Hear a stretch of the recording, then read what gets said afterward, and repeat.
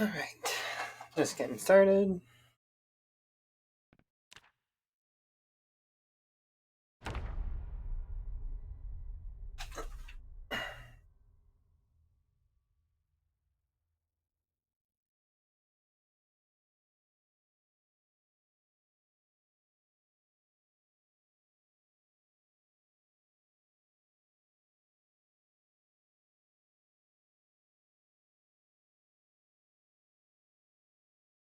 It's gonna load super fast because I accidentally opened the science save.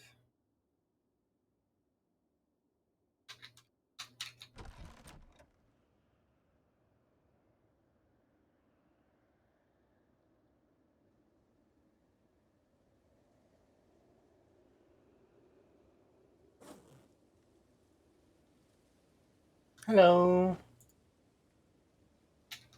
You having fun? I should be sorry I'm late because I slept in today. I was like, gonna take a couple more hours, apparently. So I slept in.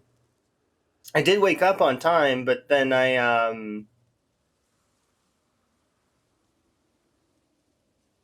like watched a few things and then fell back asleep. I was like, nice, but at the same time, it's like, oh, yeah. You felt that too? It's same.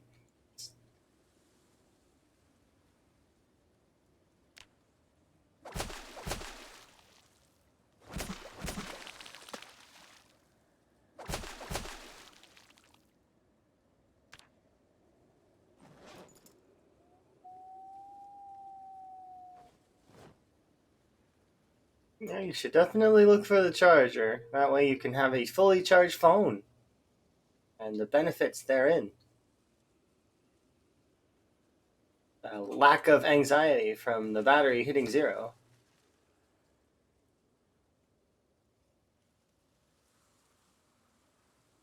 But yeah, I'm doing fairly good this morning or this evening or whatever time of day it is. Insert time of day here. Today is what? Is today Friday or Saturday? Friday. Okay. I needed to know because we have the indie on Friday on Saturday, and also we're going to be watching Dune 2 on Sunday. I hope Sunday.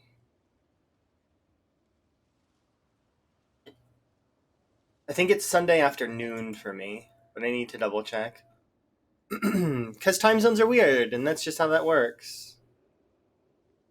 I am curious what's going to happen in the future if we end up having other planets and stuff. We how would time zones work on those? Like, do they have their own? Is that going to work that way, or how is that going to work? Because they're going to need to measure time as well. And currently, we do it based on like a system that was like it's been crafted over a long time. It doesn't work all the time though, because they got to scrunch extra days in, which is weird.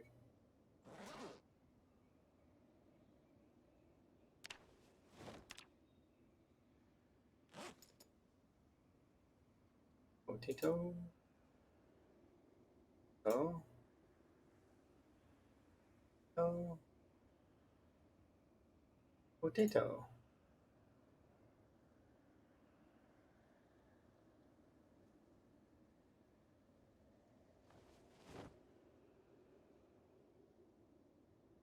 Many potato.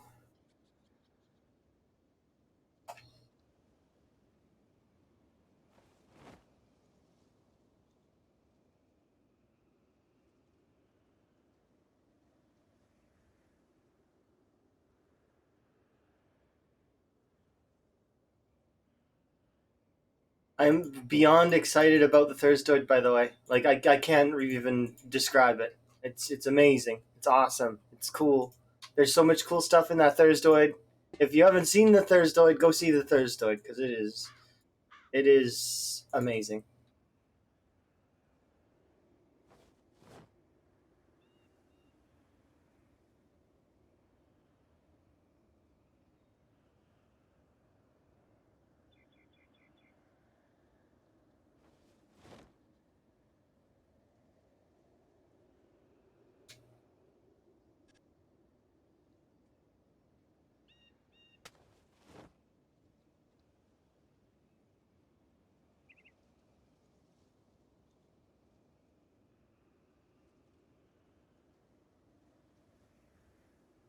I don't want to burn the Rager pants.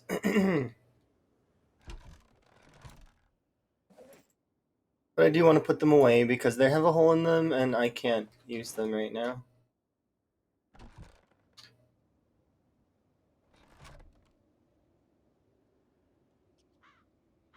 Let's see. Grab you and you.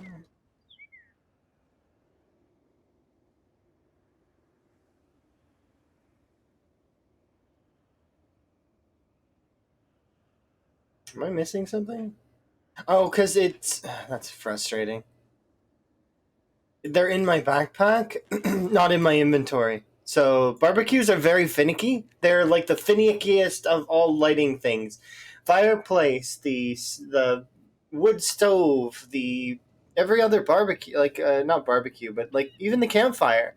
So long as you have the notched wood and the plant stick, or if you have any of the lightables, so like matches, etc. Um, it'll pull it out of wherever it is for everything but a barbecue. Barbecues are the one exception, and I think it's specifically the notch stick and or the notch plank and the stick. I think that it'll pull for barbecues. It'll pull lighters and matches from wherever.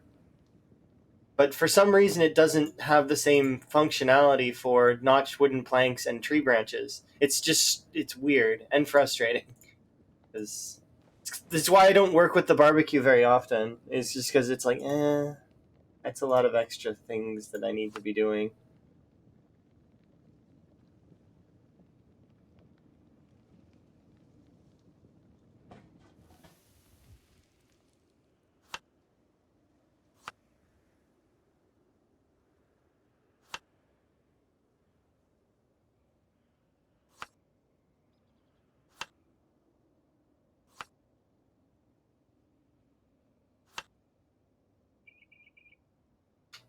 Are we still gaining? We are. Nice. I'll make another one, and then we'll head out.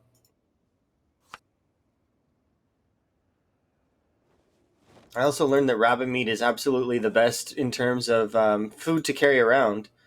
Like, look at this. 75, but it only weighs 1. And that's not even the half of it. I seen one that was 128, and it weighs... It weighed 2. If you do the same thing for fish, it's like, it weighs 17. It's like, why? Why does it weigh 17? Even if it's a little bit of a morsel left. Yeah, exactly. You're looking at the same fish, and it weighs like a ton of encumbrance. Why is that?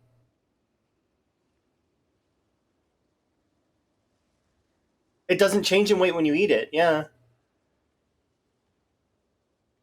So you could have a tiny, teeny tiny piece left, so -2, and it weighs 17.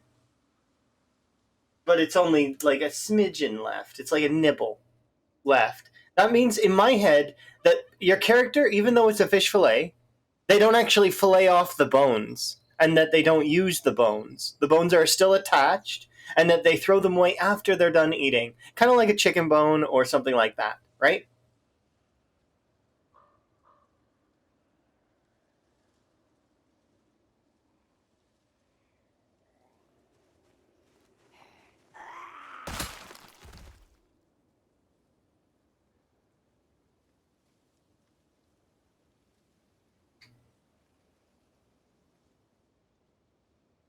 One of those things.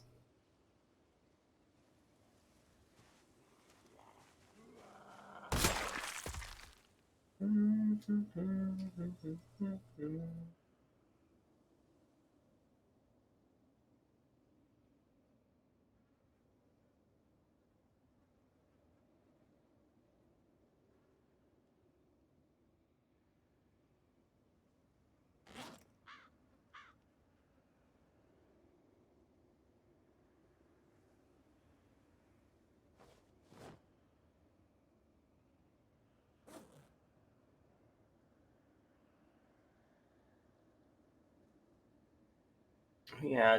Do rabbits change in weight when you cut them up? No, I don't think they do either. So they keep the same weight, but they don't weigh much to begin with. Like, look, this was probably a flank that was like in the same realm of this one. Like they were both like in the 70s or 80s. And yesterday we had one that was, like I said, it was 128, right? It was a chunky rabbit. That's some of the bigger fish weigh about that much, and weigh 3. We had 3 rabbits together that weighed a total of 3.08, and then I compared it to a fish that weighed only. The fish gave you 87 minus 87 hunger, right? Meanwhile, the rabbits, there was 3 of them. They weighed what was it? The fish weighed 12.78. That's how much the have I not done trapping before? No, it's just happily rambling. I've done trapping before. You know, I've gotten to trapping 10. But it's just one of those, like, why though? It's happy rambling, but also it's like, but why though? I've done trapping before. It's not something like, I mean, actually I would go as far as to say I'm one of the trapping with like, I don't mind it. A lot of folks are averse to trapping and they don't like it, which is fair, and I'm not against that idea, but at the same time it's like, trapping doesn't bother me. It's one of those, like, it's another mechanic in the game that exists to give us food, so it's like that's all I think about it. I'll use it if I need to. If I don't, then I mean, woot woot, I don't need to. I'm gonna wear these because they're better than these. Favorite and unfavorite. Goodbye, jeans. Actually, I'll even throw you down the ground just to kind of save you.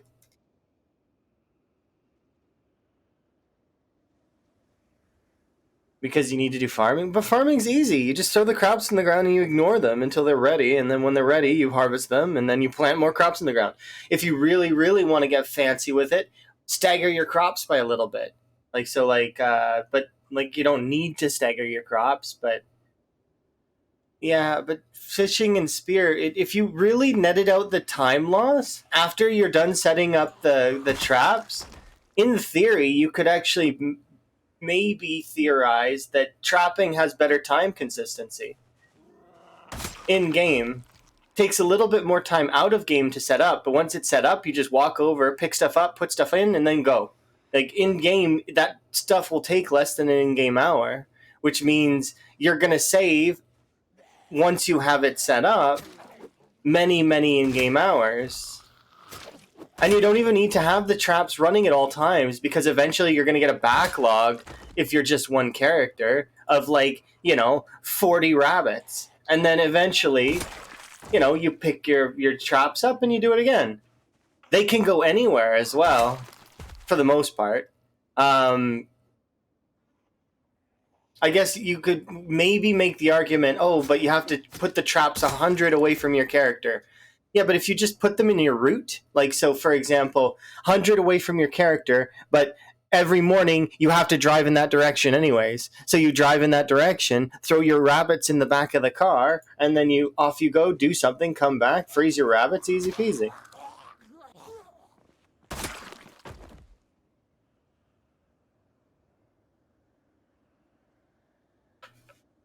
I theorize that once I feel like meta wise, hunting's gonna overtake fishing probably. Because hunting's gonna offer you a bunch of things. Think about it. Hunting's gonna offer you leather. Hunting's gonna offer you bones. Hunting is gonna offer you meat. And I'm sure that fishing is gonna also do the same thing. But in the future, I'm fairly certain that that's gonna be the meta.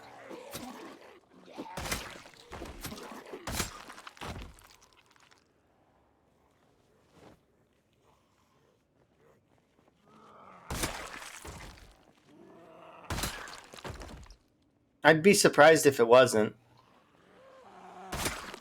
But maybe they'll balance it in a way that everything's good.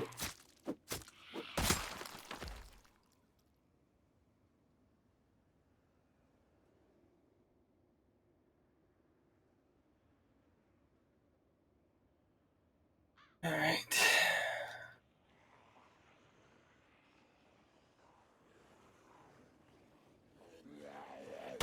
I mean, yeah, spear go burr, I suppose.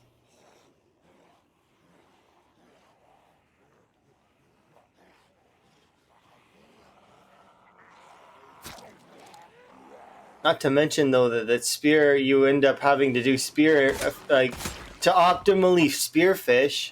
You put your character against a water surface, so one one half of your character's movement is hampered, kind of one direction, or sometimes up to three tiles around your character is hampered.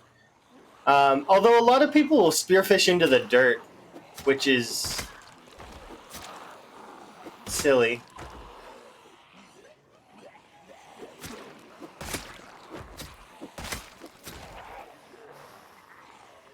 But one half of your character's movement is hampered, and you got to give up the at least 3 to 4 in-game hours.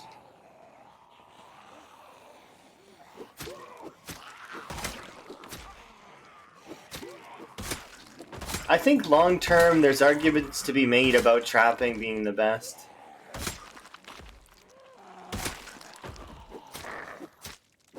Just because of the whole no limits thing, as well as the amounts that you can yield.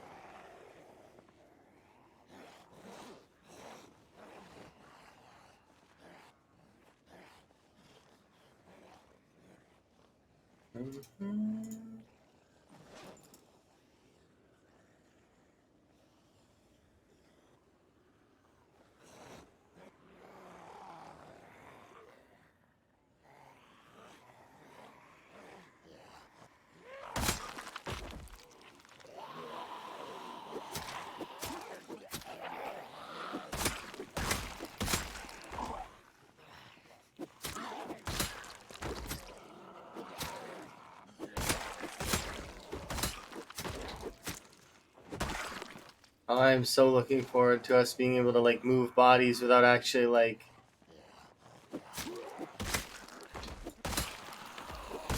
The animation is so good. And then also the whole thing that they're making the throw the bodies out the window a part of the game. It's not gonna be a mod anymore. It's gonna be actually like part of the game, and there's gonna be animations with it and everything. That's gonna be awesome. Watching the zombies' bodies ragdoll out of the window. I wonder if they can land on other zombies. That would be kind of interesting. Oh, I had a frame drop. Sorry about the frame drop. You may need to refresh. My bad.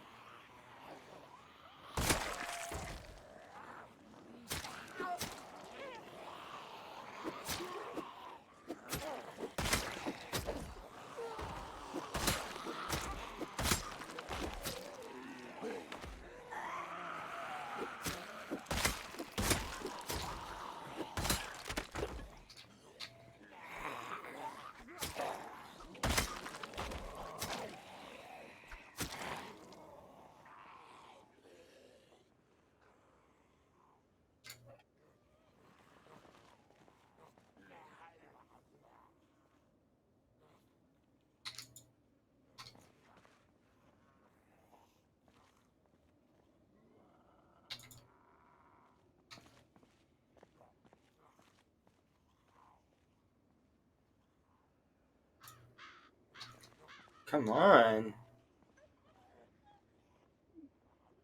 Exertion. Just give me that first tick down if you don't mind.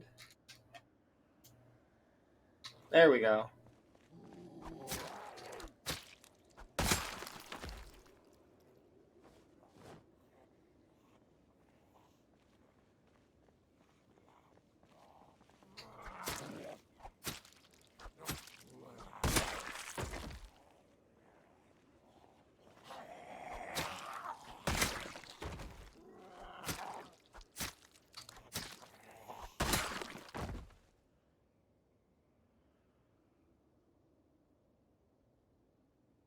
They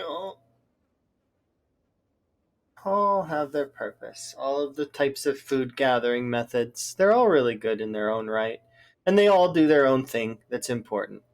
So spearfishing is good, especially early game, because you don't need a whole lot of setup. But once you reach to the point of like just a little bit into the game, let's say you manage to either take hiker, you do hunter, or you manage to read some of the magazines, the traps start to get really good. They do have good yields. And then the whole encumbrance thing is amazing. Like I could carry probably like 3 or 4 rabbits worth. Oh dear. I think a meta went off. I did not hear it.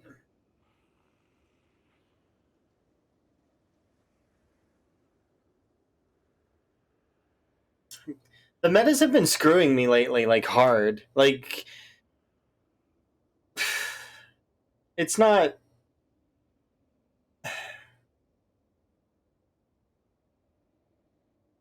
Normally they aren't that bad. I don't know what's with them lately.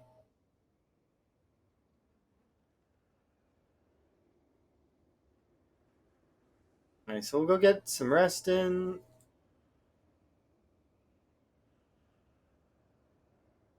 And then we'll come back. Hopefully, we'll do one more little rotation of zombies that's over here. Hello.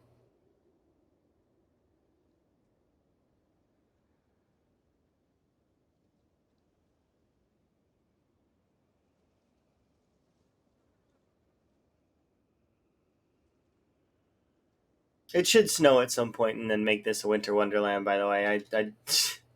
I thought that there would be snow because it's been snowing already. It started snowing in my game on October 28th.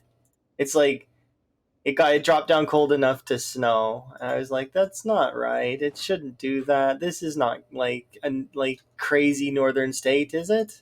I'm pretty sure Kentucky's like somewhere in the middle, isn't it? Maybe it is northern. I don't know where Kentucky is on the American map.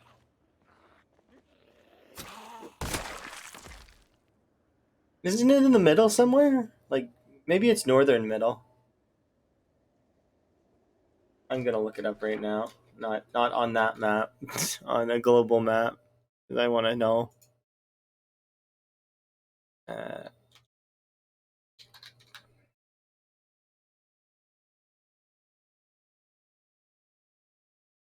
oh, it's like south. It's like just above Tennessee, Alabama, and Georgia. Like it's a southern state. Well, kind of. It's like a middle state. Okay, so I was right in my mentality thinking it's a middle state. Hello.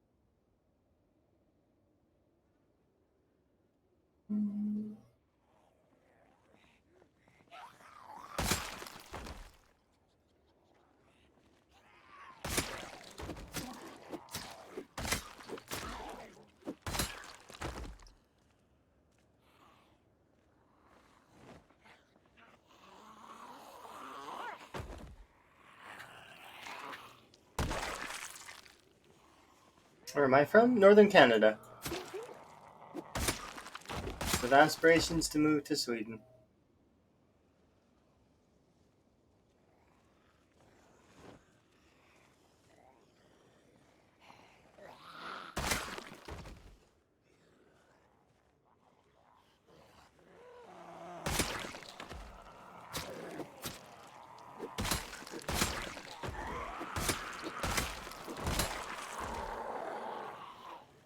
That's where Emma lives. Emma's my partner. We unfortunately do not live together. But we do the best we can.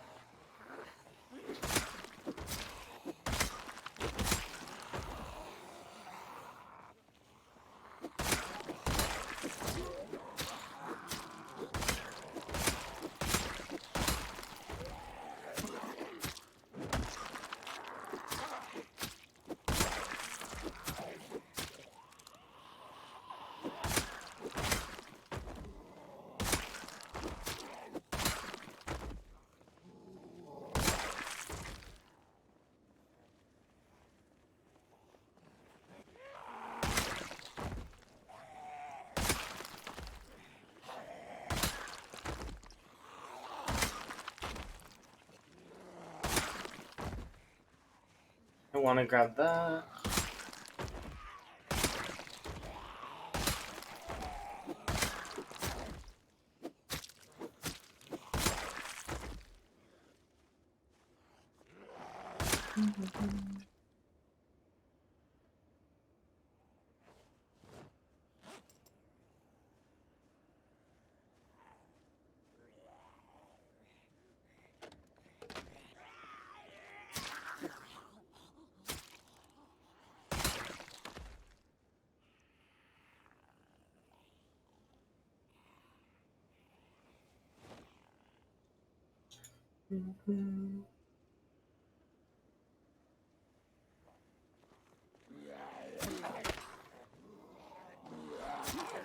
my projections for that as well is October of next year.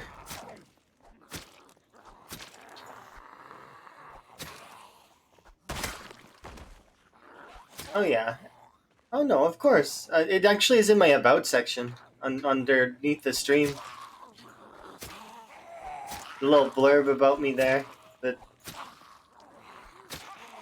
sort of is a summary, but I guess did I include my like where I'm from there? I don't know. It doesn't really matter. It's like I guess environmentally people get curious. Where are you in the world? But that's aside. It's like it doesn't really fully shape you as a person. It there are influences based on culture and other such things, but I mean there's more to it than that makes a person, right?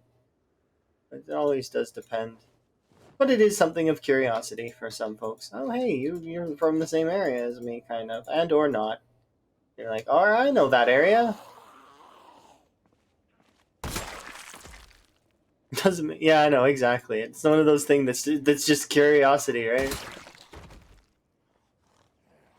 And I don't consider it prying. I consider it just curiosity. It's like it's the purest form of, hey, well, interesting thing here.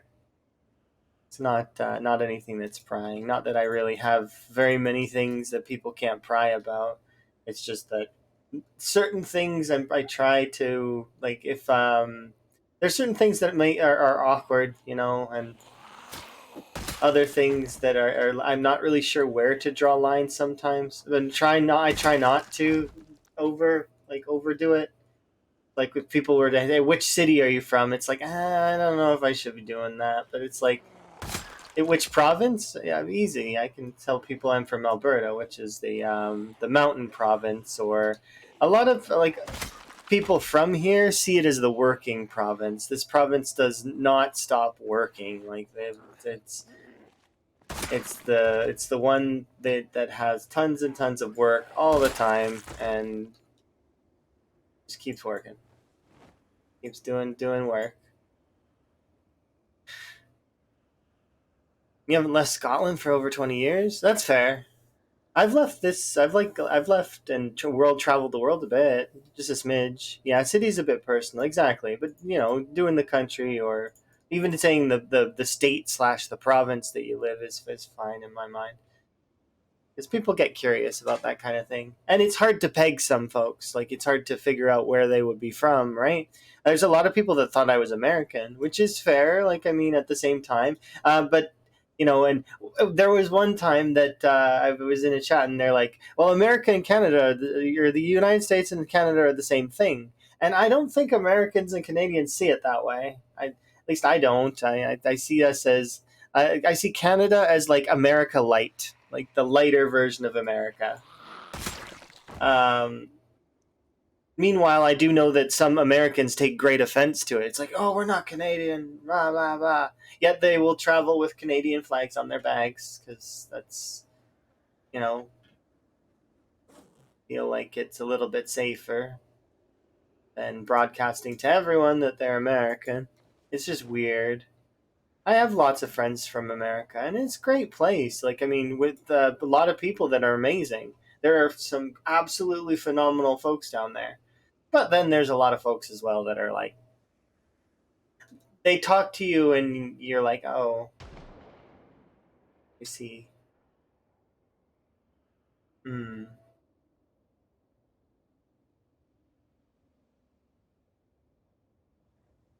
Yeah, they're like close, but not the same, right? That's how I see it too. Like I see Canada as America light, like the lighter version of America. Like America, if they were a little bit more like chill and less party.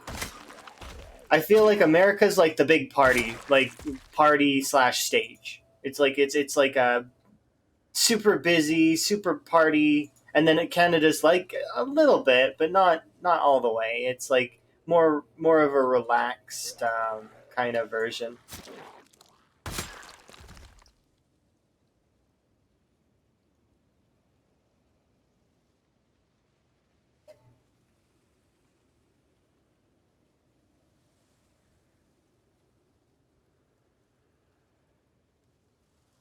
Yeah, people are weird, definitely, in general, like all the way. And then there's exceptions to every rule and every area, and like I mean, because you'll have some folks that just don't fit into the stereotypes, which is fine. Because stereotypes are silly as it is. I just like to think about stereotypes sometimes because they are kind of funny when some folks fall into them. Some folks don't though. Like you won't catch me saying a all the time or any of those kinds of things. I don't think. I'm sure that there's other accenty parts of my English, though, that will have Canadian inflection. However, there's also the fact that I was raised in a half British household that was very much, hey, say that properly, and correcting and as such. So it's one of those things that you gotta.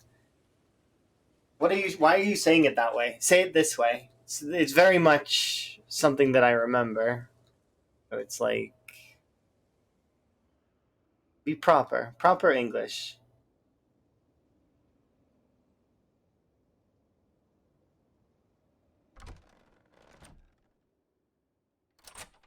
Yeah, no boot for me.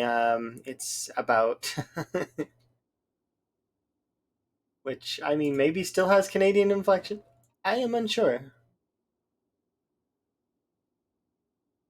Accents are weird because everybody will say like, well, not everybody, but you gotta admit you have an accent. Everybody does. Everybody has an accent. It's just how it goes. Even if you don't think you do, you do. It is.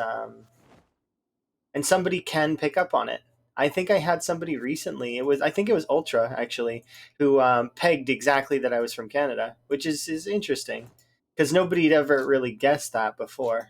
Like nobody really has made that connection without asking me.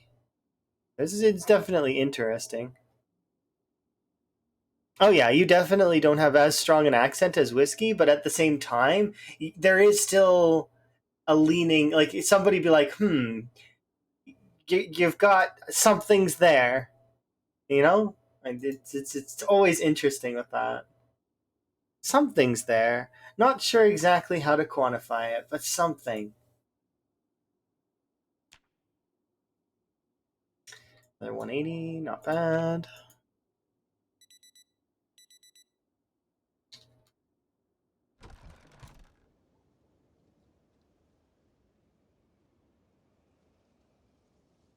I do agree, though. Out of the two, I would say whiskey's accent is much more prominent. Similar to toddy. If you've never met not so hot toddy, definitely should, because toddy also has a fairly sort of toned Scottish accent. What's really funny though is that both of them have mastered a phrase that would be considered a Scottish tongue twister.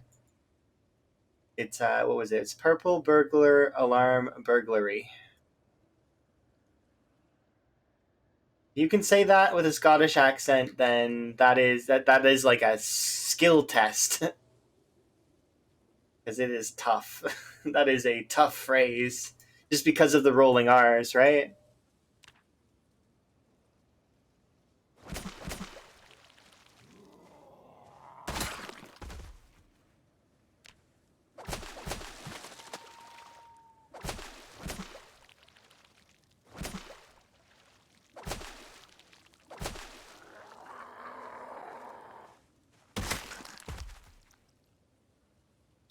Yeah, it's just definitely interesting.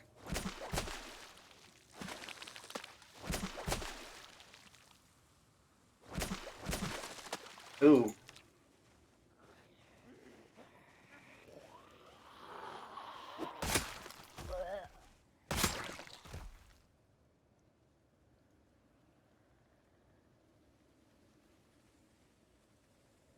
emphasizing the R's. That's normal.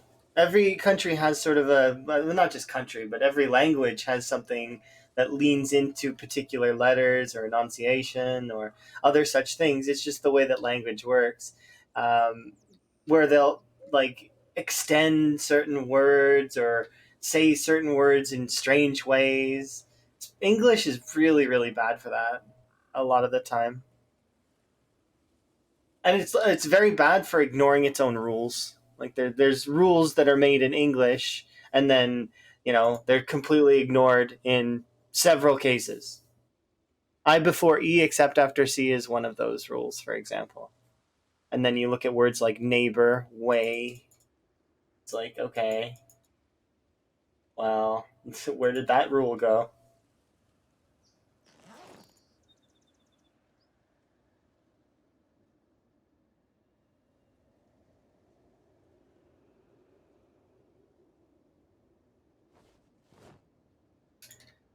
That is a lucky winter haul right there. That's what that is. I'm going to get a resting on the chair down here. Yeah, it's at the end of the day, some things are going to make sense and some things are not going to make sense. And English sometimes just doesn't make sense. But that's okay.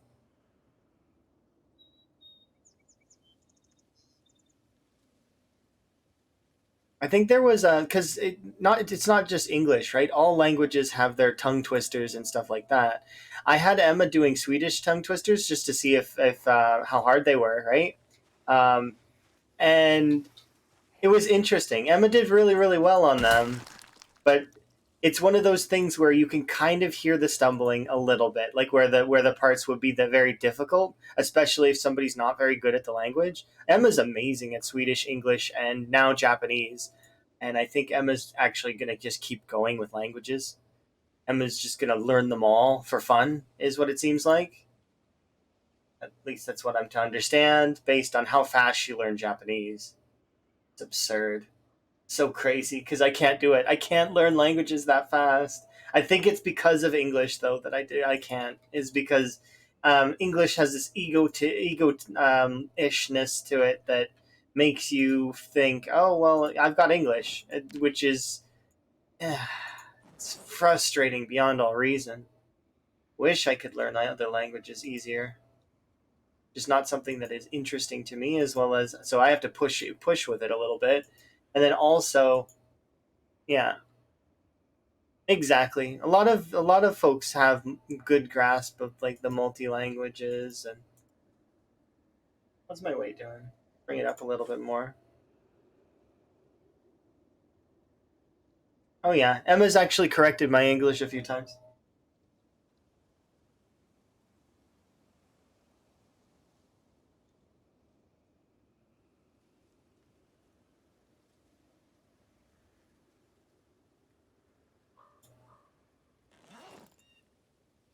But yeah, Emma's precious, precious Emma.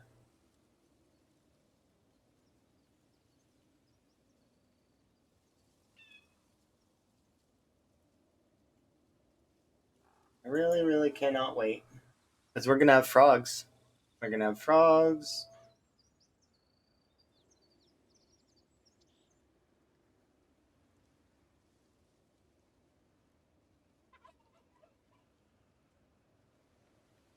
When you wake up and you know you're up, kind of. I kind of understand what you're saying.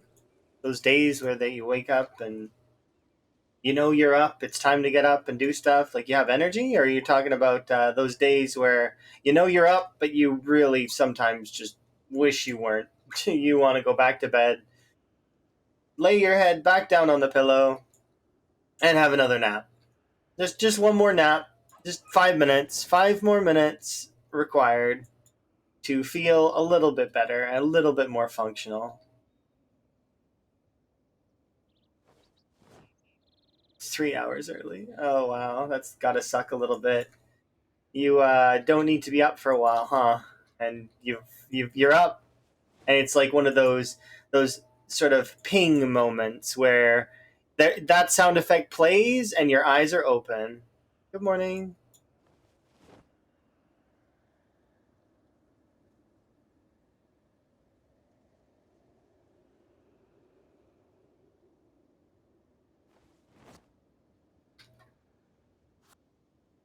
Yeah, sometimes that happens. Thankfully, I don't have that kind of thing anymore due to the nature of my work and the nature of how things have been working for quite a while. There are times though where I'll be. I need to. We're getting out there late today, but that's okay. I want to bring you with me, Kettle. But yeah.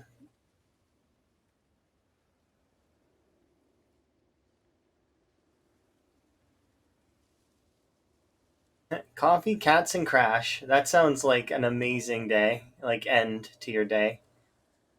Like have one final coffee, read, watch, enjoy the cats, watch a few streams, and then just crash. That is a good way to do it.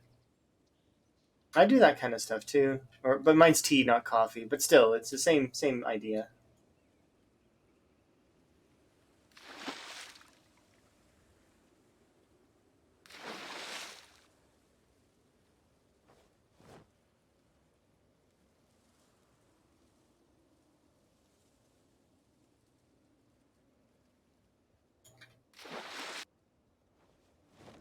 All right. How many spears do we have? 9. Okay, we're good.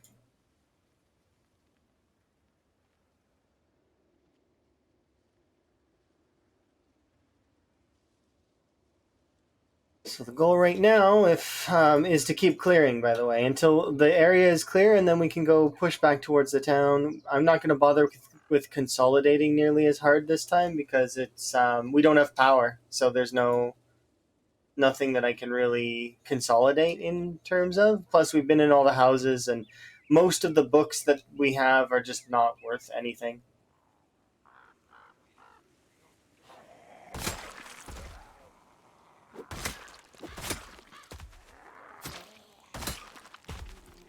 Like, I may go back to the bookstore and look for like Electrical 2 and maybe some of these other books that can just give us the XP bonuses, but it's like unlikely that we need them.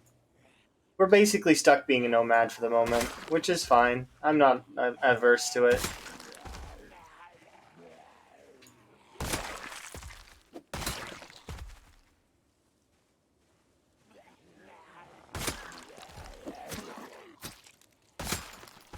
The winter debuff is the big thing that's keeping me from deciding to push forward really aggressively. That said, it's not too bad because we are level 6 fishing, so it's like it's manageable.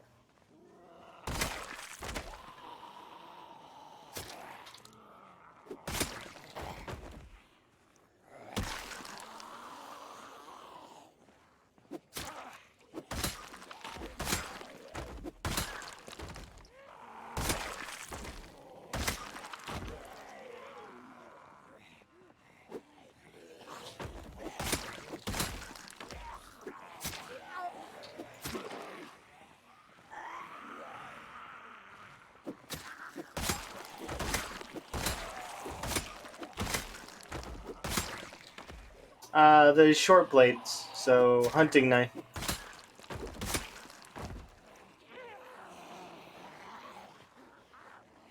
Why do you ask? Are you curious? Do you want to know what my least favorite weapon is too? I'm curious. What's your favorite weapon?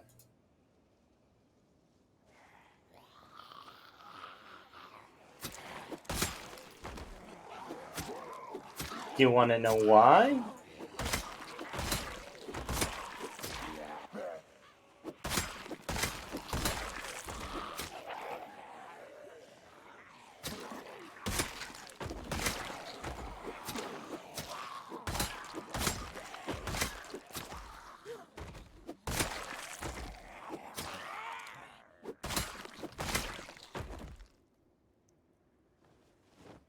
There's a few reasons why it's my favorite.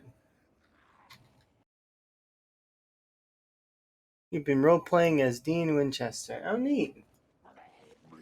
It's cool when you role play. The fire axe, I don't mind it because its durability is good, but it does weigh a lot. Why is it my favorite? Okay, because of the stamina.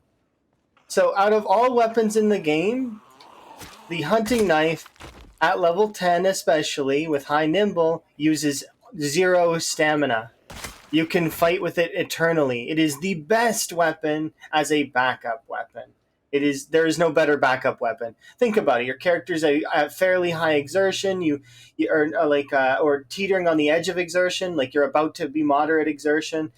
You'll see me sometimes when I'm moderate exertion. Like here, I'll show you an example. Right now, because we should be getting close to moderate exertion, right? This is a situation that comes up sometimes for me, anyways. But sometimes I'll push through it, but we should be nearly there. 1 second. Should be another hunting knife nearby somewhere. Remember where it's at, though? It's okay.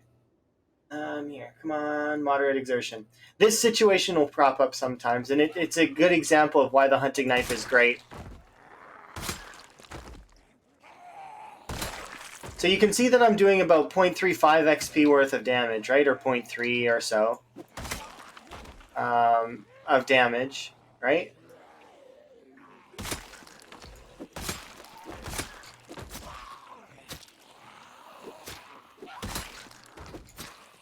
.26.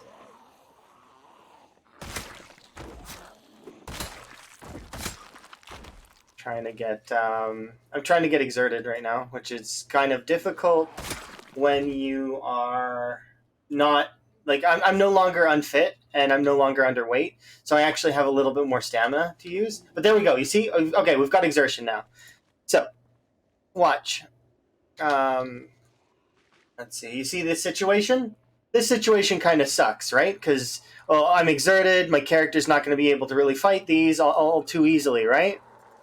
But if we run ahead a little bit and we sit to the edge of exertion, like the edge of exertion right over here, with higher level short blades, you don't ever have to worry about hitting those exertion numbers so long as you're properly hitting. If you push the zombies, obviously that's going to cost you more exertion, but you can fight for a continued amount of time without worrying about exertion. This is what I mean about the knives being good backup weapons. They're really, really solid. And when you have high-level short blades, you're 1 to 2 shotting the zombies.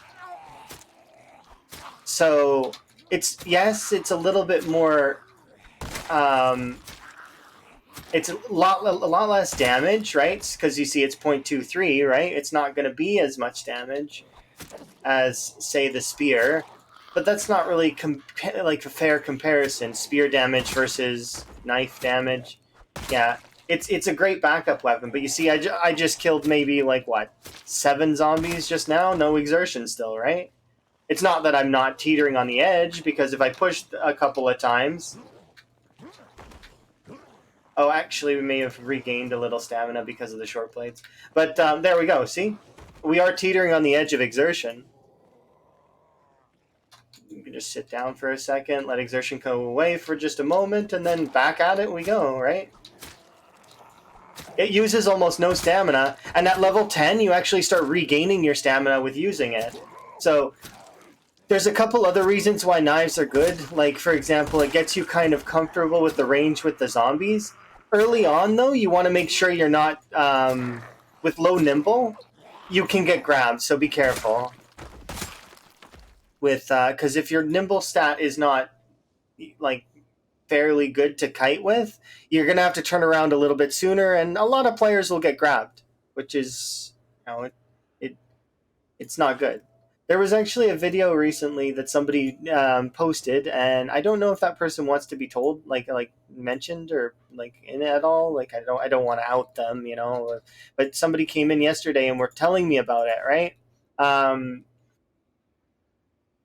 But in that video, somebody was basically bashing the short blades, and in all honesty, all weapons in Zomboid are good. There's no bad weapon. They all excel at something. And short blades excel at stamina consumption. They are the stamina-efficient kings of combat. There is no better weapon to use if you are in a pinch at edge of moderate exertion and you want to... how do you level up nimble? Just moving in the nimble stance is good, like this, That'll level up over time just by fighting. Look, see, I just got 0.7 XP in Nimble. Just doing this. Of course, you can do this and just do this like all the time and it'll level up. But it's better, in my opinion, just play the game. Eventually you'll level up your Nimble if you survive long enough. There's no need to go into crazy detail and try and like, okay, well, I want to min-max and I'm going to Nimble all the way around all the time. Nah, just, it'll go up naturally over time. And when it pops, you'll feel it. Especially the 3 to 4 and 4 to 5. You'll definitely feel that because your character goes from kind of walking a lot slower to walking a lot faster. Nimble is not, it's not even secretly, you letter opener. Letter opener is not, it's a decoration. I will fight you. Rah. It's a decoration, it's not a weapon. So true though. You're so right. I agree with you wholeheartedly. It's just it's like what I mean is all weapon classes are good. There's not a bad weapon class out there. Not necessarily just the letter opener. You are right though. Yes, indeed. You are correct. But yeah.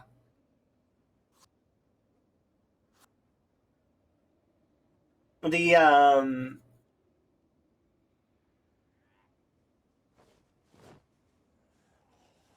don't know, crowbar is good too. Once you get up to the high levels of crowbar, it starts one tapping just like everything else. The durability on crowbar is amazing. Think about it like this: the average crowbar at max level can do 1,500 zombies before it breaks. That's ridiculous. Crowbars literally are durability kings. They are like out of the weapons that they are the best at durability. The second best weapon for durability is the fire axe. And then I think baseball bats and pipes and those sorts of things start to fall in after that. But it's that's out of durability, no better weapon than the crowbar. The crowbar is just, it's so good at durability. And then in terms of quantity, like you're looking at your short blunts and your spears. Those are quantity. Short blunts, you'll find them everywhere. Nightsticks, pipes. There's a ton of different kinds of bars, pipes that exist.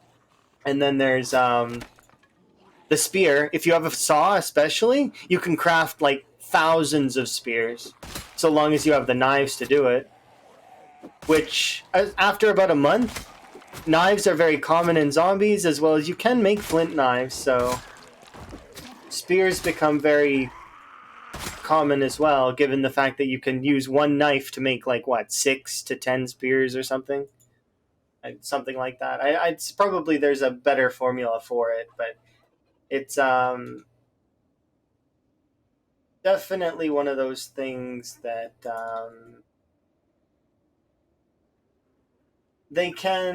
you can make quite a bit.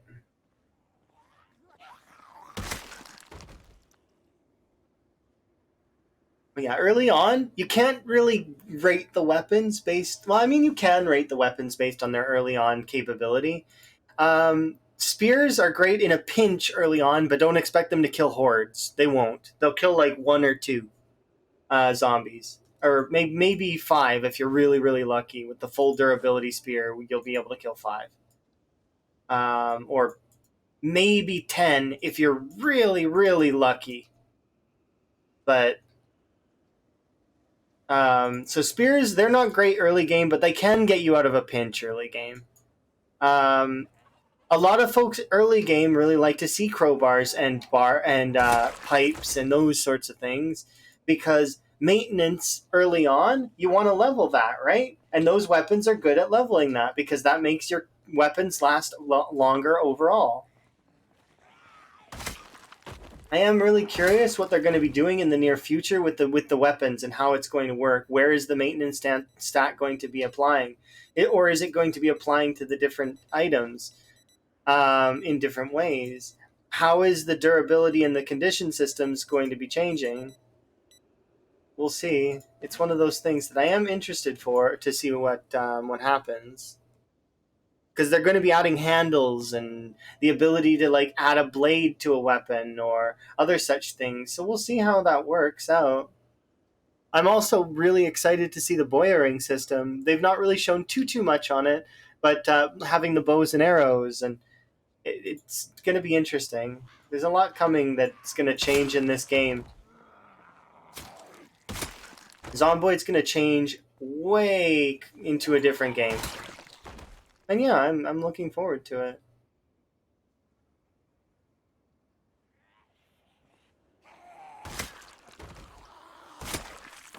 Just the last Thursday alone is like, it's so cool. You get to see little tiny critters running around, and if like the little mice and the rabbits and the bugs, that it's gonna make the world seem more.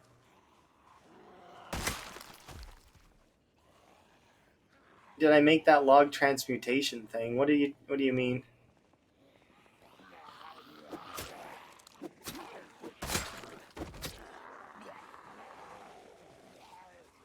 From Blue Skies. No, but I do have the waystone for it.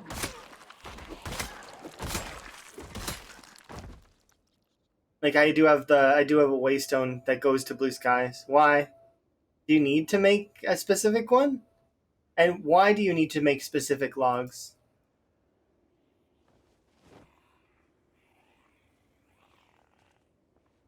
Can't you just make specific logs with the wood essence from the wood seeds, or nah? Is it something else that's specific?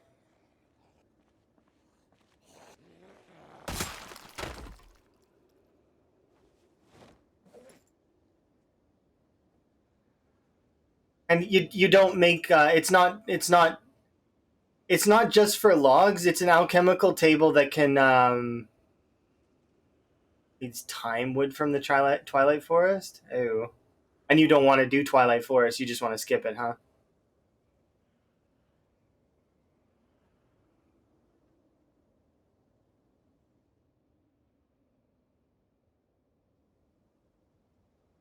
You haven't seen one of those trees? And you can't get one of those saplings from your sapling thing, huh? Interesting.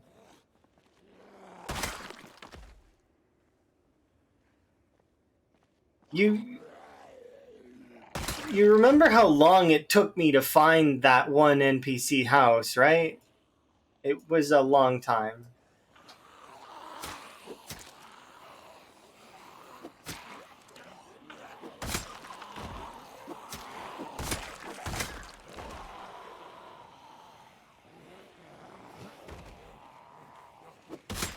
I think I would have half the time though if I didn't get eaten by that Cyclops. I'm like just I'm standing in the middle of a field, right? I'm standing in the middle of a field looking at these flowers that I seen, and suddenly my perspective gets lifted and I'm confused because I don't know what the heck is happening. I turn around and there's a Cyclops and it eats me. And then it eats me again and again rapidly and I die. And I was like, what the hell? Where did that thing come from and how did I not see it?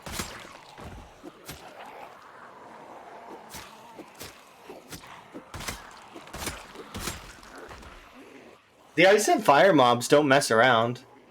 Anyways, that said, after I retraveled the 10,000 distance that thing made me travel, I killed it because I was mad. It's like, no. It got me while my back was turned.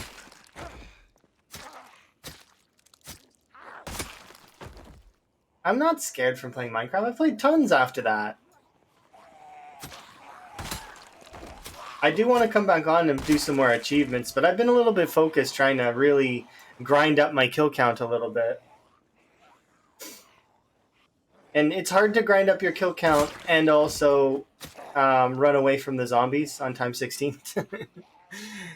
those two things are kind of, they counter out. Like you can't run away and kill the zombies. It doesn't work. You got one or the other. And I've been having to run away quite a lot, which sucks. But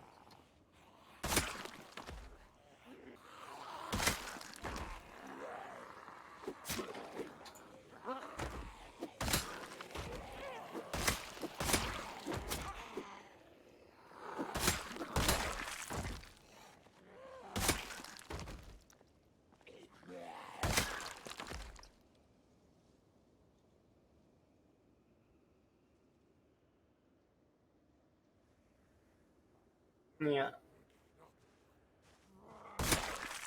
Well, you said scarred, not scared, but still, I missed an R.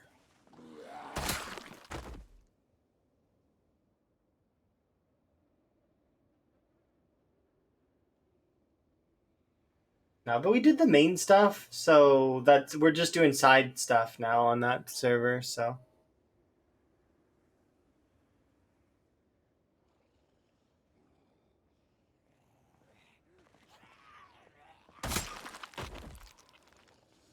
which is fun. It is fun to do the side stuff.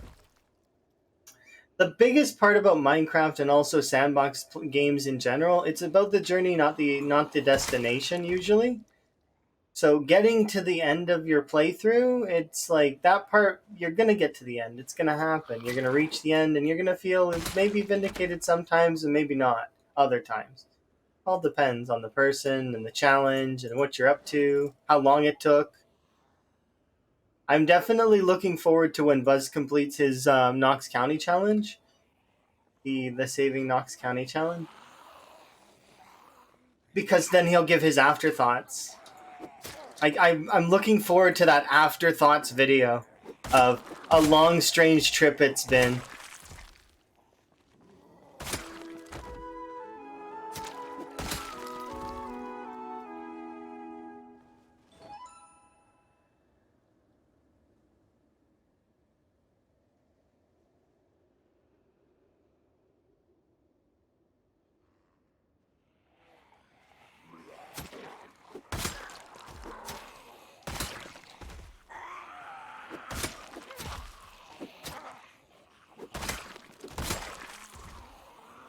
Yay, an axe. Yeah, that's how I feel.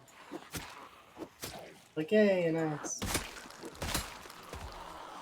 I haven't put any points into axe yet. I need to start earning those soon, but I promised myself I would get Spirit of 10 because I've never done it, so... And I'm somewhat determined to do it.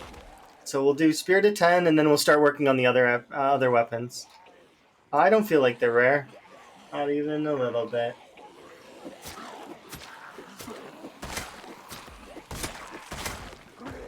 I wouldn't say they're common, but I wouldn't say that they're rare. I'd say uncommon.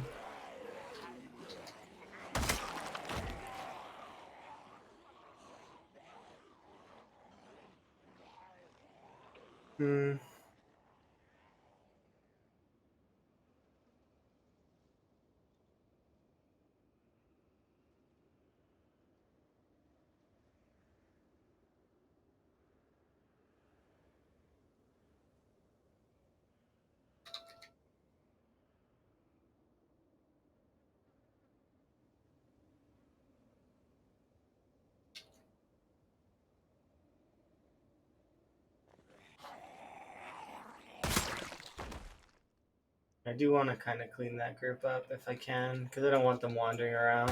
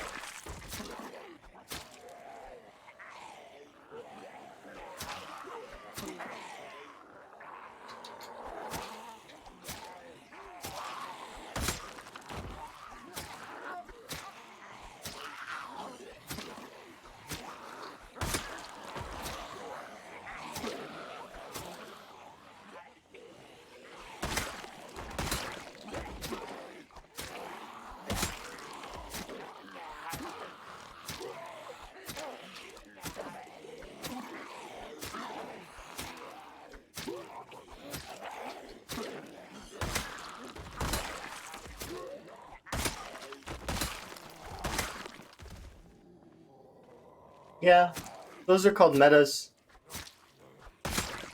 But in saying that, there are ambient noise in the game, lore-wise, you could claim that there are other survivors out in the distance that are, trying to their best to survive.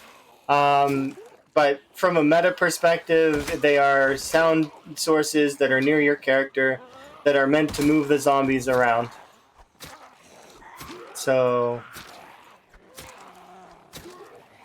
they will bring zombies closer to you sometimes. Sometimes they'll bring zombies further away. It all depends on where the sound source goes off, but usually it's away from the player. But it'll be around a player. Metas are one of the ways that zombies can cross borders as well, but that gets into a realm of I'm not sure if you're too interested in the inner details of the game to that degree. Yeah. So we'll leave it at that for now because we don't want to spoil some of the magic for new players, right? We want them to experience the game and enjoy it the way we did. So the way you can have that is by not spoiling the magic. Sometimes we'll spoil the magic, but usually if it's somebody else is asking in chat. Yeah.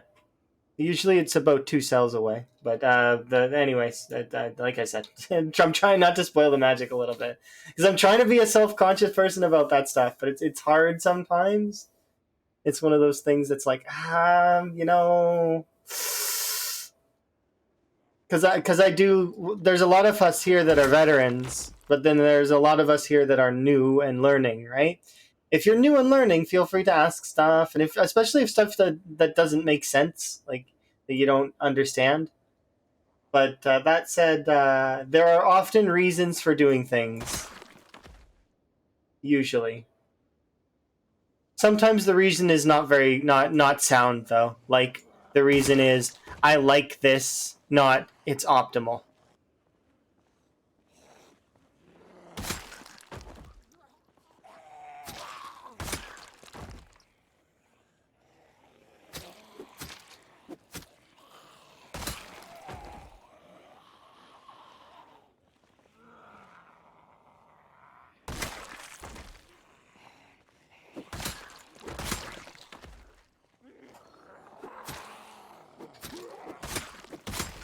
Okay. Well, you all, and we'll head up.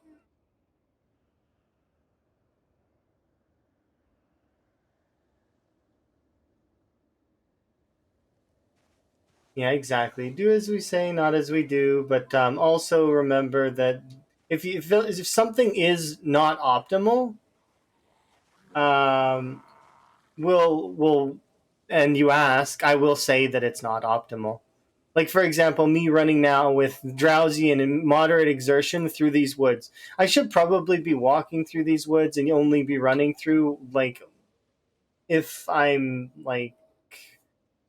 if I see zombies and I'm trying to lose them and stuff like that. But for right now, it's just I want to get back to the house quickly and I want to sleep and I am kind of under the understanding of where most of my zombies are going to be, kind of, because we've been honking a horn south of our location, so most of the zombies will be kind of leaning towards that direction. It's yeah, they're you know, there's reasons for why I'm doing what I'm doing, and then there's some reasons where it's just like it's bad. It's just don't do it. Like taking sharp turns around a building. Don't do stuff like that. There are certain rules that are golden rules that you shouldn't do. There are quite a lot of golden rules in Zomboid.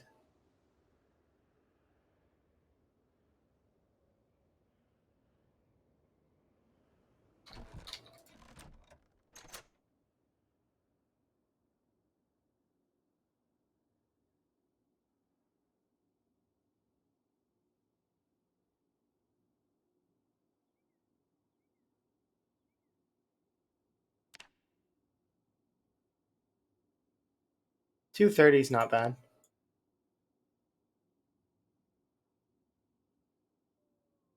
Not bad at all.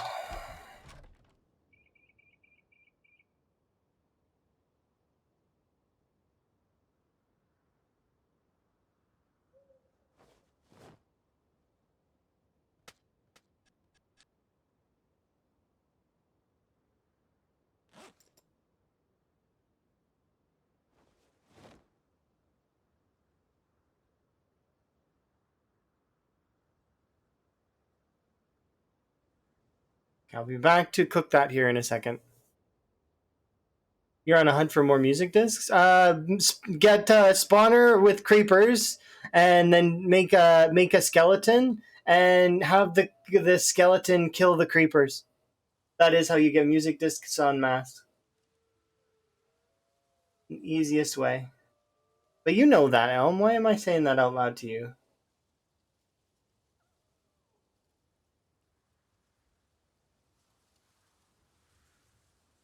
You have to make it so that the skeletons can't the skeleton can't be reached. So use there's like a type of glass in Ender IO that blocks mobs. Like mobs can't go through it.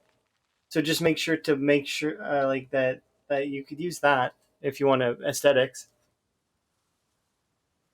You can craft them with mystical agriculture. Really? Crazy. I'm not gonna fish today. We're gonna just because we've got lots of meat, so I don't need to. Not today. Fish tomorrow.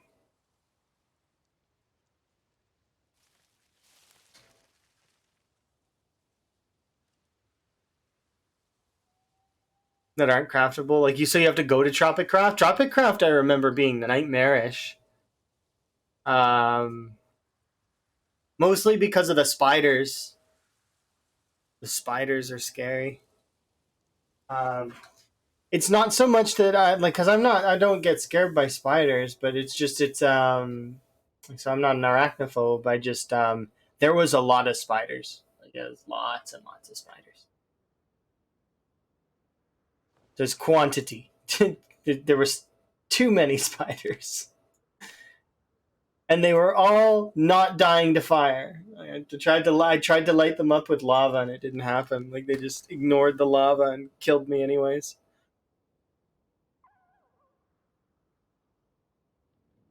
Oh, they can only be found in chests. Are those the broken ones? The one that you have to like fix with the.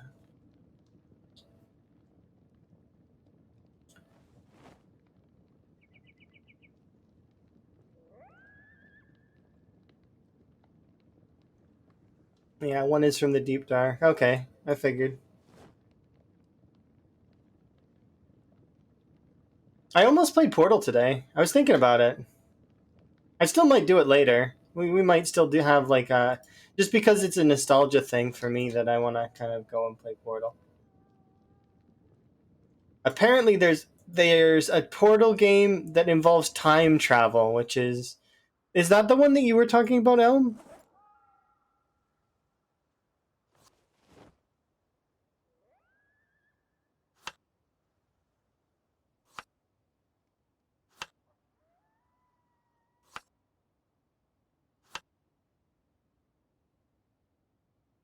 But not right now. Right now, I need to gain weight again, which is hilarious.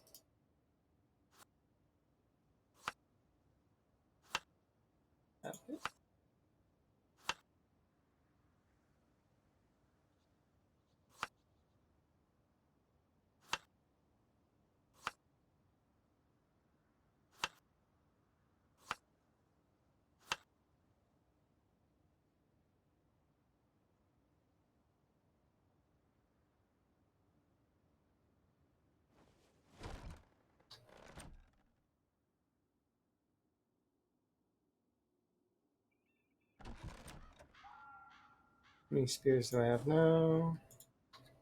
We also did just hit level 6, right? Yeah.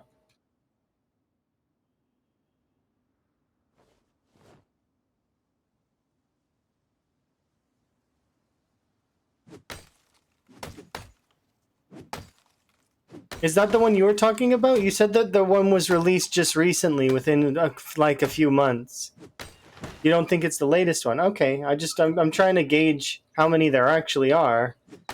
Could you imagine, like, if you're not too busy when with Minecraft and stuff, can you snag me a list of the games that are available right now that are not like duplicates, and so like ones that you can play single player that are because I do want to like it's on my list of to dos.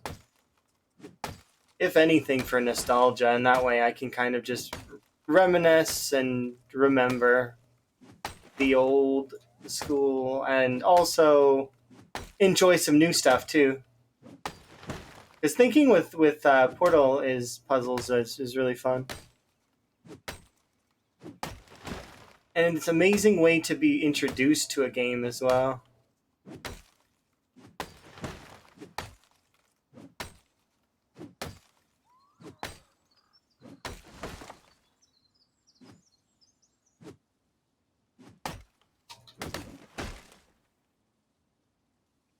All right, let's grab these things. You can join the other axe. It's over here somewhere.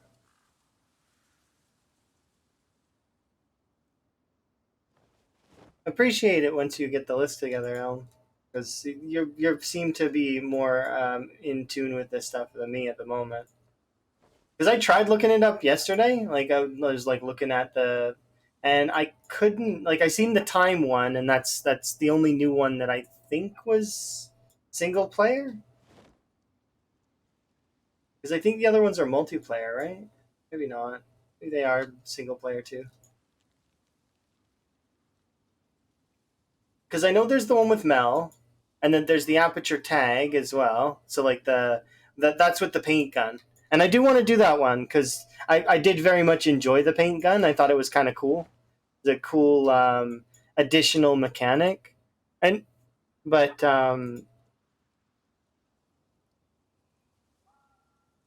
you think the reloaded one is the time one? Okay,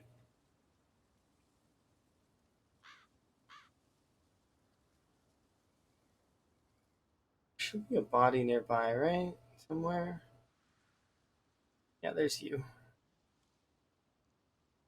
Revolution is the latest one? Okay. It's good to know.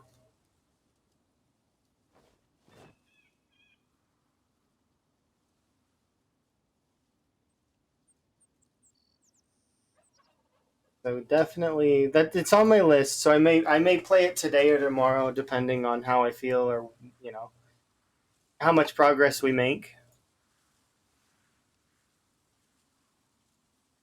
Because if we make some decent progress, I may be like, okay, well let's play that now cuz and have fun. But I will warn everybody first cuz I know there's some folks that are, very much zomboid, which is fine. There's nothing wrong with that. But also nostalgia to enjoy. Portal. Portal's it's an old game, but the story is really really good, and I really like it. Oops, I hit the fast forward too early.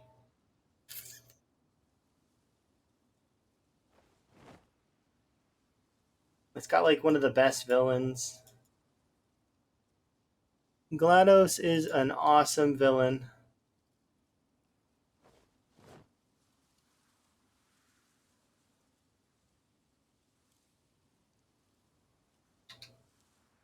But yeah, I know it's not going to be everybody's bag, and I'm not a speedrunner, so you don't expect me to be like, oh, like pushing myself through the wall and doing all this other nonsense. No, I'm not going to do any of that. I'm going to be solving the puzzles standard and normal, and I'll try my best. But it has been forever since I've played Portal, so it's one of those things that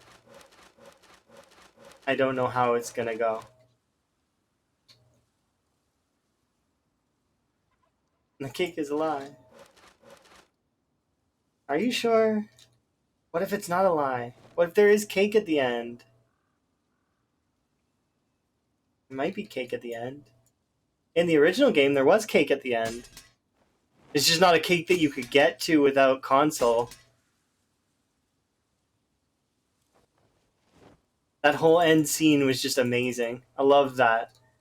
As we're like flying through aperture, the music's blaring. And you see the different sounds, the different machines, the different things that are making the place run, and then you get to the cake, and it's just like, wow, there really was a cake. All of this could have been avoided if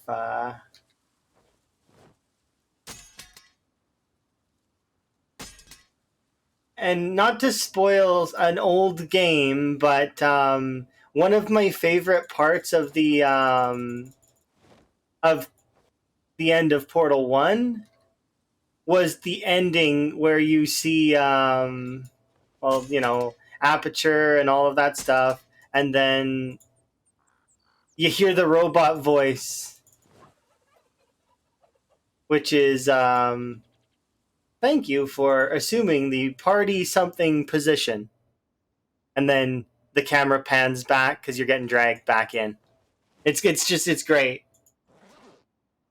There really was a party like position.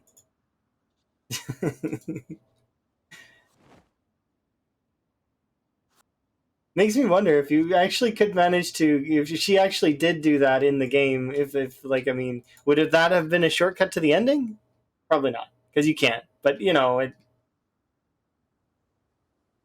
doesn't work that way. It's not a game mechanic to assume the party position.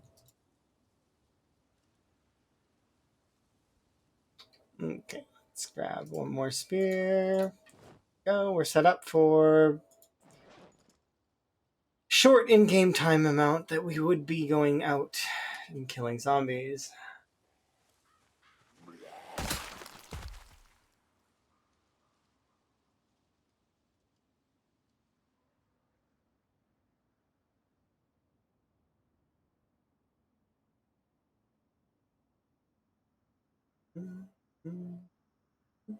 Snake kills Dumbledore. Oh,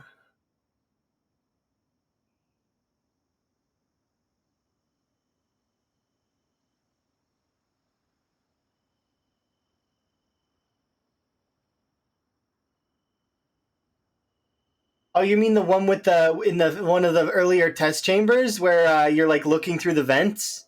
Yeah, yeah, yeah. I think I know what you mean. Where you go through the different vents and you can see the different singing ones. I'm different. I definitely am looking forward to that.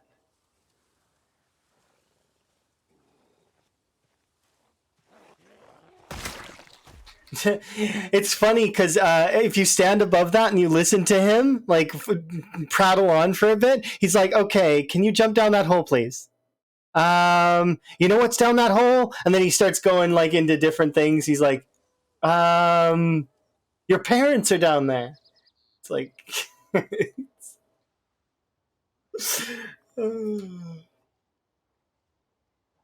yeah, it has been a long time. It's one of those things where I have progress that I want to hit in PZ first, but I do want to play it. I really do. Like I'm not just one. Like I probably the whole. Like I would want to binge the entire series all at once, kind of thing. Like we would do the whole thing. I'm thinking maybe after D&D tomorrow, or maybe later today. One of the two, because those are the time frames that I have to work with right now. Also, I don't think I'll have maybe Sunday afternoon, but like after like Sunday evening for me.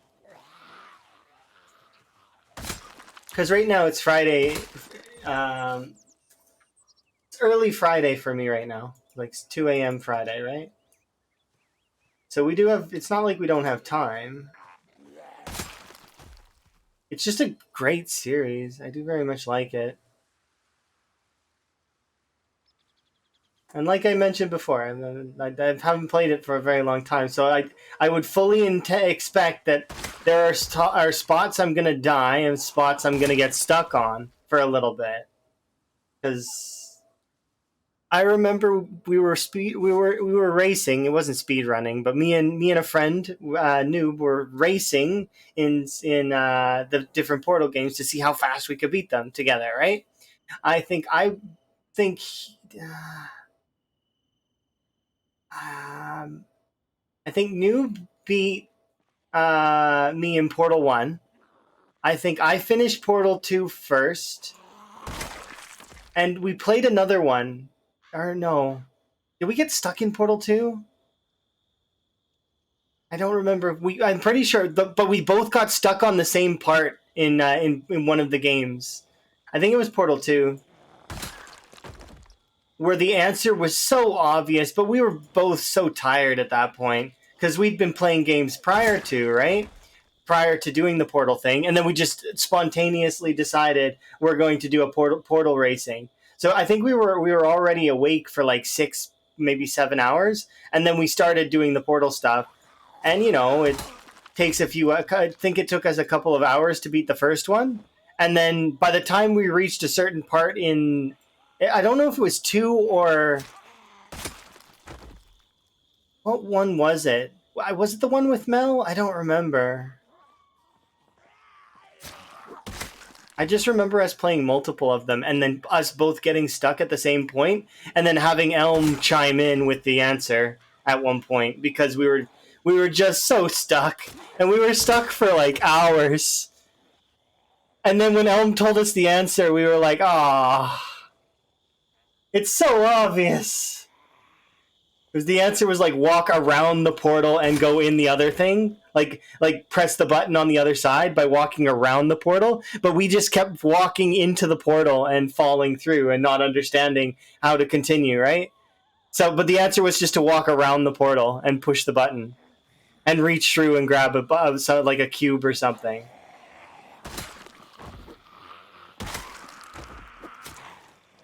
Oh yeah, definitely. Especially if you're tired, though. Like if you get tired during one of those games, you are fairly screwed. Yeah, we won't. We were both not thinking with portals. It was fun racing Noob. It showed for sure that Noob is better at games than they think.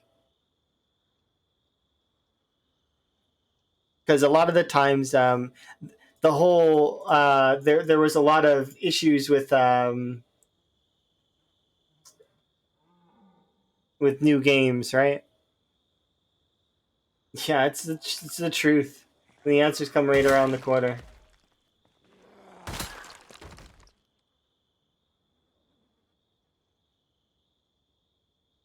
It was super fun. I definitely will consider it again here.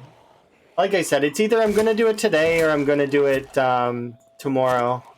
But if I do it tomorrow, it has to be after D&D because I want to do it all at once. And from what I understand, D&D is on tomorrow, so we'll see.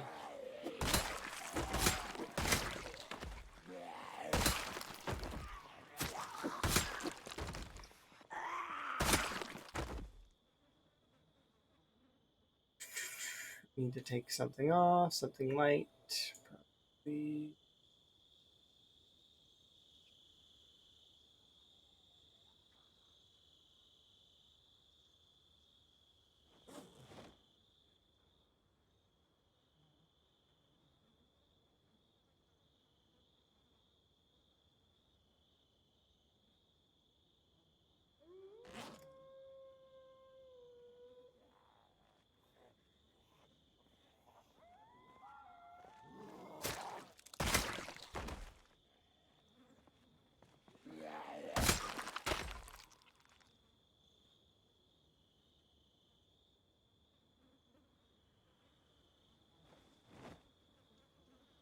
To occasionally suck at video games. Yeah, that's true.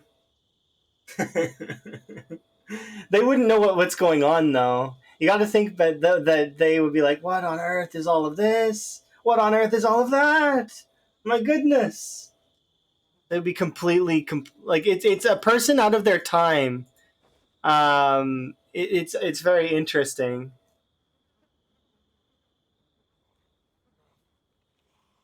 Or maybe they would be like Fry from Futurama, where it's like where he solemnly is saying at the window, "Oh my God,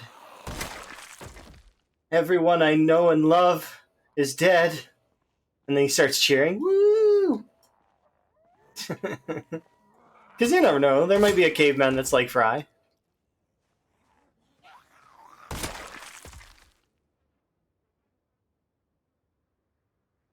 Hello.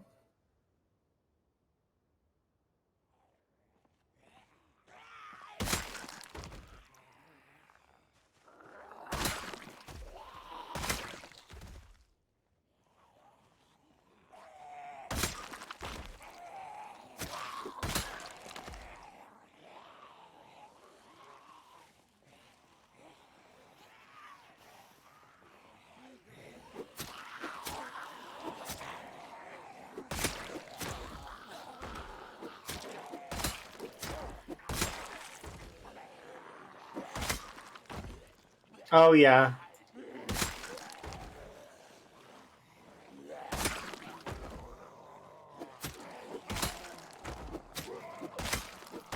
Well, human beings are complex, and remember, he had a shitty night the night before. He got he got crank called at his work. He got his girlfriend might be cheating on him, is what he said. um, he got kicked out of like she said she threw his stuff on the curb. What am I playing? This is called Project Zomboid. It is a the best way I could describe it is if it's The Sims gone wrong. It's it's like if you were playing The Sims 1, but with The Sims 2's like movement engine, kind of, and it's like an apocalypse. Yeah, it's definitely an interesting game. I'm doing pretty good though for the most part.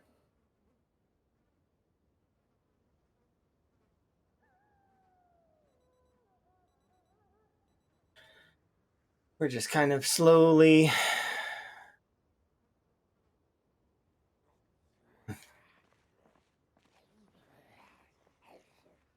Your brother has 7K hours in this game?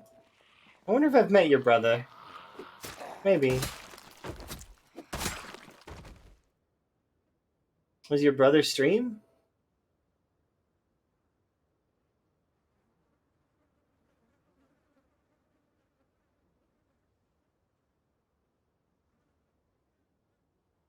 Not that that's a requirement for video games. I'm just curious if I know them.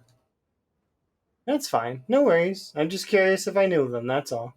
I'm not like expecting anything. It'd be just interesting. And it's a very fun game in my mind. And kudos to them for enjoying it for 7,000 plus hours.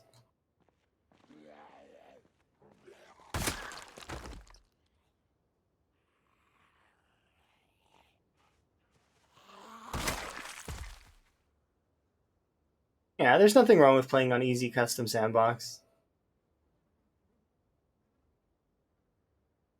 Now, why are you sorry for that? I mean, it's fine. Everybody lives in different parts of the world, and they can enjoy it for its pros and cons. I'm sure there are good parts of Serbia, and maybe there are bad parts too. I'm not sure. I don't know because I don't live there, nor have I really done any research on that area in my like at all. I do know that there are some folks from there that I've worked with in the past, though, and they've not ever said anything bad about it. So I would figure it's got to be okay. Like occasionally, you get some folks working, and they're from other areas, and the other areas are not doing so good. Like I've worked with a lot of people from the Philippines, and they say that yeah, the work situation over there is not great. Um, and that or there's a lot of other folks from different parts of the world that are just like, yeah, well, I mean, it's for our professions, it's not as good as over here or over there, you know.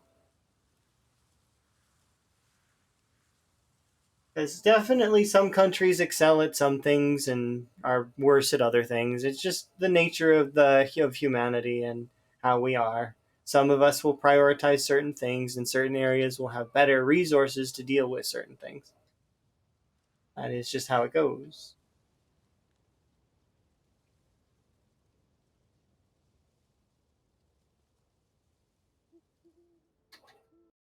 Everybody's like, "Oh wait,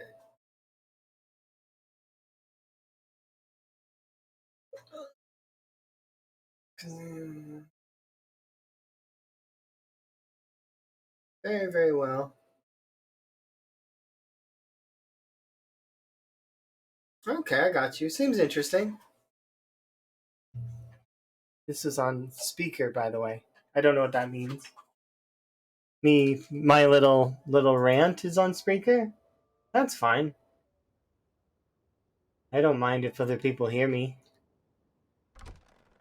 Hello, other people. Have a nice day. I wish you well.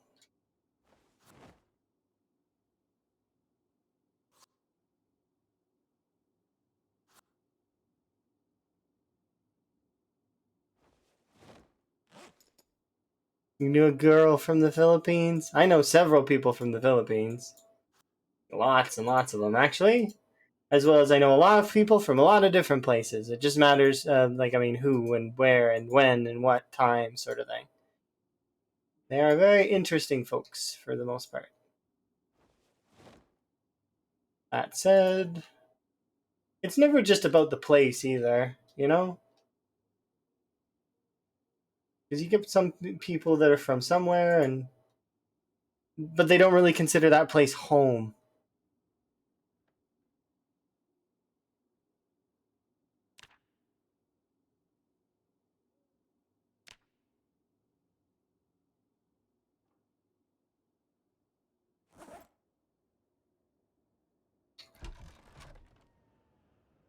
When you still gain weight? Yes. I'm cold. Oh, my hair is long again. I gotta fix that.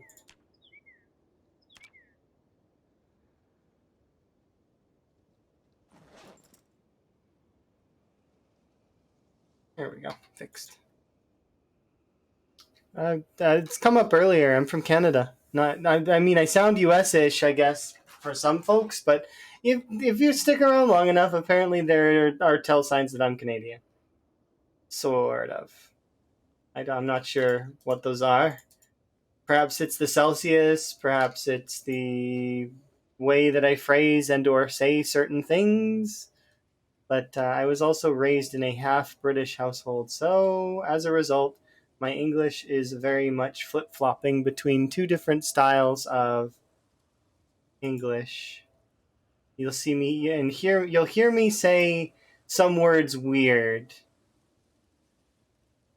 It does depend. I need to check the traps too. Dang it, I don't want to. I just want to go. Um, nah, it's okay.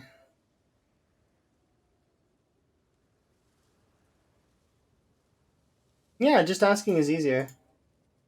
Better than taking a guess and being like, oh, this person. You're from the Ukraine? Neat. Part of my ancestry is Ukrainian, though I don't speak the language.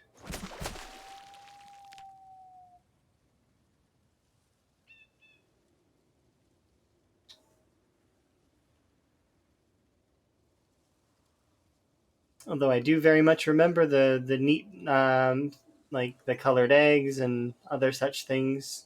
That stuff was neat.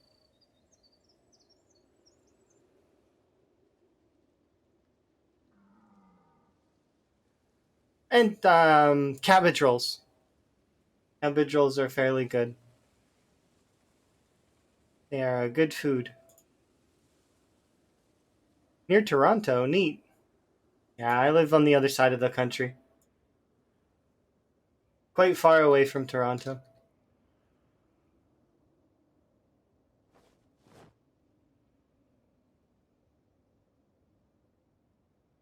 If you're Ukrainian, yeah, that maybe you two are neighbors. That seems neat.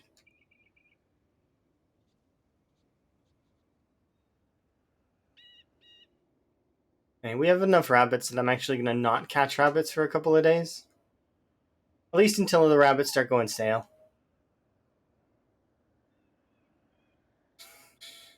Oh yeah, cabbage rolls. Cabbage rolls are fairly good. Definitely underrated. They're just mostly cabbage and rice.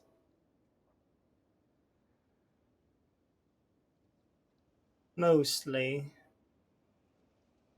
And pierogies, which are the most amazing thing ever. Especially if you get them in a big bowl and they're like crispy and delicious.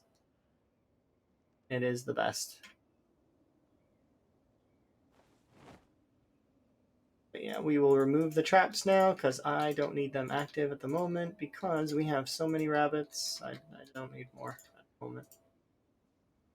We'll drop a few traps there because for some reason, if I leave the traps on the ground like this, they're fine. But if I place them, they break. So yeah.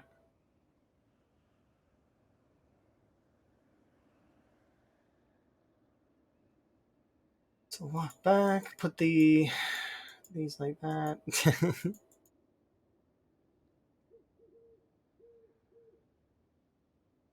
Now that reminds me, on my list of to-dos, I have to make an intro video because when I started streaming again, I was a little bit better at it than I am now. But at some point, I got really bad at doing intros. So I just want to have it recorded so that I can just push a button and it's easier. Remove some of the pressure on me to have to do an intro if I do a recording. Less personal, but at the same time, it's more, less stress. So, and it's supposed to be about fun and all of that, anyways. So, you like my emotes? I do appreciate that. Quite a lot of the emotes are really, really cute. And some of them are fun.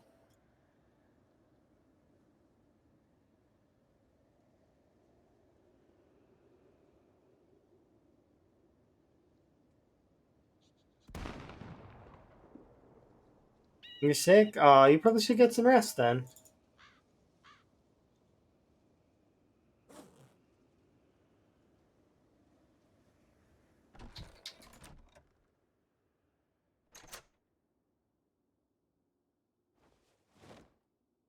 I need to get another tea here in a second.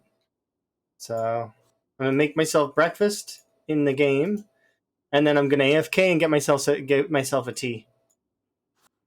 Because I need to restock my cup. It has been empty actually since like the 20-minute mark. All right, so we've got our food. We're basically ready to go. Start the next in-game day. I think we're going to be shooting today as well as honking the horn maybe a bit. Anyways, I'll BRB. For me, it's mountain time, by the way. So it's 2:47 a.m. That's right now. Obviously, it's not if you're watching the VOD, just as a side note.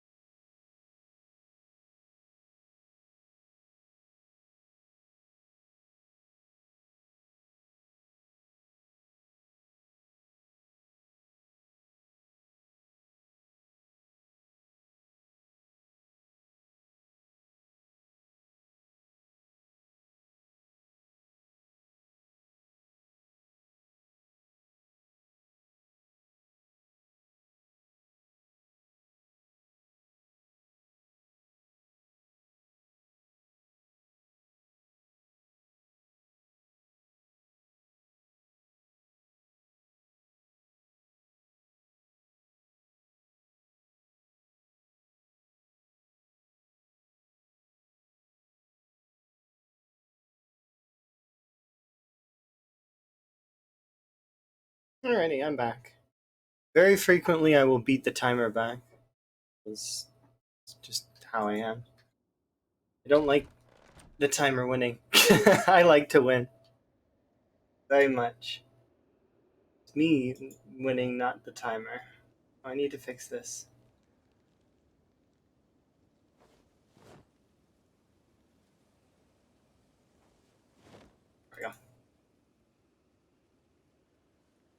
There we go. Okay, we're good. It's kind of cool the different time zones that you guys are all in. It's like 10 a.m., 6 p.m., or, well, sorry, 11, 7. Yeah, that's neat. I guess my time seems the weirdest out of everybody's here. Like, why are you up at like 1 a.m., 10 p.m., but it's just the way it's always been. I've always been up during these hours. Perhaps in the future, I will be up during the daytime in Sweden. I definitely want to be up during the daytime because I want to be the one that makes Emma dinner every night. I very much am looking forward to that. Making Emma dinner, maybe ending our nights with a movie or something, at least for the first little while. Little things.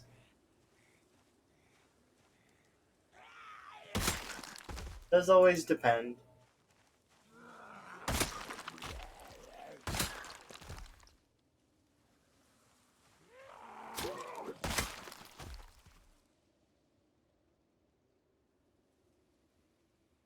Because I'm curious, actually. I should ask Emma next time. Has she even touched the cookbook that she received for Christmas?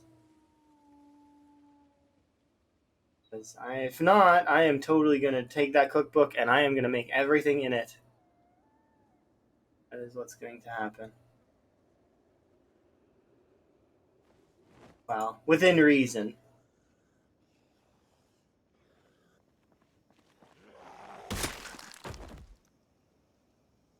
Hello.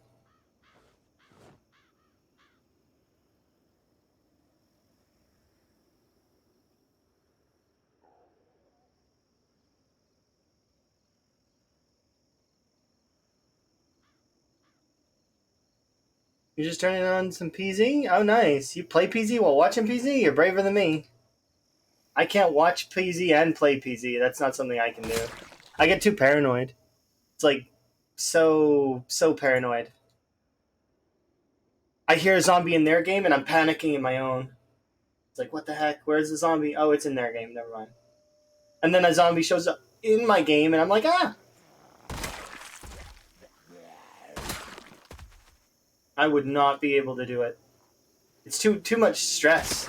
Because I need to know when the zombies are in my game. If I'm watching somebody else, just make me. The only exception was on the multiplayer server that I played on, the Wild West server, was because when I was watching people play PZ, um, while playing on the Wild West server, at least you could like shoot them or something. You know,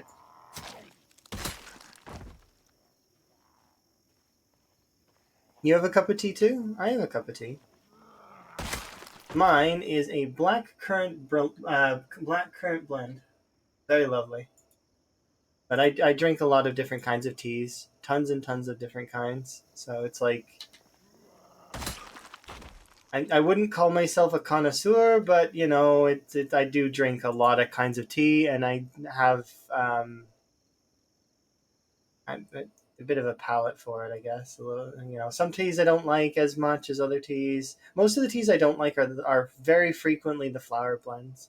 However, there are some flower blends that I do very much like. But yeah, I wouldn't say I'm a connoisseur because I don't like. I maybe have a palate for it, but it's not.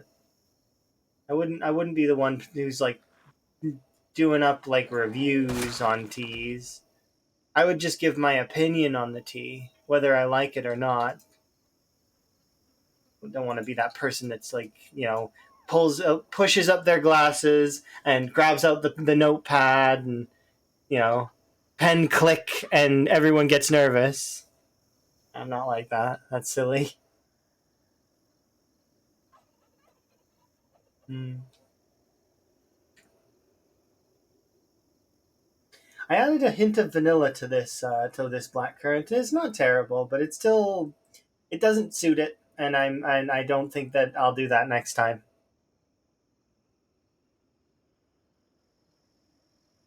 Let's spam this emote. I mean, you can feel free to use it a lot, but don't get banned for it. You know, like using it in like an emote only chat is fine, but using it sometimes is fine. I like that emote. I think it's cute. There's actually another variant of that emote that where the frog actually drinks the liquid. Um, but I ran out of gift emote slots, and I wanted to use them for my own emotes. So, oh yeah, it's very cute. I think the GIF one is on Discord, but I don't know for sure. They're all GIFs. All of those emotes are GIFs. But obviously, I don't have the room for that many GIF emotes, so I prioritized. Maybe one day we'll have that, but we'll see. That's linked to subs and concurrent viewers and a bunch of other stuff that is part of analytics that I just am not too focused on right now. I don't have time to be focused on it. Exclamation point Discord. I have a bunch of commands. You can do an exclamation point commands and see them all. We have a robot. The robot does things. The robot is the keeper of all the information. Also, it's down below in the About section. You can actually like, click on the buttons that are below the stream. Or press them if you're... which it probably will work in mobile, but I don't know. I've never looked at the stream tabs on mobile.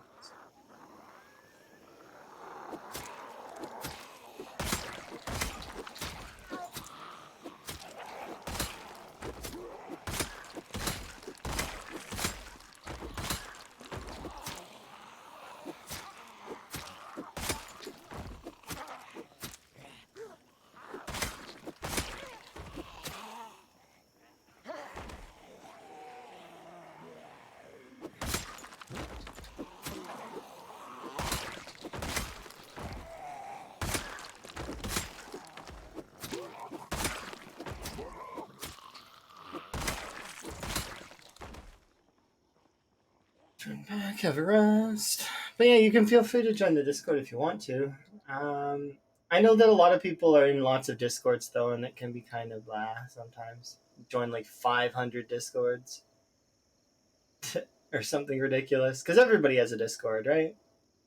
You know, if you want updates or you want to see pictures of frogs and or other images that folks post in the gallery, or you want to put stuff in the gallery yourself, share music, stuff like that, or post stuff about PZ. It's all there. Just make sure to select the right roles. So, like if you like PZ, there is a PZ role.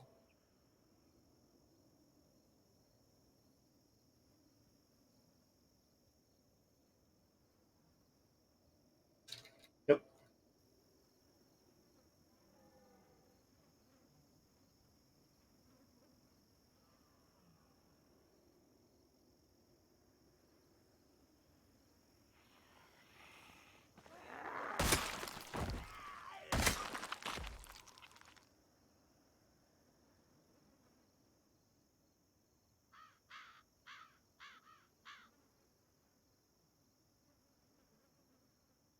How you rolled a d20?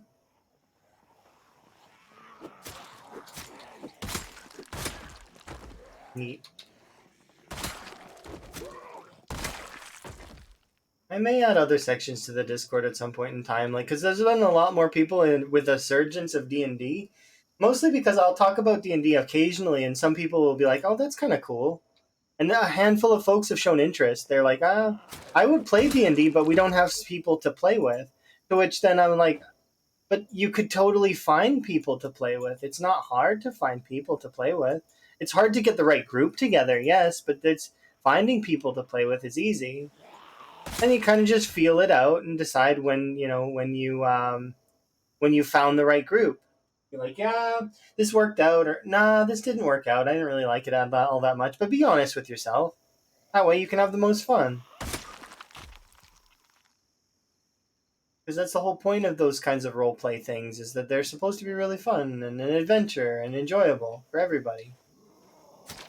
If you're finding less enjoyment, then let folks know so that you can try and see if there's something that can be done or move on.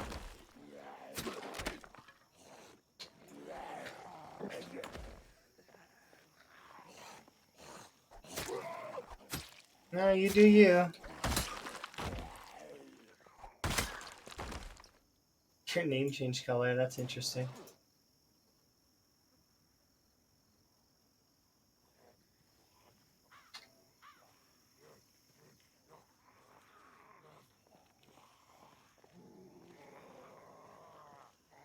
They're all like this? Yeah, you need to pick the peep roll to start.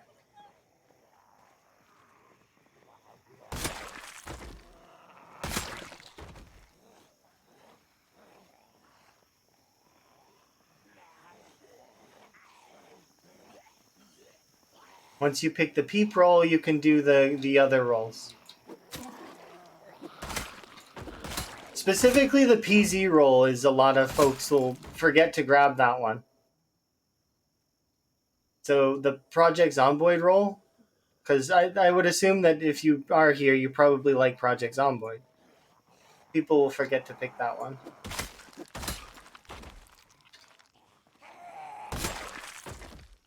And if you've managed to get Project Zomboid roll without selecting it, it's because probably I manually assigned it to you. Because I recognize some names from the stream, and I'll see their names there, and I'll be like, "These people didn't click that," but I'll do you a solid, and I'll click it for you. Don't worry.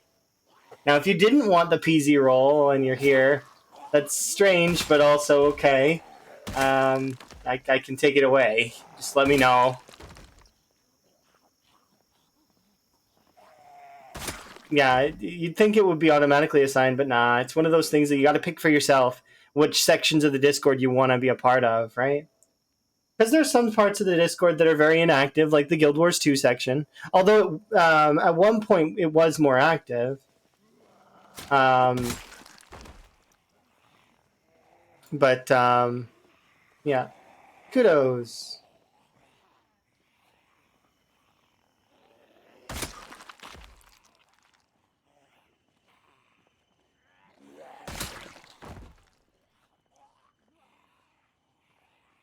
There we go. And before people think that the Discord is full of profanities and such, I added we added 18 section stuff so that the other folks could have a place to talk about that kind of stuff if they want to. You'll very rarely see me post any comments in there. If anything, it's like mostly just a comment on something that I thought was funny. But sometimes, especially with anime, there are scenes that are a bit profane or a little bit gory, and they end up. We had at one point in time somebody come through the Discord, and they were a youth, and they were very offended, and so to sort of curb that in the future, we added those sections in. So pick that stuff at your own risk, kind of thing. If you're not above the age, then, and we find out, you're banned. That's simple, right?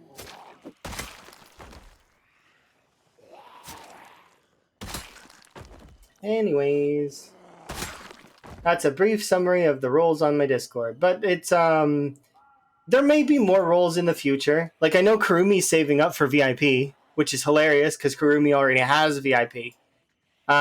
So when Kurumi gets VIP again, I'm gonna have to make a custom Discord role for Kurumi, which is hilarious.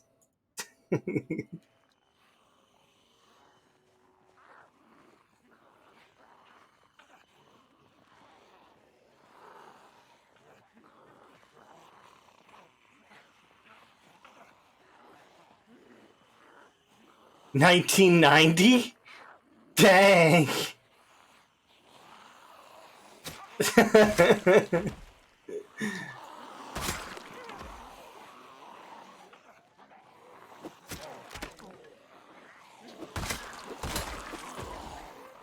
That's nearly old enough that they're gonna remove it off of the slider.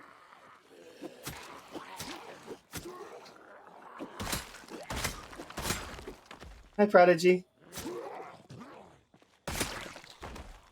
And Cinnamon one. The that's gonna come off the slider soon. Like you know that's we're getting dangerously close to that being removed as an option. How old are you? I was born in 1990. Come again?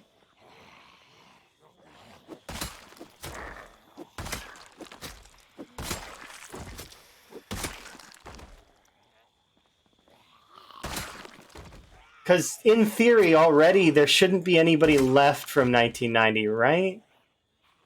Maybe somebody deep in the mountains somewhere. They're like a one. They're would they be what 124? Ancient sage in the middle of the woods.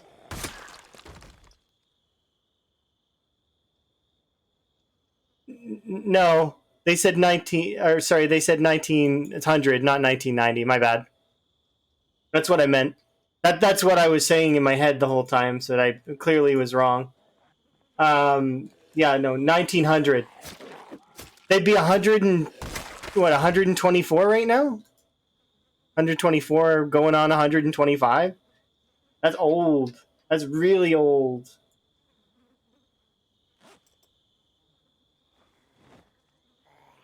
At that point, you'd be outliving your grandkids.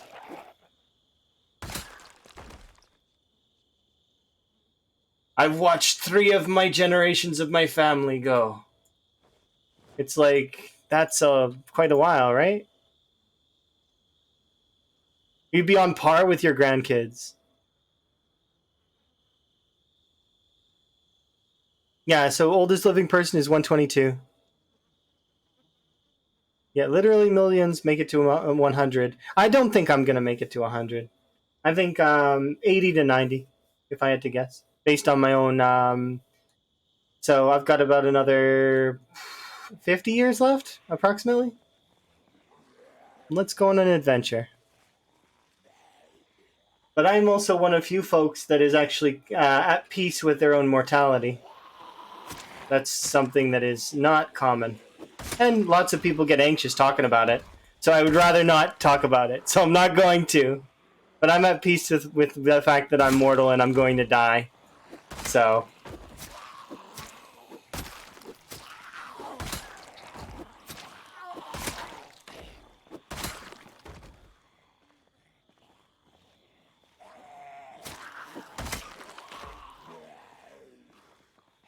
Yeah, imagine getting like a... Well, you think about it. Queen Elizabeth almost outlived Charles, right? Or is his name Charles? I don't remember. I'm thinking it's Charles. There were jokes on the internet about her drinking immortality.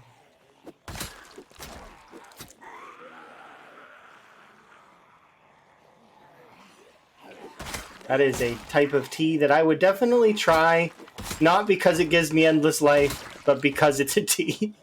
I would drink it just to, what does it taste like? I wonder.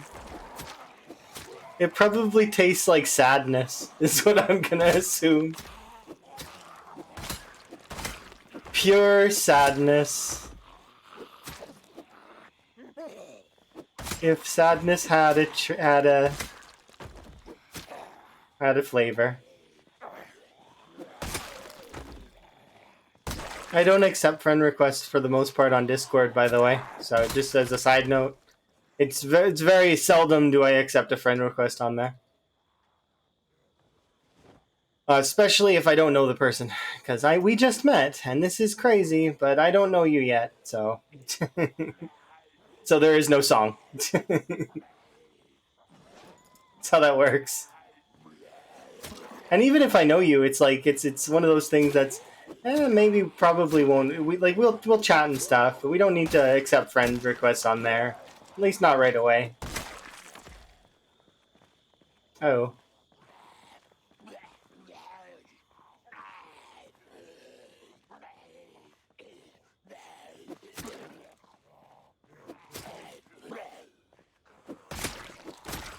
I was actually so distracted I overexerted my character. It's not meant to be offensive. It's well, think about it. If everybody sent me a friend request at every moment of every day, I would have nonstop notifications, and that's too much. I already have nonstop notifications as it is. I don't need more notifications.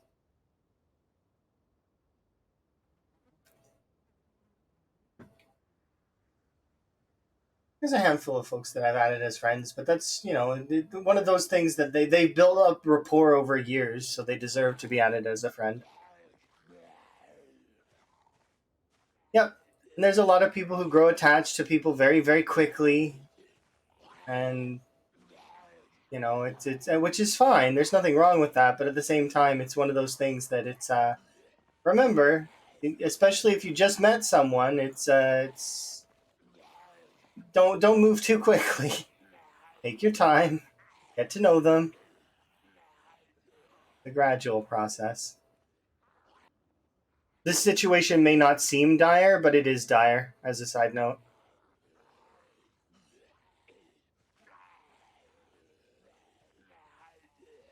because I can't run right now.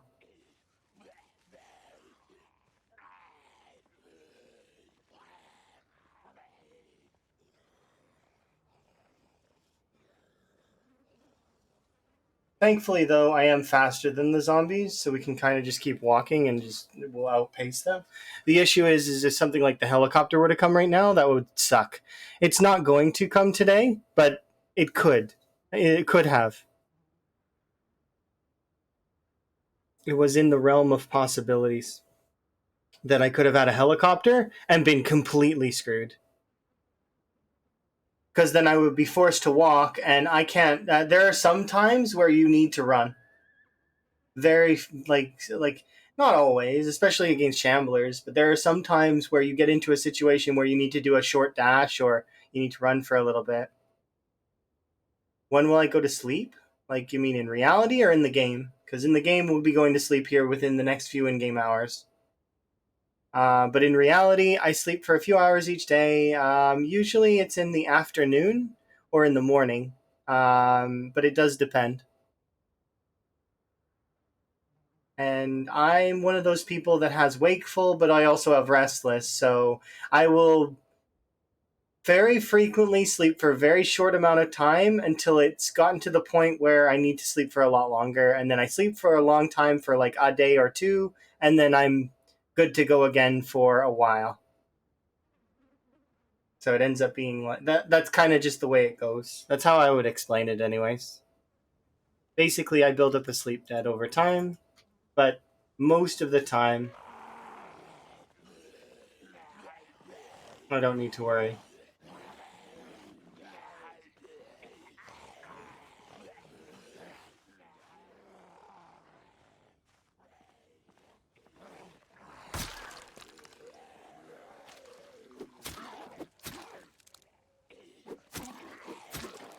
But yeah, the conversation did distract me enough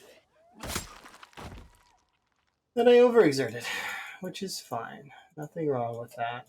A good conversation is a good conversation. Also, setting boundaries is important. That way, people know where the lines are and they won't overstep them. Because nobody wants their toes stepped on, let's be fair.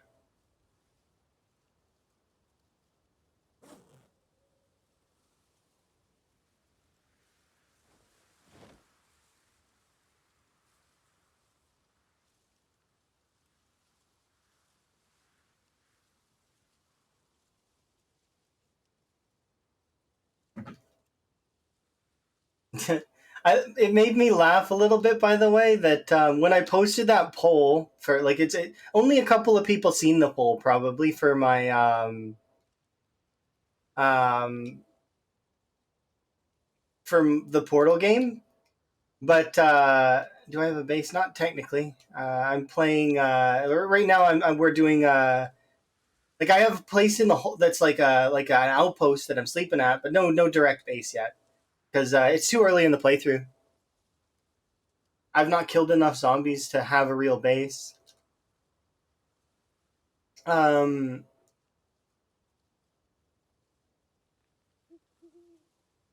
Social security number and on the mother's maiden name. What was the name of your first pet? The name of your first pet, and what is the other one? Your first car, your first significant other, like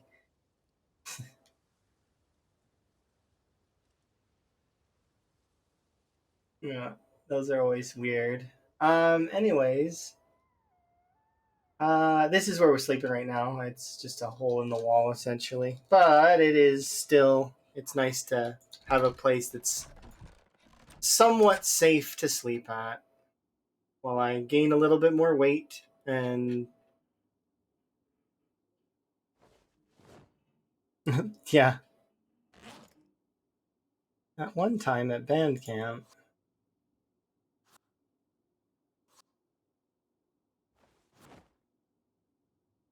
There we go. I really don't like eating stale food, but sometimes you don't get to choose.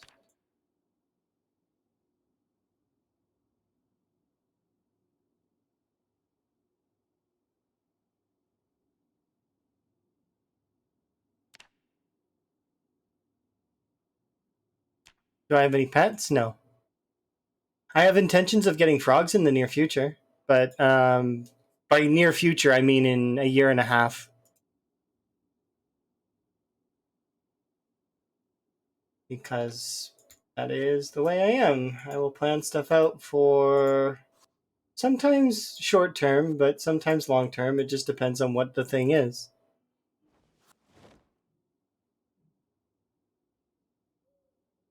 But as late as October to November of not this year but next year, I plan to. We'll probably have pets. We'll probably have frogs more than likely.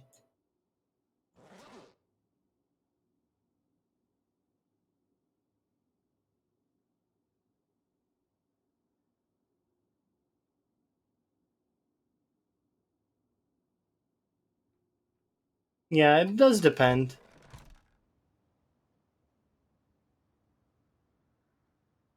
for sure.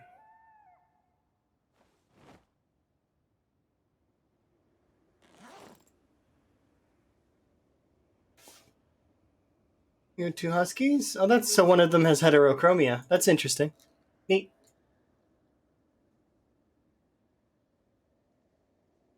But yeah, so this is where I'm living right now. It's not spectacular, but eventually we'll have killed enough zombies that we actually can have a real base and stuff. But it's not something I'm focused on too much right now. Like right now, it's just killing, surviving, and then later on we'll be able to establish something. But for now, nope. Uh, we can go there. Perfect. Anyways, what was I saying before? I don't remember. It must not be that important then, or perhaps it's just tangential thinking. It was probably something to do with sleep, maybe. I don't know. I have a weird sleep pattern that has always been like I almost always have been up in the evening. Night owl or whatever it is. It's when I've always been awake. So my more comfortable time frame of being up.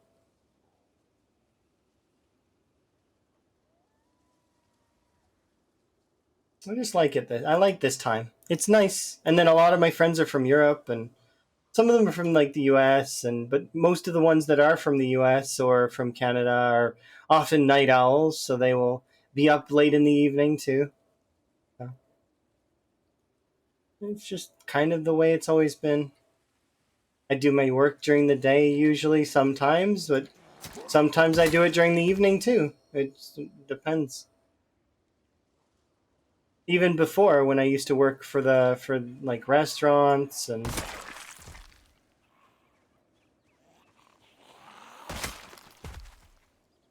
the only one that I really had,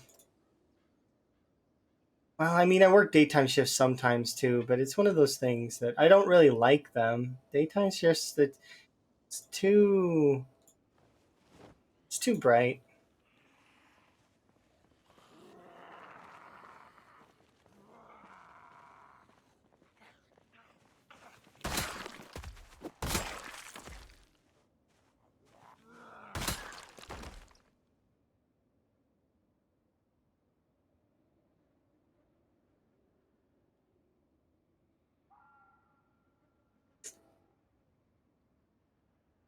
Yeah, having pets is neat.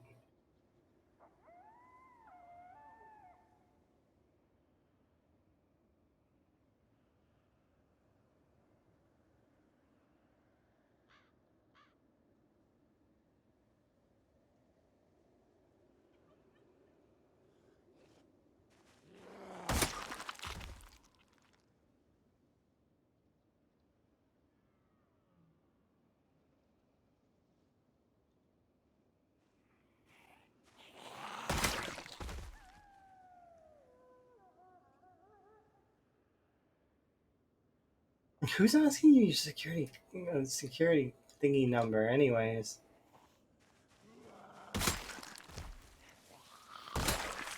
Such a weird question to ask. That's outside of taxes.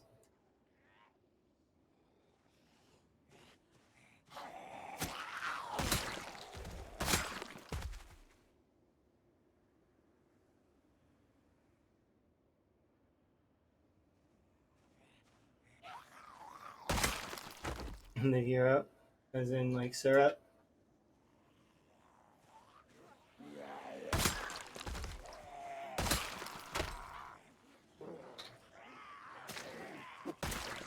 Yeah.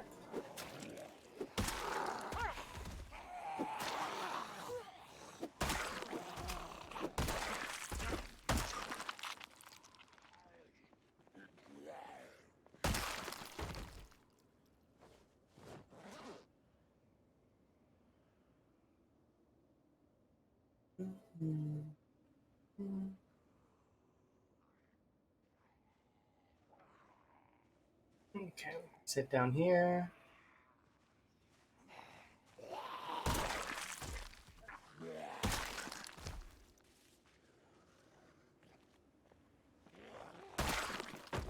Really, I shouldn't be using this, but it's just like I have been using a few of them just to train maintenance a little faster at the cost of stamina. And so I don't have to make an extra spear for a little while.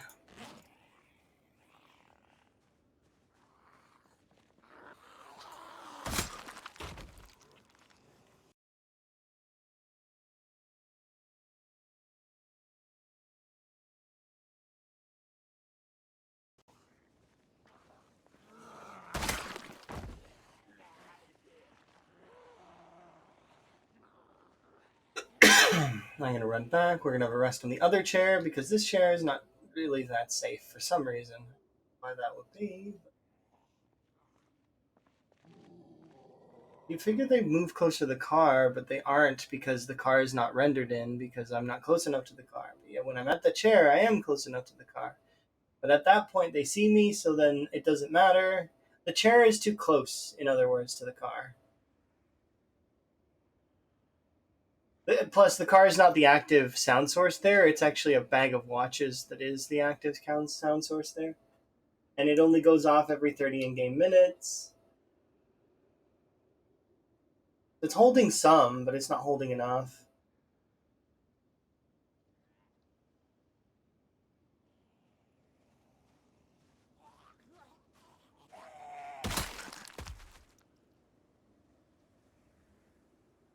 Oh yeah, the game is amazing. This game is really, really good.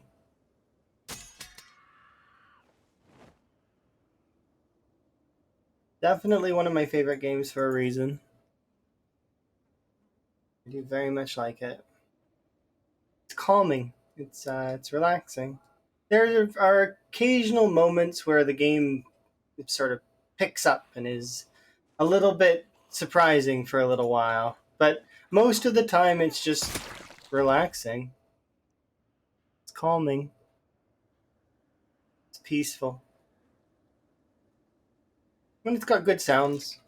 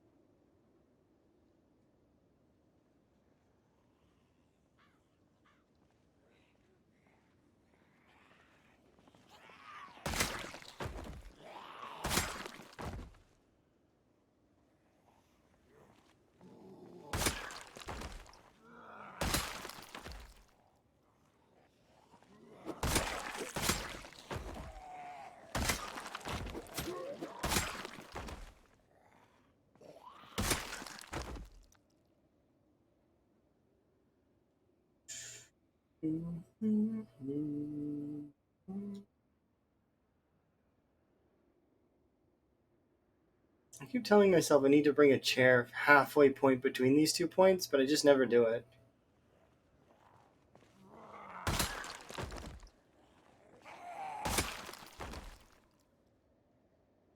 It would make this so much easier.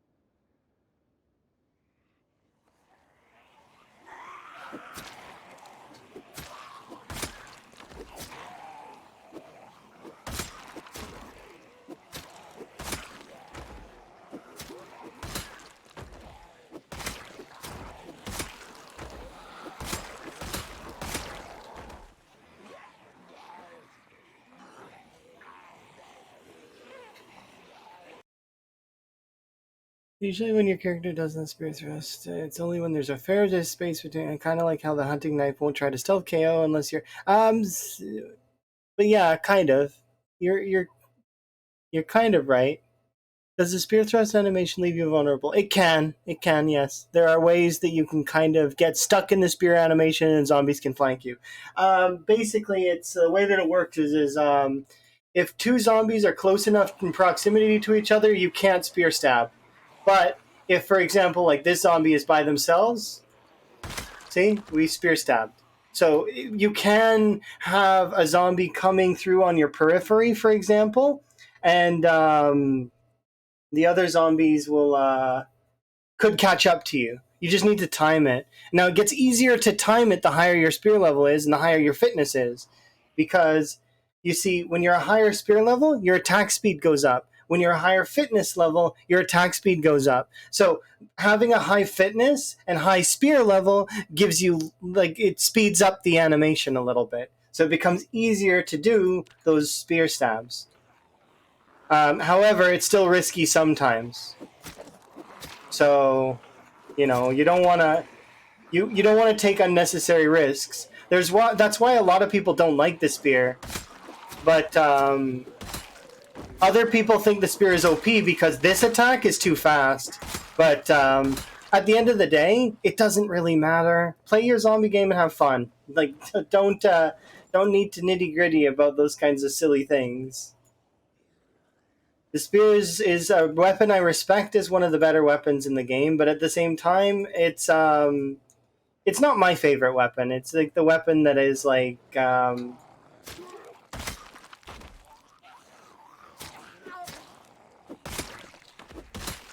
it's a weapon I respect, but I would call it my second favorite if I were to have to pick out of all of the weapons. Hunting knife is still my favorite because I like the infinite stamina. But yeah, it's like this stab goes a little bit quicker because I'm level 6 spear and have fairly good fitness.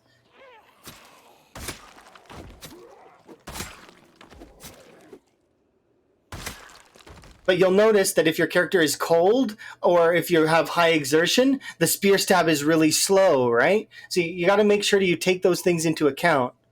Because yes, having high fitness and high spear is good for spears. But if you're fatigued, your character is going to, do things a lot slower. So be cautious about how you're exerting your character and then how that's going to affect your gameplay. But you should already be aware of those things anyways. They're part of the internal game loops that sort of are zomboid in its core. The fundamentals, if you will. But yeah, I do like the spear, though. And respect the spear. Still, the thing that annoys me about spear is the constantly reloading them. And then also the fact that you have to sit down so frequently. As someone who likes to use short blades, sitting down is just wow. I'll sit down if I feel like it, not if I have to, because if I don't, my character's gonna not be able to function the same way. I like having that choice, and also having the extra stamina pool to run away if I need to. At the end of the day, short blades are definitely my favorite. But spear can take second place. And then from there, I guess I would probably choose... I don't know. It's hard, because I put almost all of the other weapons on the same level. Except for maybe the higher tiers. So I would choose, if I was a lumberjack, stone axes. If I was, if I see a katana, katanas are great. And then, from there, long blunts and short blunts are about the same in my head. I know that there are some people that really like the crowbar. And I do appreciate it for its durability. But that said, it's it's got a good sound effect. It takes forever to break.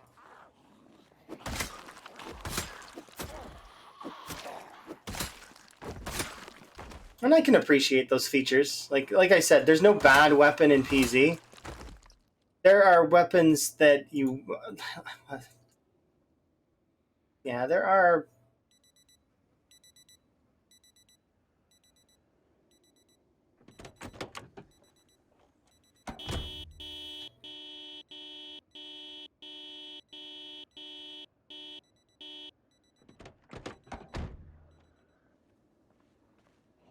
letter opener. You guys are never ever going to let me live down the letter opener as a weapon. Ever. Just because it's my least favorite. And it's also a short blade, which is just an extra pin in it. It's my least favorite weapon, and it's a short blade. But it's the reason why it's my least favorite is because it's a short blade that sucks so hard at being a short blade it's just and the amount of times that I've seen a letter opener when it could have been any other short blade. It's like you could have been something great, but you chose letter opener.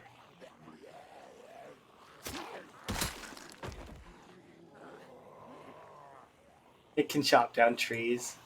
Better than a katana, worse than an axe.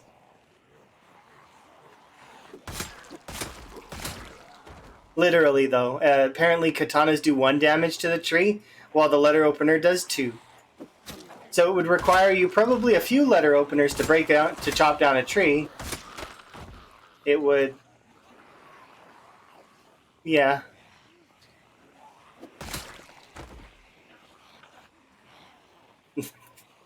Crowbar can't chop down a tree. It just got me thinking of somebody with a nail, like a nail file, filing the side of a tree.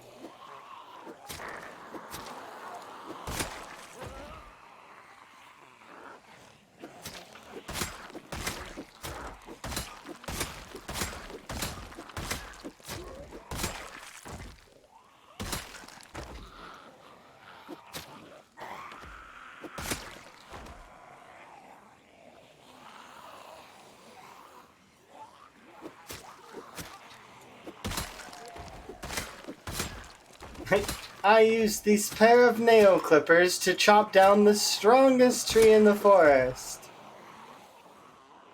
Or like that one clip from Monty Python. I need you to chop down the tallest tree in the forest with a herring.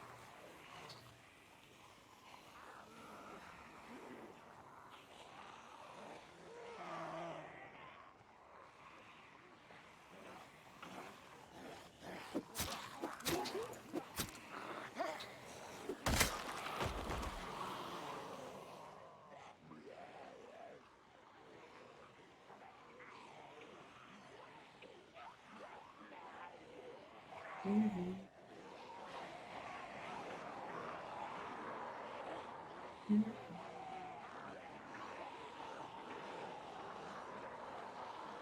Mm-hmm.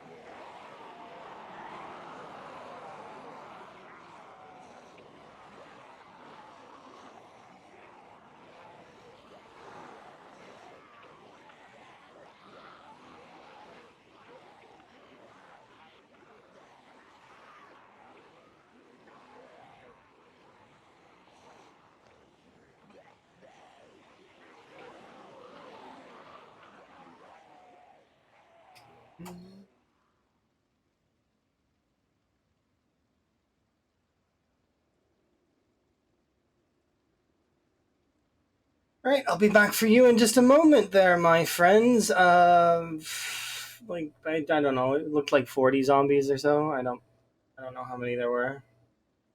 Maybe 40? You think 40? Looked like 40.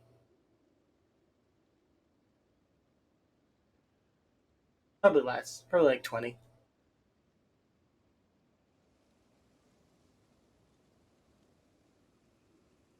Alright, let's go kill those 20 zombies. Or 40 zombies. Whatever that pile is, it is going to die.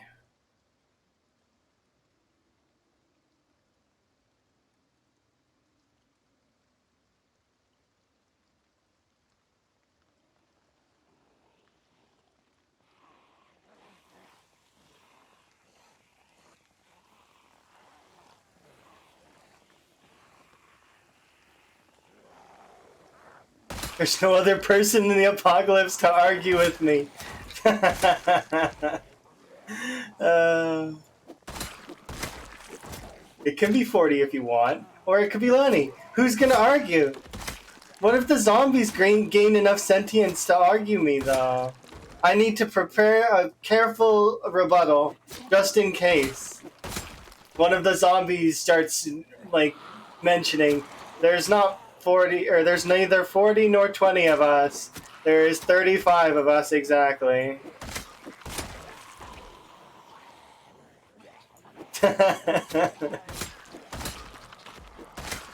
Would that still be considered self-defense?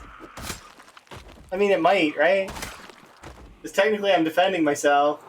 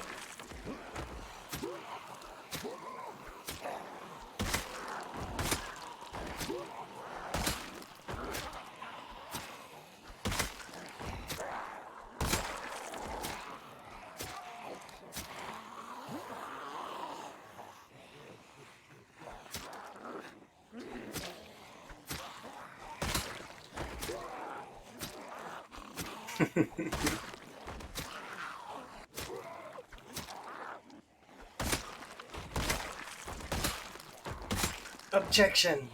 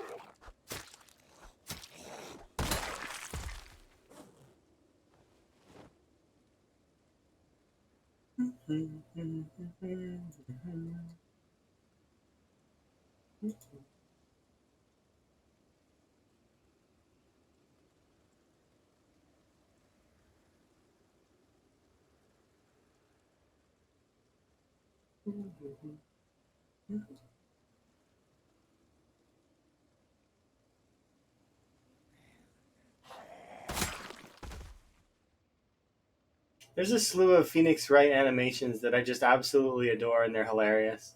They're like parodies of Phoenix Wright, but it's still really funny.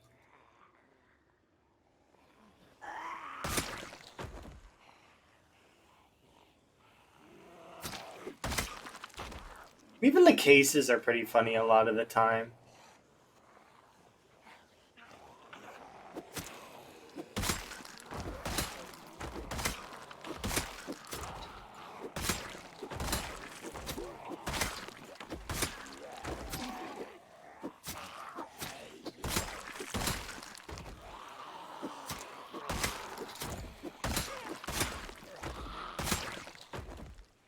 Now we nearly are at that stage of spear. We're not quite there yet, but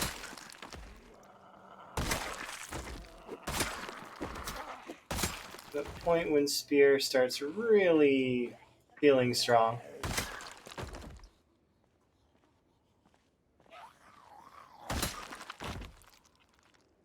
Nearly there, not quite. Soon.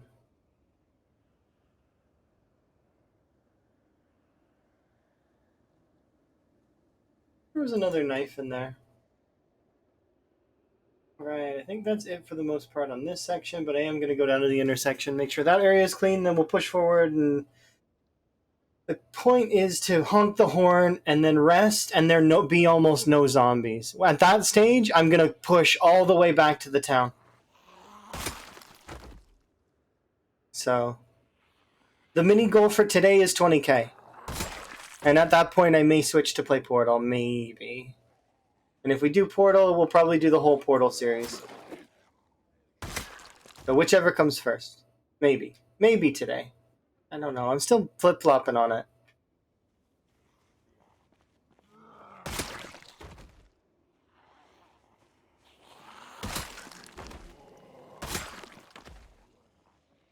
I do very much like Portal. And they're not big games from what I remember. They were fairly small games in terms of... I'll just kill this little group.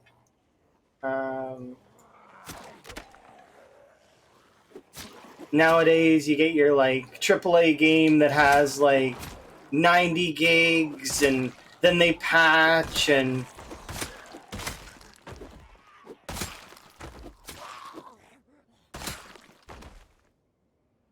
Pancake discussion.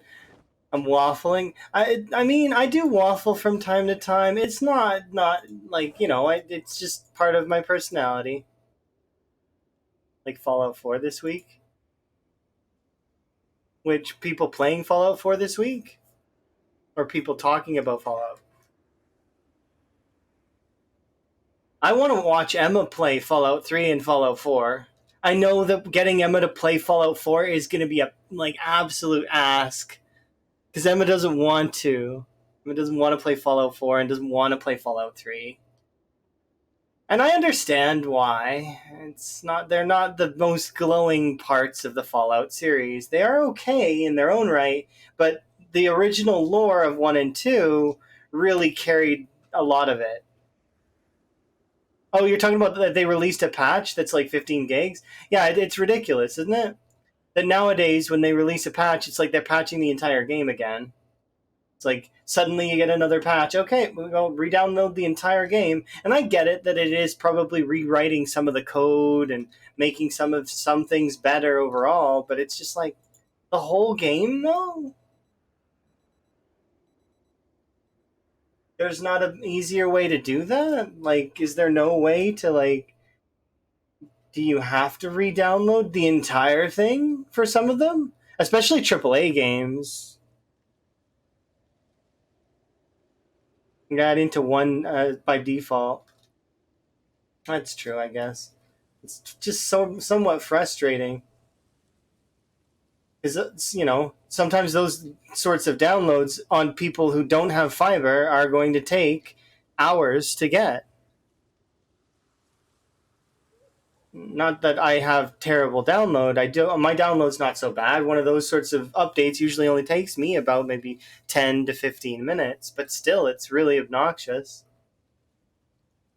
I can't imagine somebody who has like very shitty internet and has to deal with that on a daily basis. Or like, remember Ark? Ark is a good example of a game that used to update like literally every other day and re-download the whole game each time. Oh, that game has some.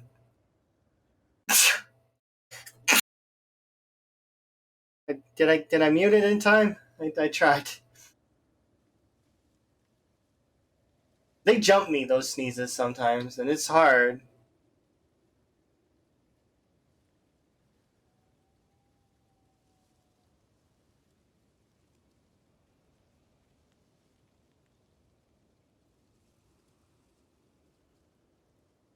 Oh, I see.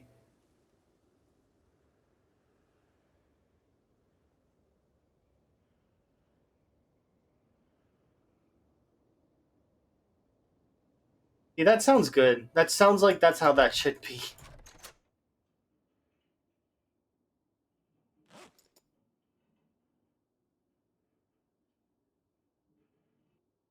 How's my weight? Still in need of an increase.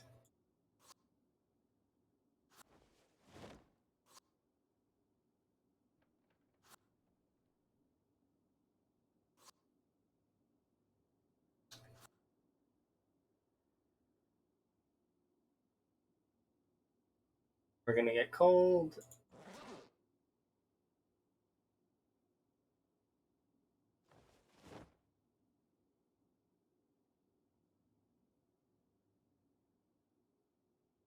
Yeah, I'm looking forward to things getting a little bit better with that in the future, so that you don't have to constantly re-download things. But yeah, I probably will play Portal at some point today, maybe. I know I can hit 20k very fairly quickly. Take a few hours to do, but it's doable.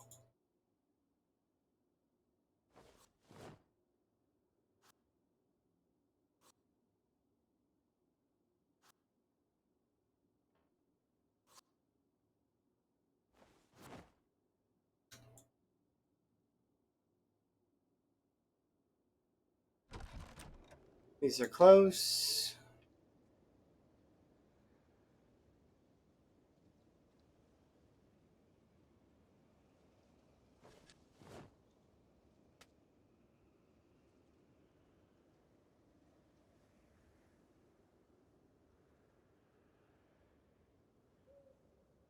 I'm gonna go fish. I feel like we are pushing back a lot more aggressively, and we should be more than 2/3 through the amount of zombies that are normally in this area. So, usually in this area, it ranges from about, well, we seen last time that it was about 30k. We were in the 30k range when the area finally tapped out. So, most of the zombies in the area are going to die or be dead, and then from there, it's just a matter of pushing up, seeing what stuff we have available to us, and then moving on. Because I don't have power and I don't have vehicles. So not having power and not having vehicles kind of sucks. I'm gonna probably move forward to West Point or Muldraw. I haven't decided if I'm gonna go to the mansions or not. We could go to the mansions, but the issue with going to the mansions is that we're gonna get trapped there.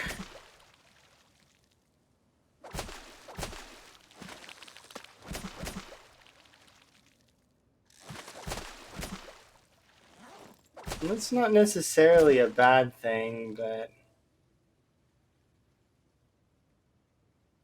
saucepan. Okay, let's head back. Drop these things off, eat our food, make sure that we're gaining still, because I want to get up to like into the 80s. But yeah,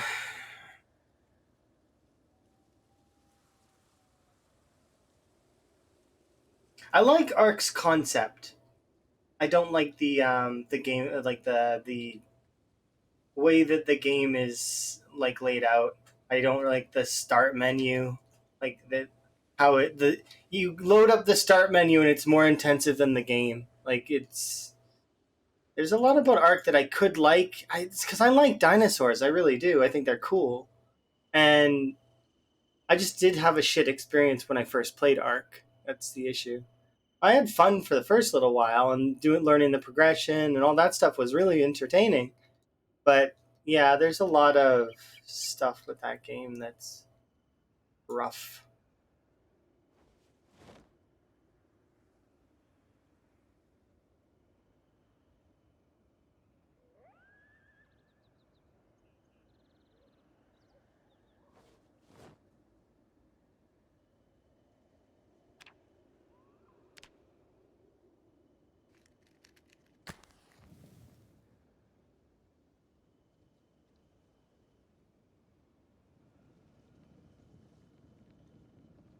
Yeah, I agree with sheep that that is it's just it's not good. It's not a good thing.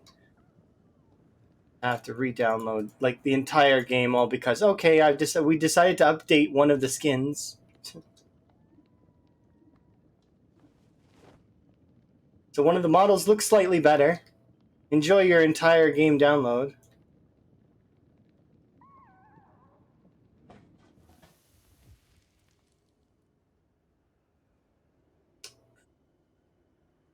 Put this in there.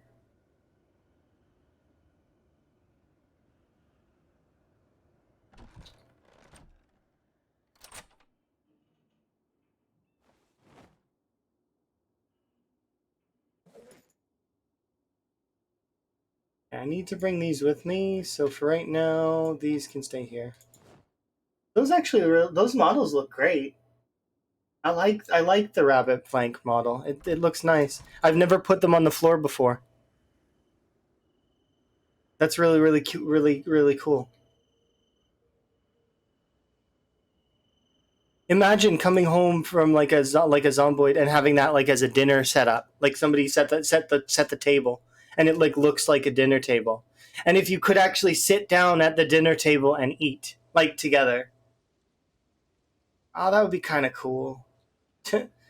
Coming soon, the new family mods for Project Zomboid. That would be kind of neat.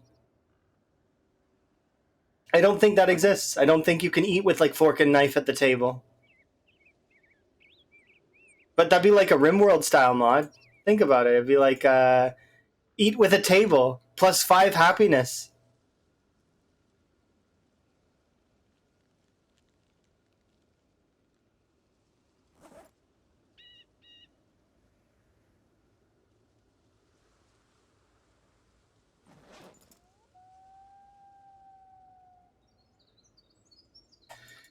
Right, let's go. Oh, it would be super like an opportunity for a lot of role play stuff, right? Because then you'd have like one person who'd be like cooking a lot and taking care of like because you already have base mom, base dad already. They exist.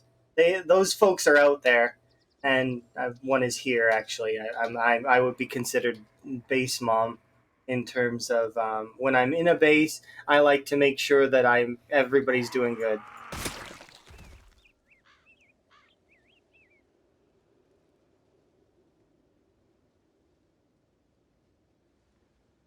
I don't like the fog. It's messing me up.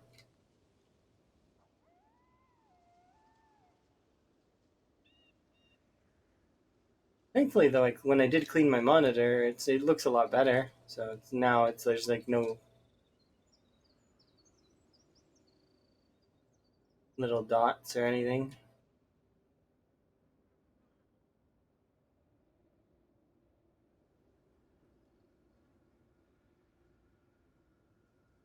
Oh, definitely. I like doing the organization. I can do all of those jobs. That's my favorite stuff to do is to organize, having everything set in a place. And if somebody wants something, they can just say, "Hey, I want this," and then I go and get it. Also, I'm the kind of person that will, if they're I'll put it like this: because me and Expert, we were rooming together in a Minecraft server, right?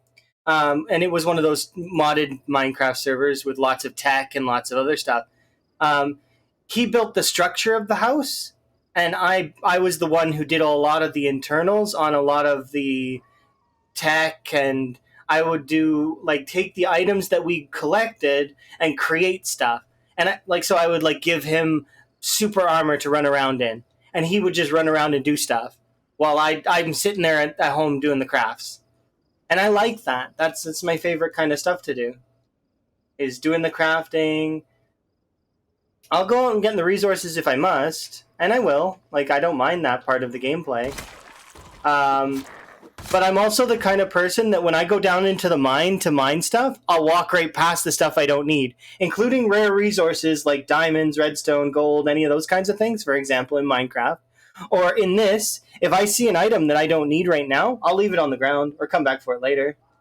The only time I won't is if I have a particular place that I can go and like slot all the items, and then we can just have all the items there, so I can go get them later. That's a machete.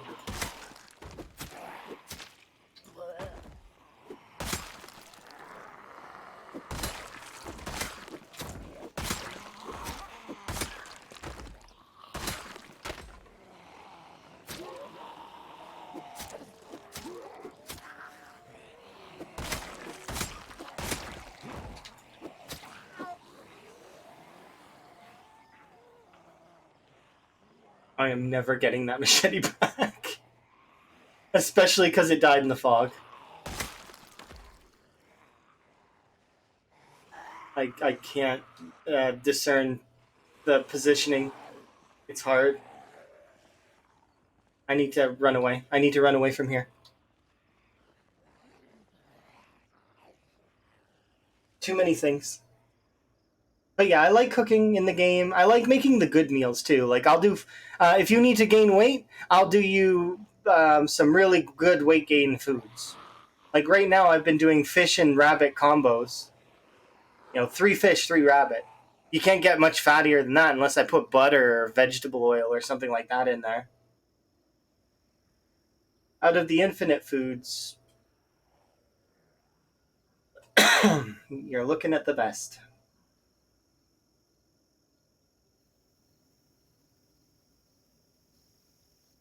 Scorched earth, you take everything? I take everything sometimes. Like, I'll do a consolidation at times.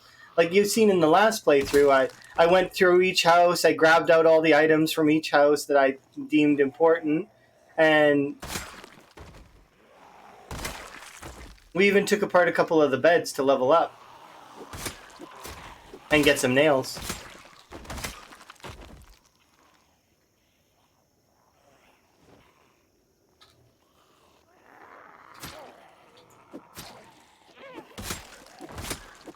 But yeah, I'm not really like I'll leave stuff because I don't need it. I don't need everything.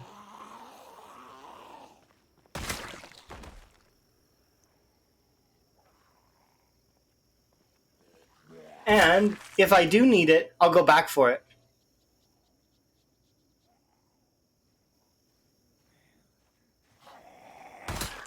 And I'll remember, okay, well, there was something back here that I can go get. But yeah, I'm definitely the person that sits in the base and does all that sorting stuff.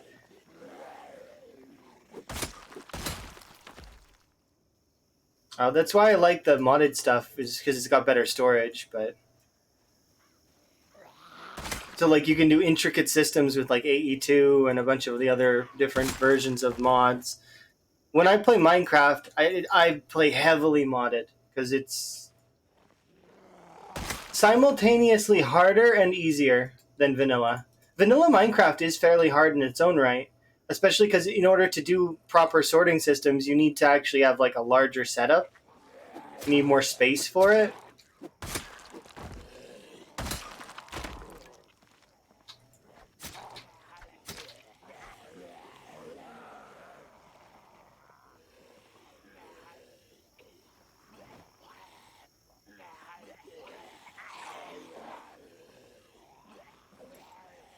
It does depend. I do apologize that I do talk about a lot of other games while I'm playing Zomboid, but I don't know. It's just how it goes, right?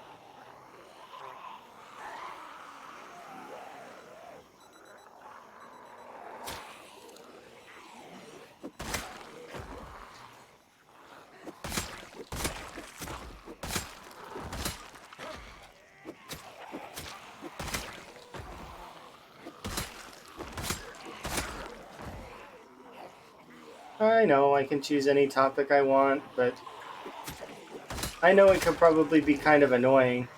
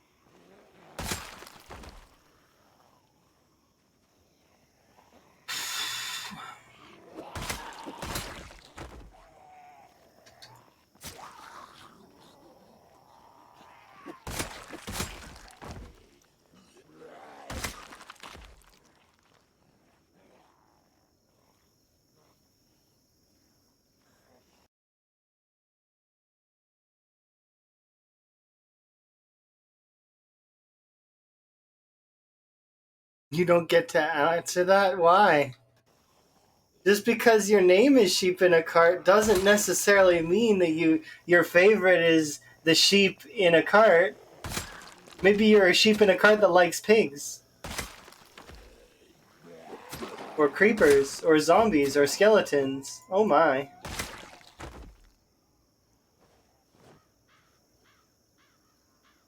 There are laws against that?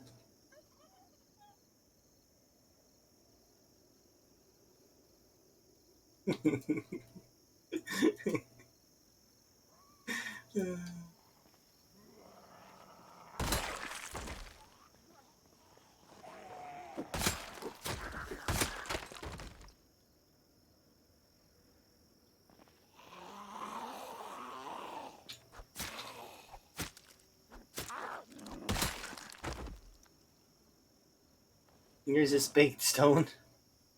In Minecraft, my favorite animal probably.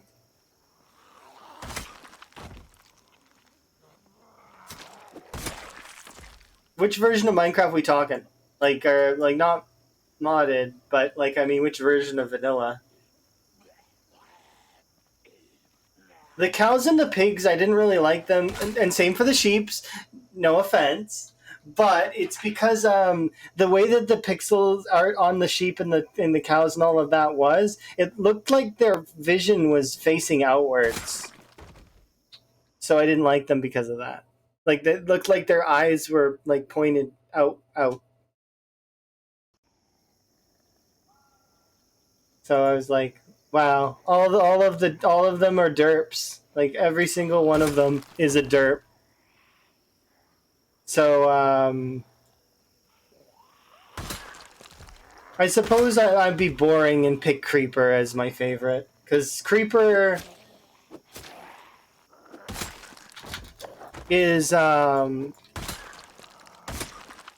we go.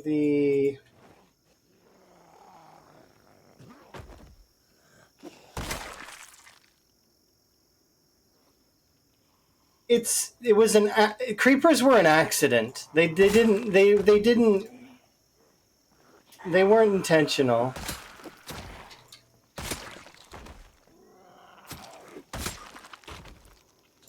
We were a whoops with pigs. But that said, why they're my favorite is they are one of the few mobs that get an immediate reaction out of me. It's a I can hear that noise and passively react.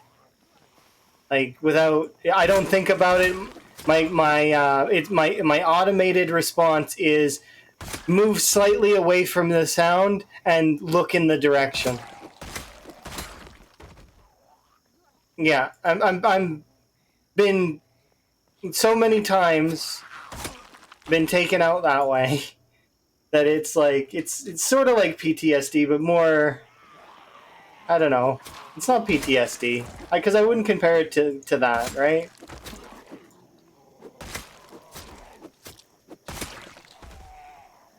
It's not really.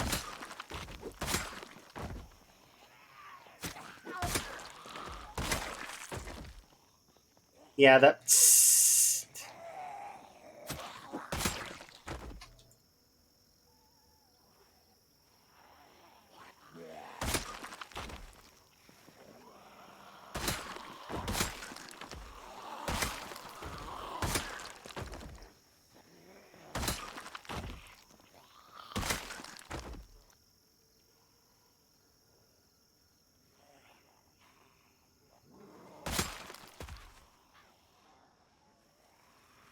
Are we pushing back yet?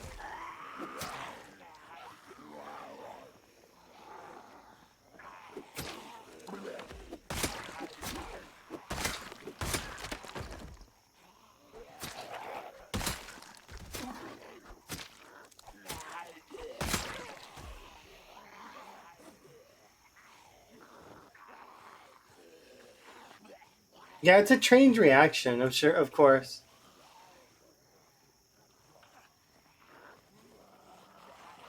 If you hear a sound and you just react, it's like it's strange. There have been times where I've been tempted to put it as a redeem because I bet I would react the same now as I did then.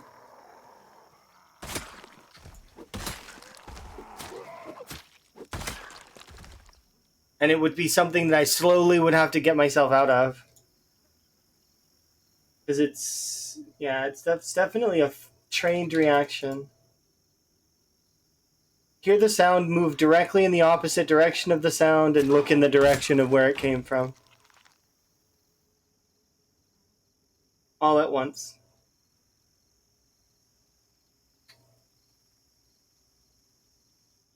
Because if you move out just one block away, you'll take a little bit less damage and you'll be able to at least probably survive. And from there, you can then assess the other enemies in the area. And then it's positional based fighting from there. Put other enemies in between you and the skeletons. Make sure that the zombies can't quite reach you. And if there are other creepers in the area, avoid them.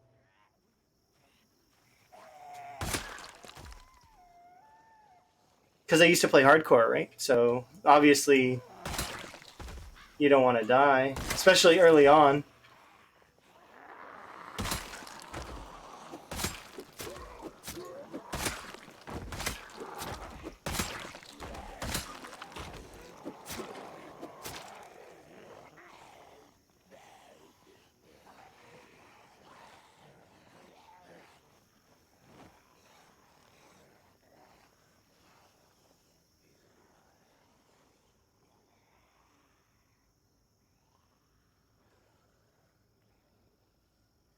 Yeah. Oh yeah, tiny, teeny tiny things, right? But you know.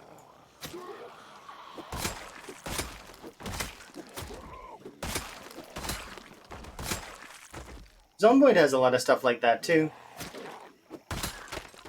One of the best examples of that is a heart-sinking moment in Zomboid is when you hear the crunch sound of the bite, right?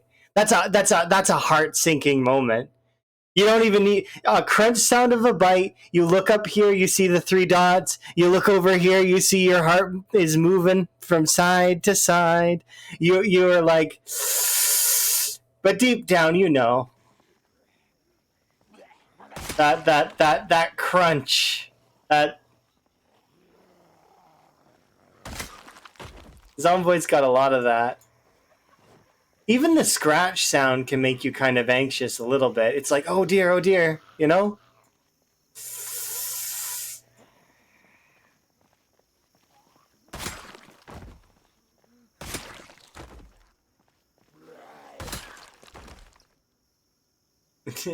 That sound is just heart, like immediately you feel it in the core. You're just like, ah. Oh.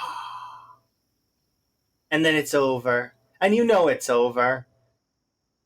You may live out the rest of your character's days just to get a few more kills or get a few more things done, but you know that the run is done at that point, that it is coming to a close, that you could choose to go out in blaze of glory, or if you're playing with instant infection, then instant infection, it's over in a flash. It's already too late. You already see your character just falls over and you're like, oh no.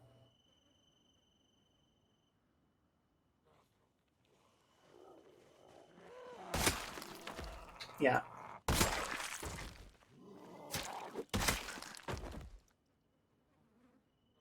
But you can eventually get out of that a little bit.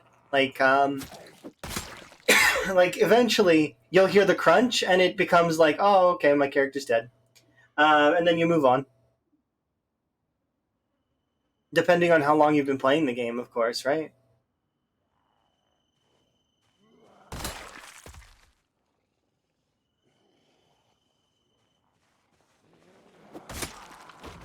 It's really funny watching veterans do it because you'll hear some of them get over the top, but then you hear just some of them will just laugh.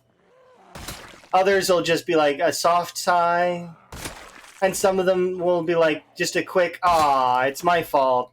My fault. Down I go.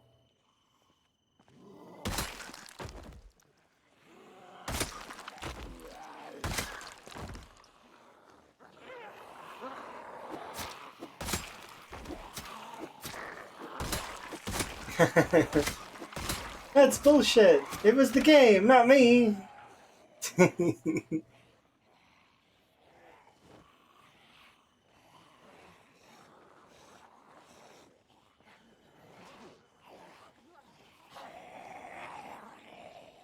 Yeah.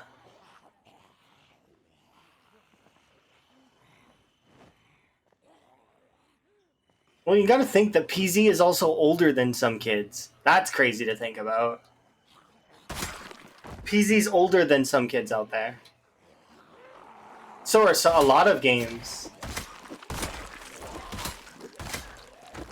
Hell, some games are older than some adults out there. Some grandparents out there. We're getting to that stage where games are reaching that age where they're starting to be, quite old comparatively. Yeah, exactly. Some games are old enough to qualify for retirement.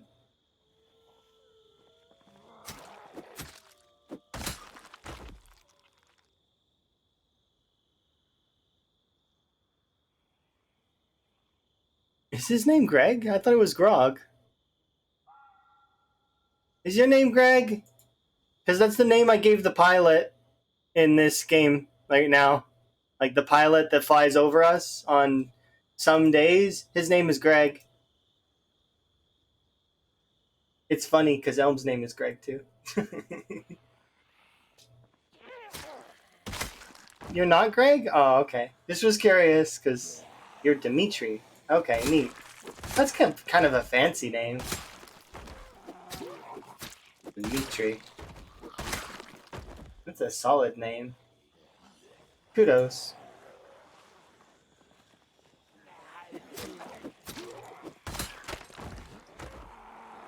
But yeah. Oh, it's Grog. Okay, sorry. I just thought that you knew something I didn't. Like you maybe knew them already, and I was like, okay, Sheep and Grog know each other outside of stream, which is fine. Um, that's fine to kind of have backstory to yourselves. I just thought it was a funny coincidence that I named the pilot Greg in this playthrough, and it's even funnier though because I did not name the pilot after Elm. The reason why I felt like the pilot's name was Greg was because I actually was relating it to Greg the Grim Reaper from Conker's Bad Fur Day.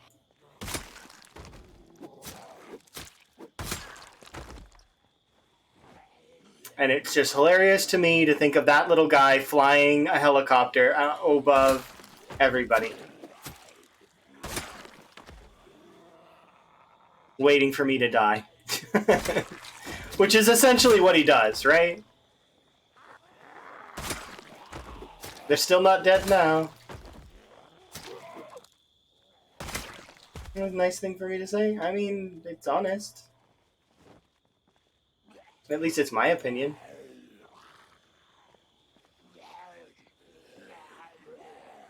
He's a cool rocker name. That's fair. Allison Cooper, for example. I don't know if that's a rocker. I just know they're a music artist.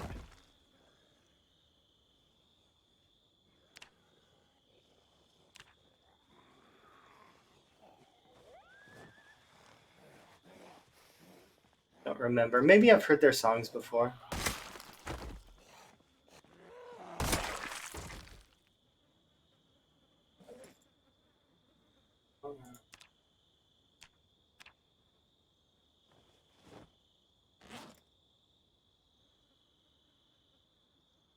I wonder if we're going to be able to take organs and stuff from, and then practice first aid with them. That would be so cool. Like, I don't want it to be morbid, but I want it to be like, and then first aid has better applications. Maybe for if you're experiencing muscle fatigue from working out, because they maybe make the passive skills a little bit more aggressive in their XP reductions. You could apply ointments and stuff to keep your character under doing much better. It'd be cool if there was this whole system as well where you kind of, as tedious as it is, you probably should wash and keep yourself clean. So like, it's not extremely hampering, but it's definitely something that you would want to be doing every other day. Like every few days, give your character a bath or a shower. I mean, they might, but not like trying to. I'm not talking about implanting them. I'm more so just maybe saying like to work on them to see how they function for a character that's maybe less inclined to do first aid. You know, like a character that's as opposed to just shoving glass in your feet and leveling it that way.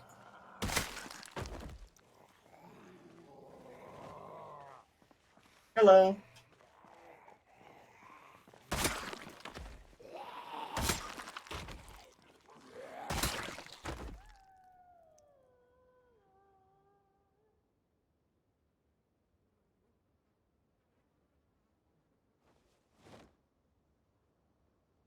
Do you like the stinky character more? I mean, fair. Everybody to their own, right? But I'm content with washing every once in a while, just because it's better that way. I like my character looking nice. I spend so much of my character's time looking at her while she's covered in gore. When she is covered in not gore, it's nice, and I do like that. Especially on those days where she gets to take a break and level something that's not completely, like, you know, attack, attack, attack, weapon skill, weapon skill, weapon skill.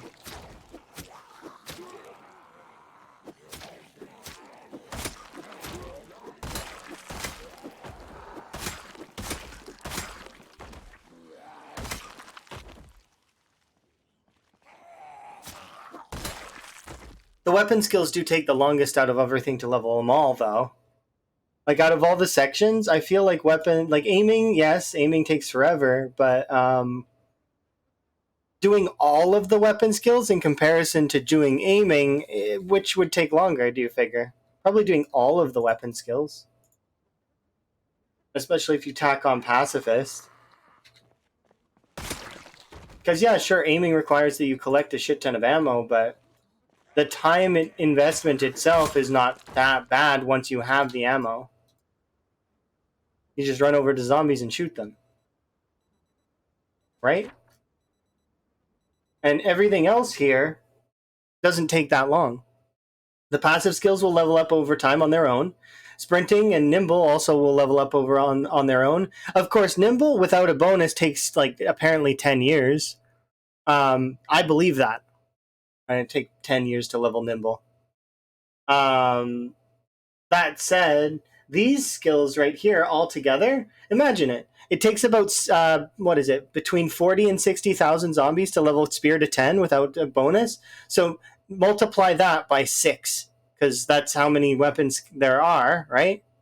So let's, even if you were to go low on it, and so that's 240,000. That's nearly my personal best already, like just with that alone.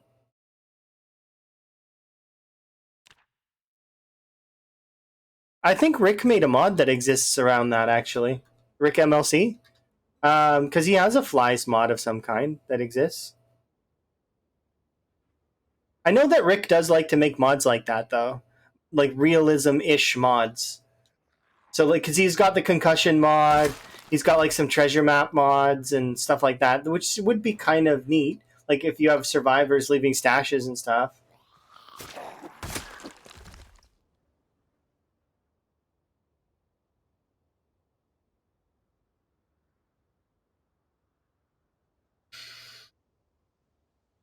Oh yeah, and the one where you have to pay for your pay and pump. You have to take credit cards and stuff in order to pay for gas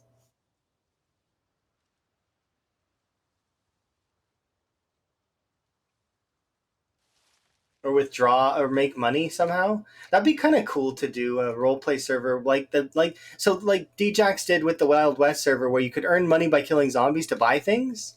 I liked that. I thought it was really cool and innovative. I hope that another server like that is hopefully that is something that with especially with Build 42, it'd be really really fun to play on a server where there's like something like that.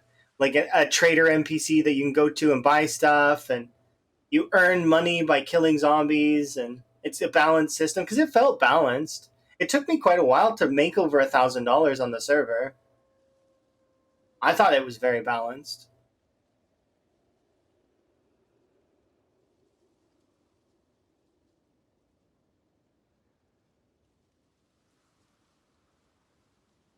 Ajax does definitely make some really cool servers. Gonna have to keep an eye on the different ones that may come out in the future. Maybe they'll fix some of the PvP stuff in build 42, and that'll make it a little bit easier to do some of those like battle royales that everybody wants to give a go at. Because I like battle royales as a concept, I just find they get boring very quickly, and I lose interest. Positional based PvP combat is fun. It's just it can get very samey very quickly, so it's one of those things that can kind of get frustrating. Uh, uh, sad. You hate to see it. But the potatoes are almost ready. So that's kind of nice. How many nails do I have? One. Is there anything in here that I can take apart? The bookshelf.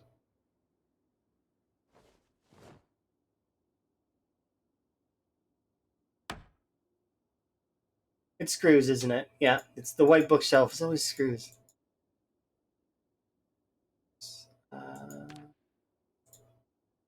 Part one of these chairs, but I'll do this one instead. One nail. How many nails do I need?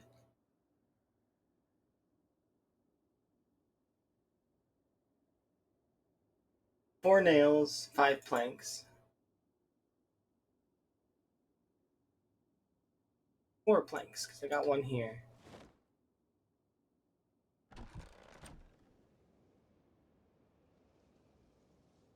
I'm pretty sure this is one of those fences that gives you screws, right?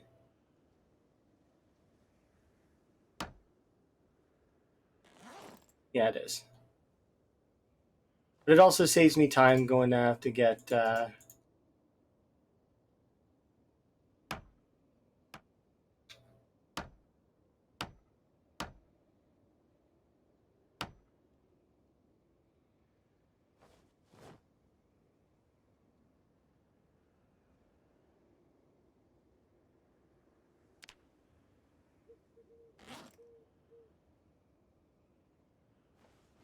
Okay, and so place you there.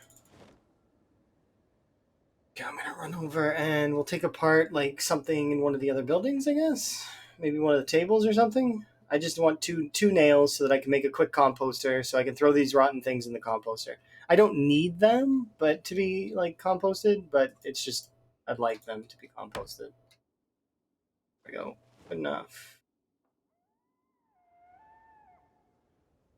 Might as well have some worms on the brew at the very least. You don't need compost. Compost is one of those things in the game that's kind of like it's extra, it's decorative.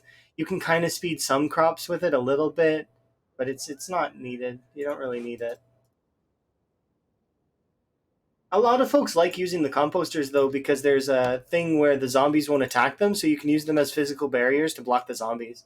Um, I find that kind of cheesy, so I don't use that as a thing that I do. But you can do it if you want to. I'm not. I wouldn't shame anyone that does it. It's just that it's not something that I like because it seems kind of exploity and it's like, bah.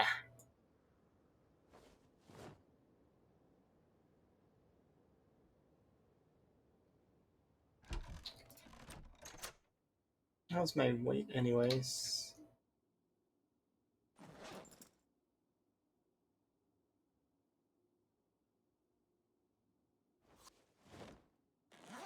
I can't believe it's already been 4 hours. What the actual hell?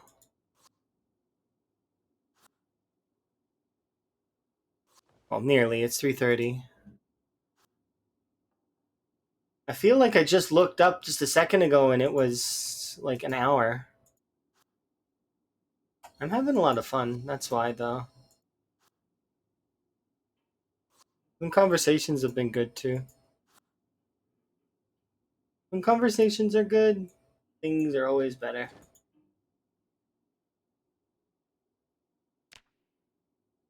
Oh, I went to sleep while we're okay, but it's not that cold of a night.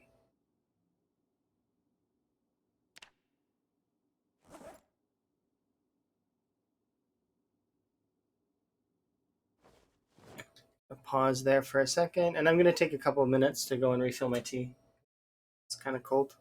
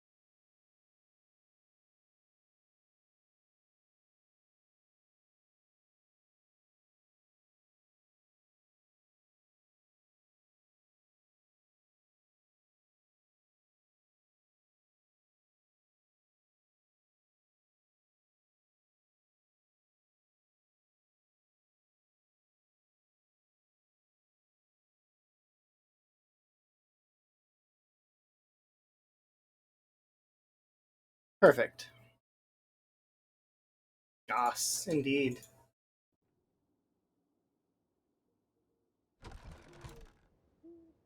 These are done there. There.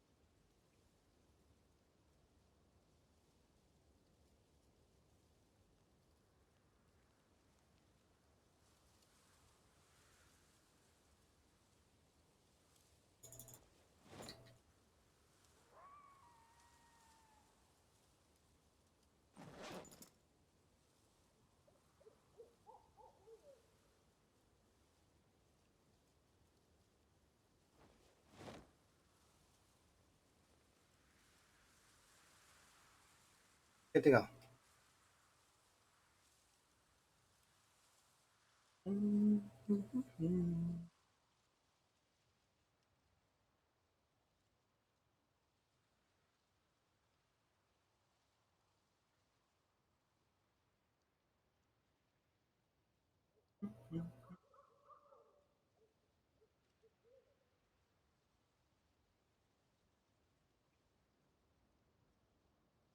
One in game hour.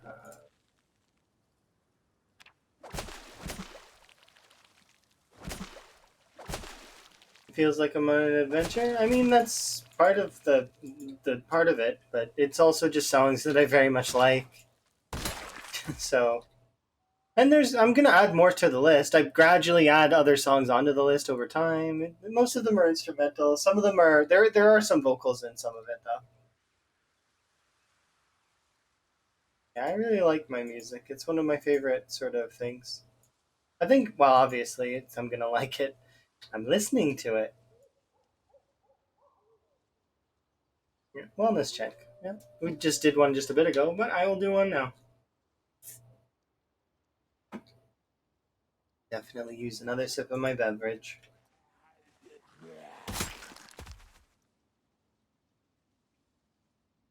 Gonna sit on the chair.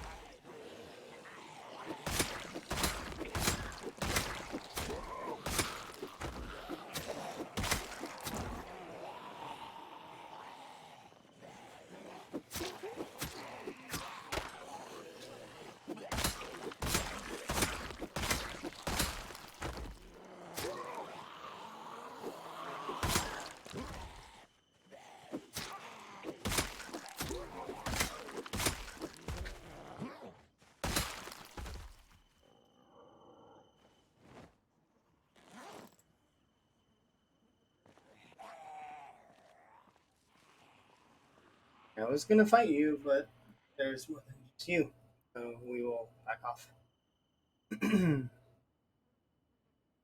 Sure enough.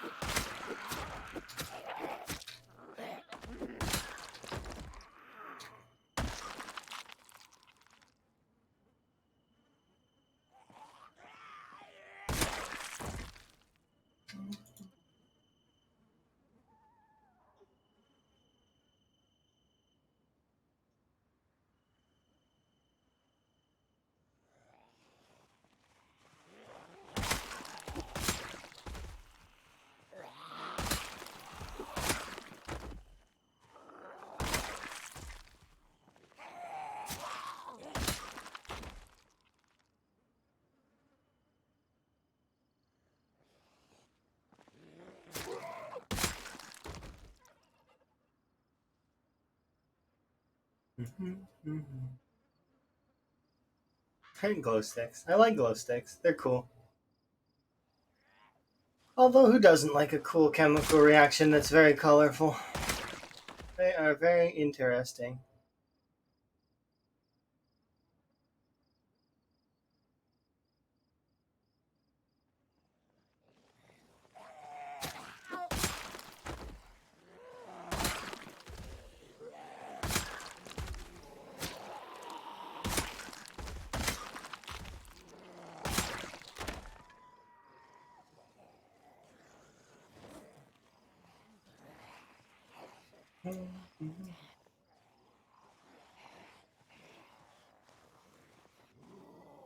No, thank you. I appreciate that. Although the vibe does change from time to time because the playlist is on shuffle and there actually are a few songs on the track that are a bit intensive. Like I have a few that are like there's Frostpunk on the list as well as Yakuza music. All of those sorts of things kind of will set different tones, right? But because of the shuffling, it makes it more fun. Because sometimes I'll get a song that just fits the moment.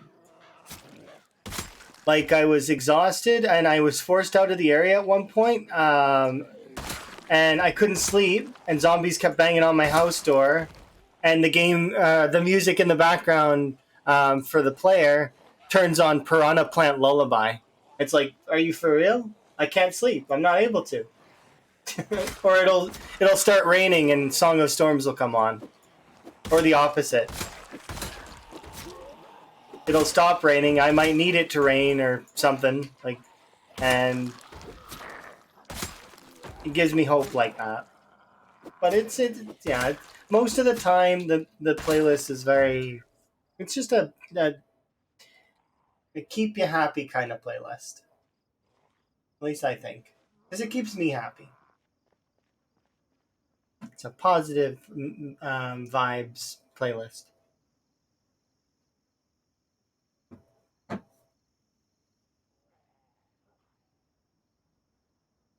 You can use the playlist if you want. It's available. Like it's on a Spotify. Exclamation point playlist. I've had a couple of people ask me if they can use it, and I said, yeah, give her. But it is gonna change. Like I'm gonna add more to it. Right now, it's I think 20 some odd hours worth of music. So it's short comparative to how often I'm listening to the songs. So I definitely want to add more. But I want to keep the music in the same kind of positive mental frames. And then I apologize for the folks on YouTube VODs that don't get to hear any of it, but that's due to YouTube and copyrights. I don't want to deal with it, so my music's on a split track. So YouTube does not get to deal or get to the same experience, sort of. They get commentary and Zomboid. That's it.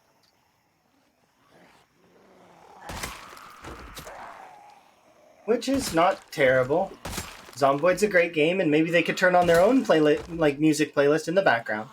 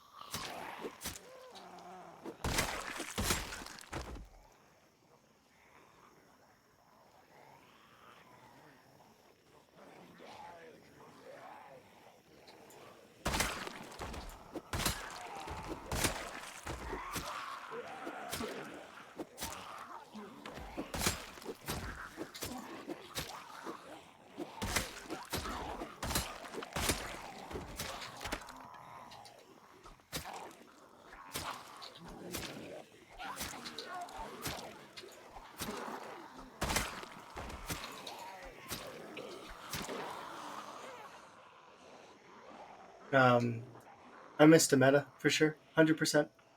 This isn't migration. It's got to be a meta. I meta didn't register in my brain as important and is causing movement. Definitely not migration. 100% meta.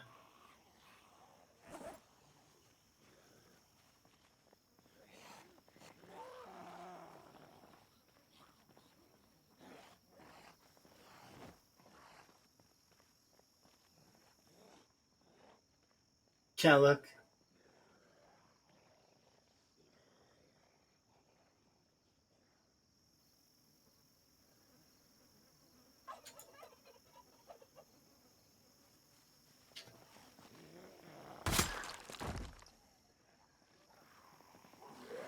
They're all headed in the same direction.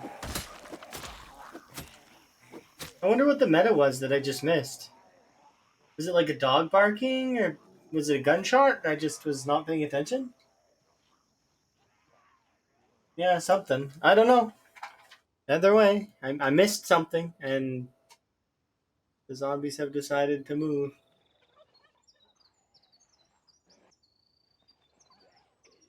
Wow. And look how aggressively they're moving.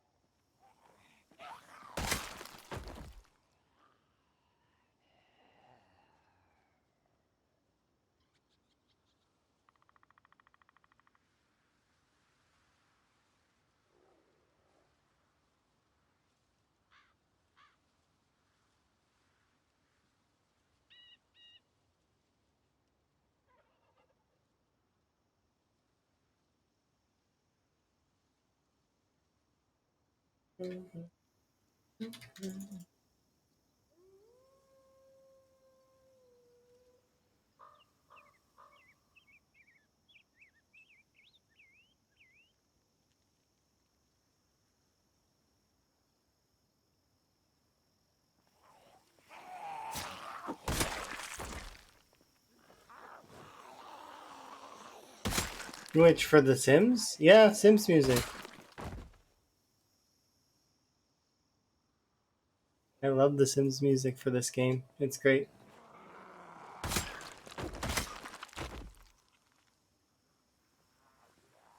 Enjoy the nostalgia.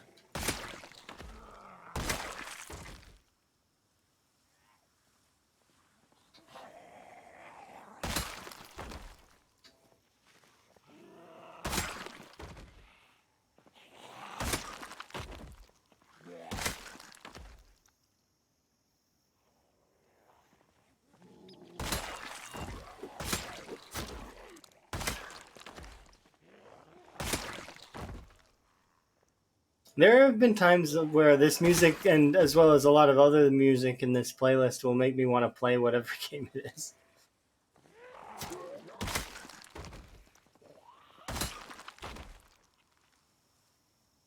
Well, specifically for Sims 2, I played The Sims 2 on console the first time.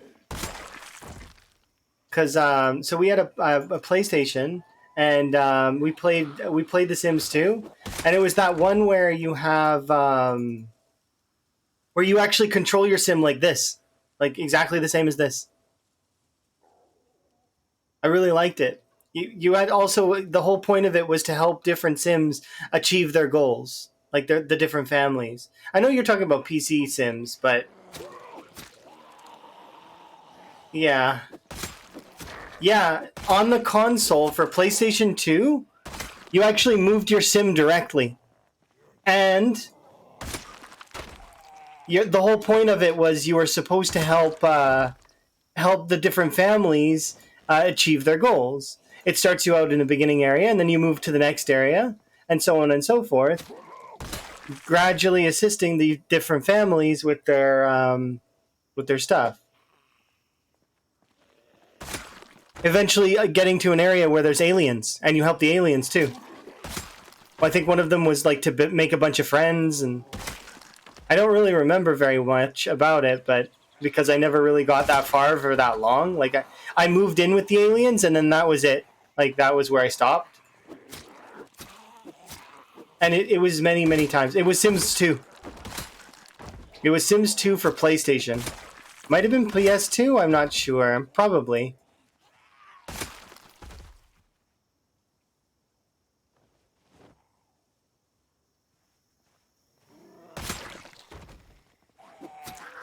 But yeah, you could control your sim directly.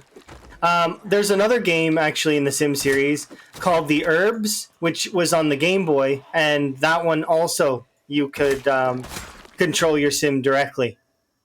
And there was mini games in that one that you could play to earn money, to buy like upgrades and stuff.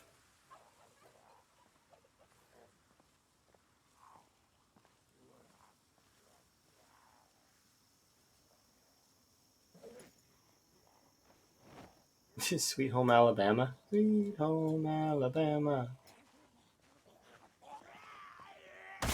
That's a good song.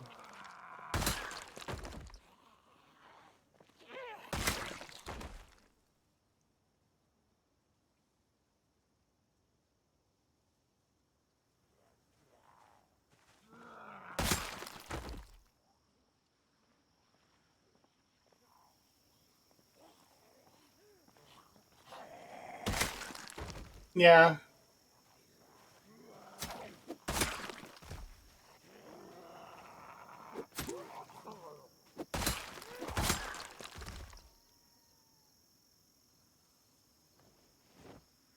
There's a lot of people that really like building the cool houses and then role playing with their characters a little bit. And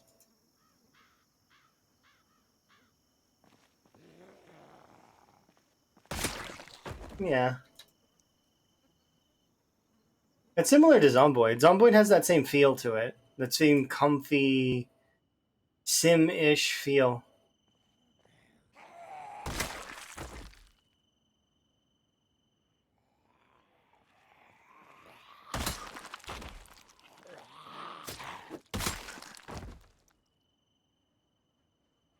Like once you get past the zombies, it's like it basically is The Sims.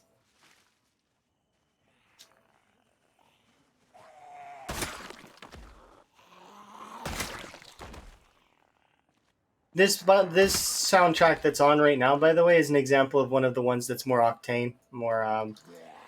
This one's from Yakuza Judgment, if I remember right. It's one of the boss fights.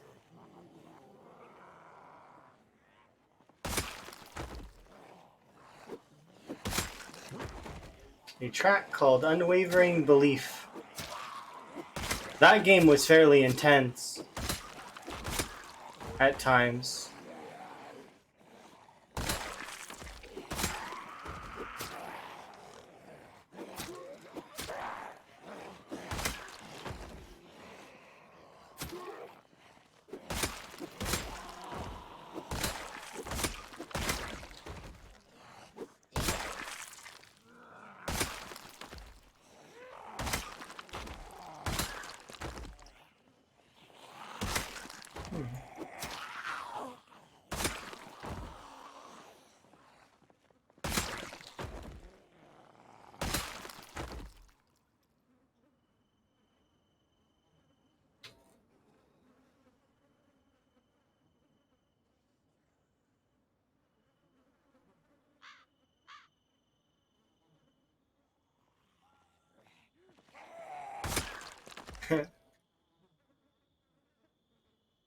There are some folks that are out there that swear by the mother lode and die by the mother lode.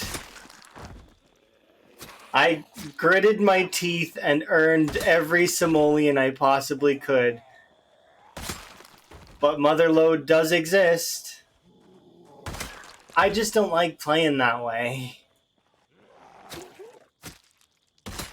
I like to earn this stuff, like the hard way.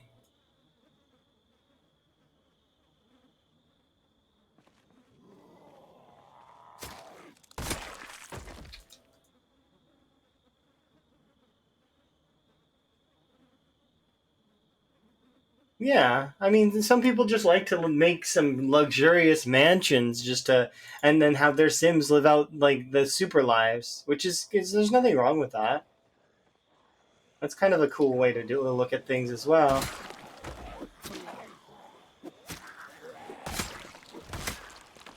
Yeah, it's a sandbox approach. Play it the way that you want to play it. If you don't want to have to deal with the Sims like needs or anything, don't. If you're just looking for a nice I want to design, but with color palettes that exist already.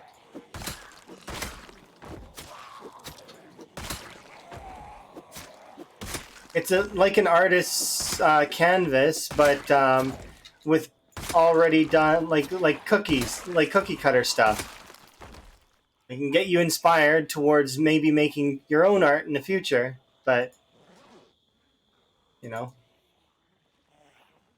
you can shape the cookies any which way you want, but you do have cutters that you can kind of like make sure that they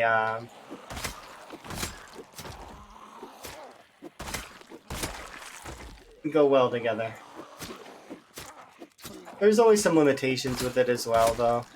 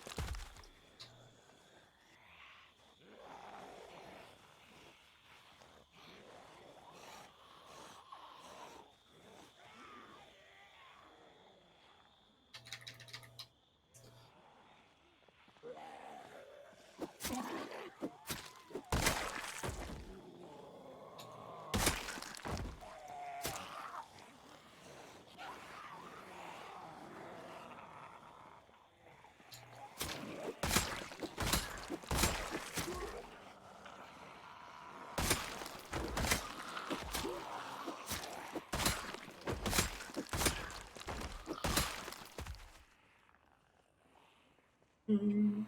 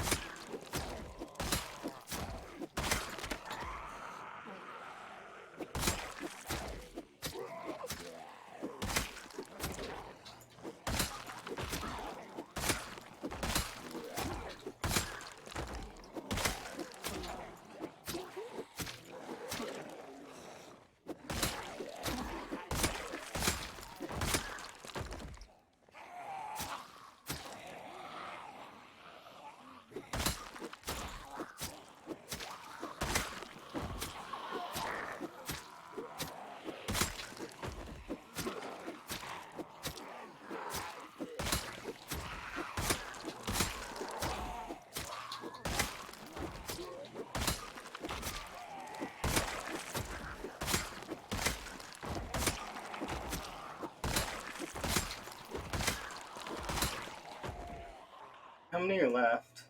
Too many to go in a timely fashion with high exertion. Time to go back and have a sit down.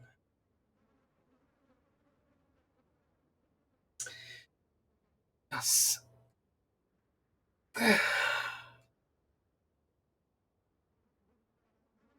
Relaxing. Just casually getting there.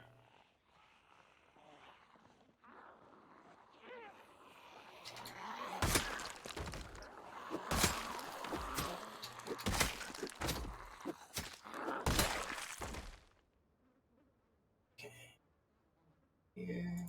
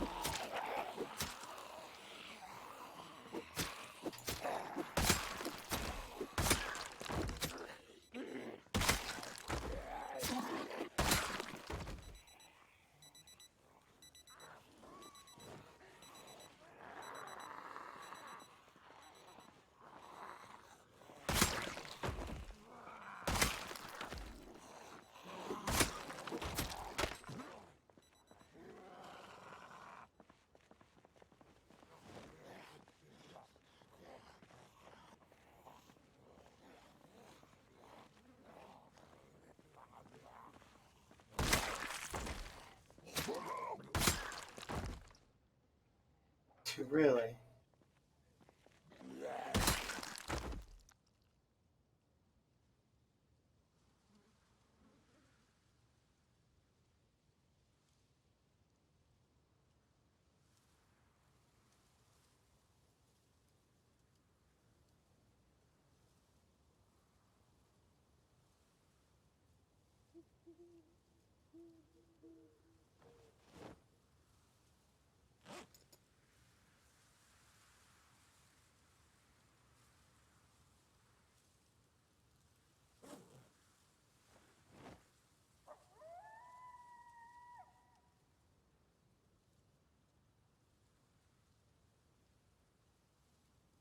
I really thought it would snow between now and it's like we're in December. Where's my snow? I thought for sure it would snow by now. Like we had snow very briefly in October, and then it just hasn't really snowed much since. I'm a little disappointed. I thought there would be more snow. It's even positive weather.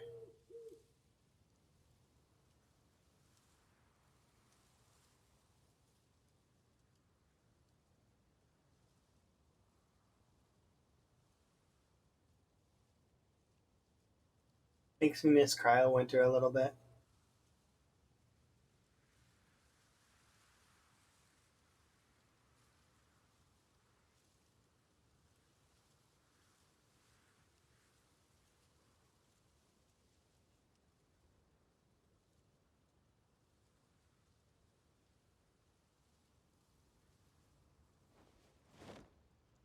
Mm.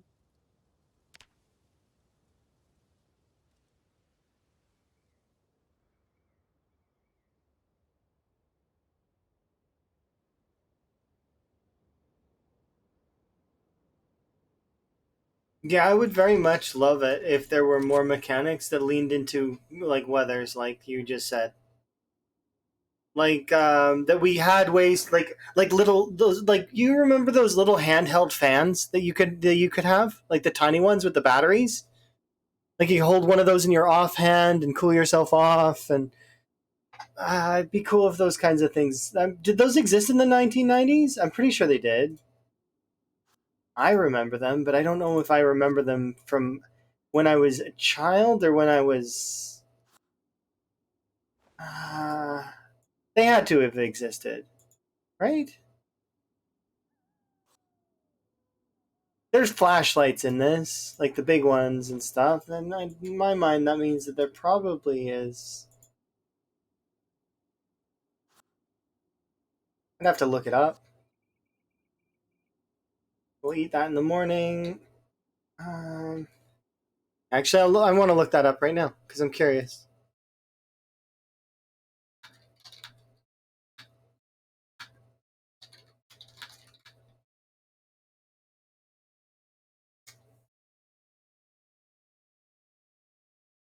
Okay, no. I don't mean those like paper fans from the 16 or from the 600s. I mean like, well, because that could work too. You could have one of the paper fans, but I mean like the ones that are battery.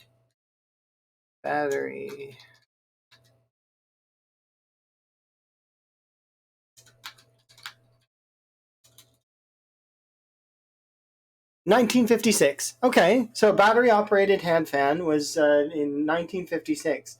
So you totally could have battery operated fans. Totally. That would be kind of cool. That way you can like fight with Cryo Winter a little bit for hot stuff. Look, we got a new character personal best. Nice. 366, not bad. And we got a little weight gain on.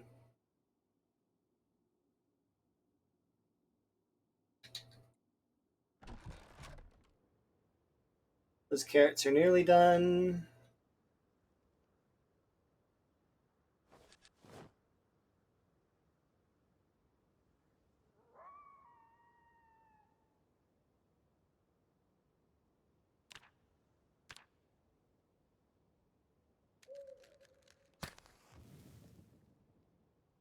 Extreme seasons.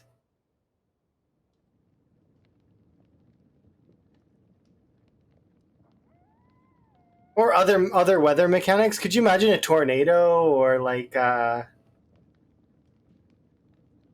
is Kentucky on a fault line? Do they have earthquakes?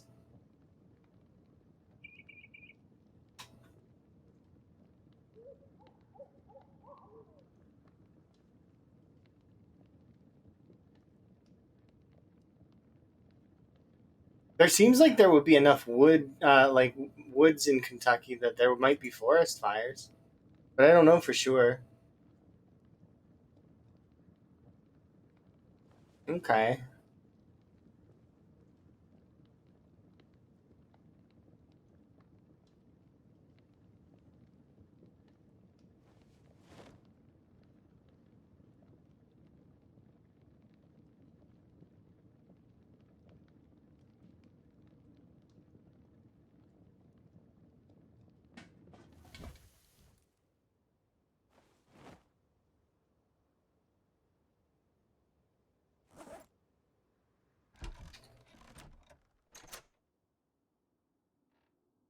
There already okay. There isn't solid. These rabbits' flanks can go in here. Put you on the floor.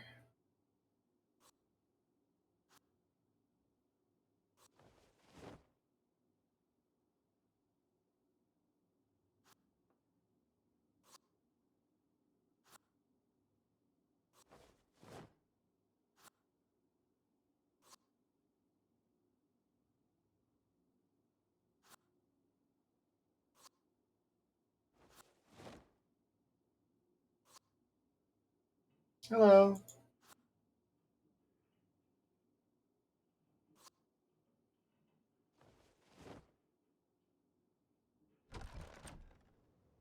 Those should be ready soon.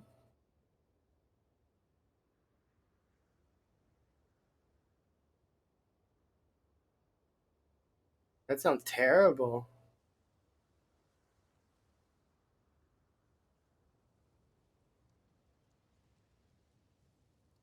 Thank you very much for the follow.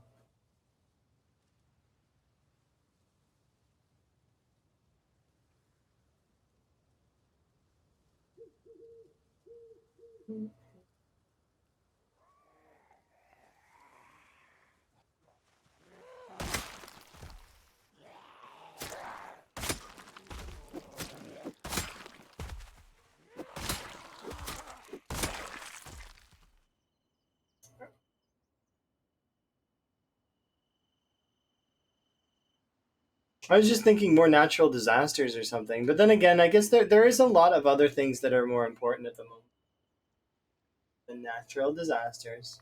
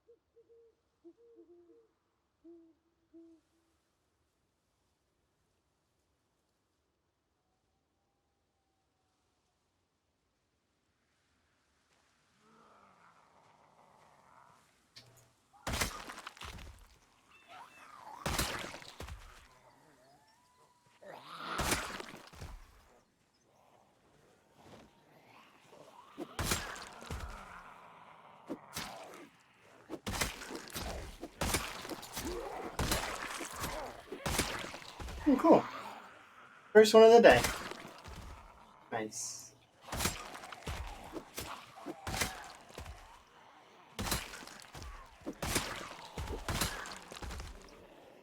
Oh, that reminds me, there's a machete that I need to go grab.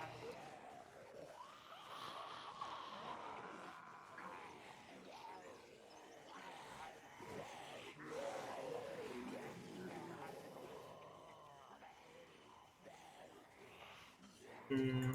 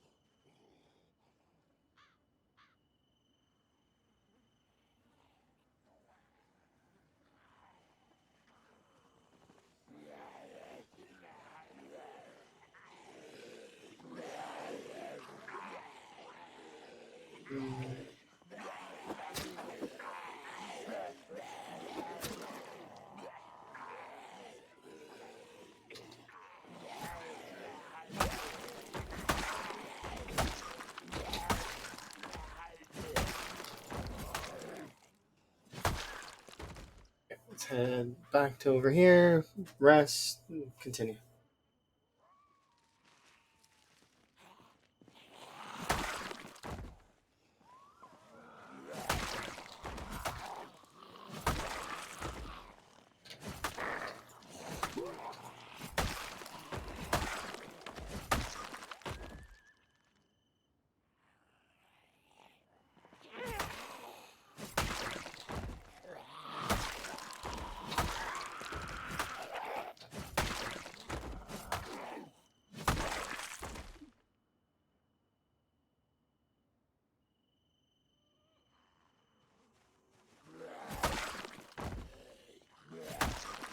Thank goodness the katana is amazing.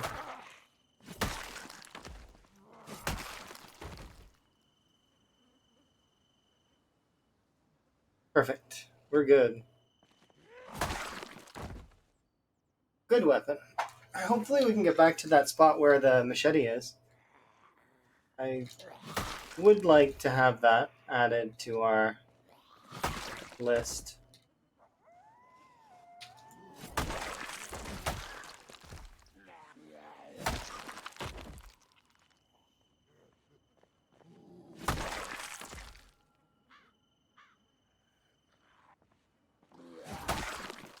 I can train 10 long blades, just a little bit more.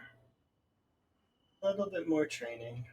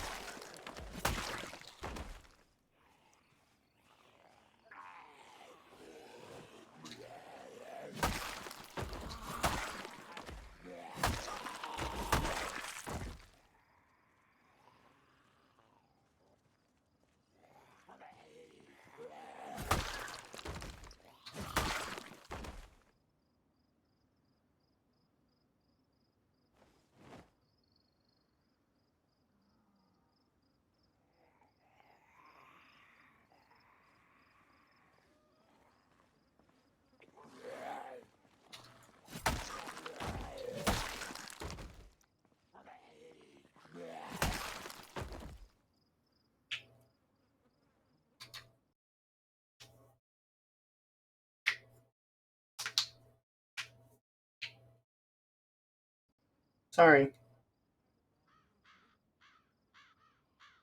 I think that's got something to do with one of my fingers.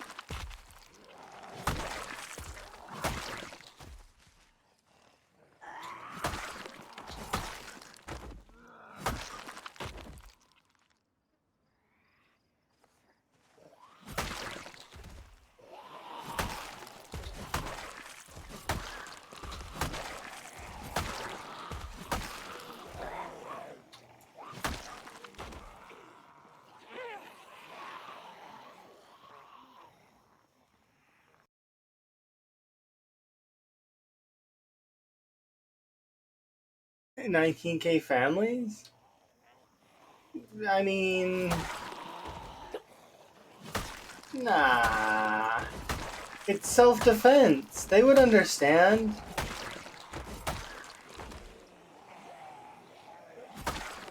No, they really wouldn't.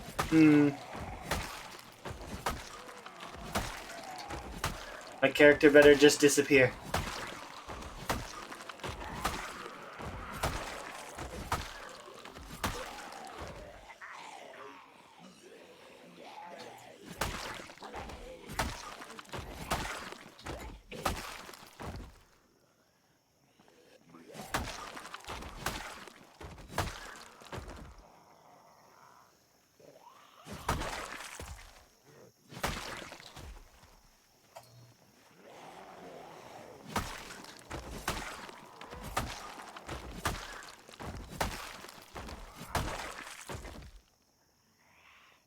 Yeah, I'm no longer a Kentucky resident. I'm moving out.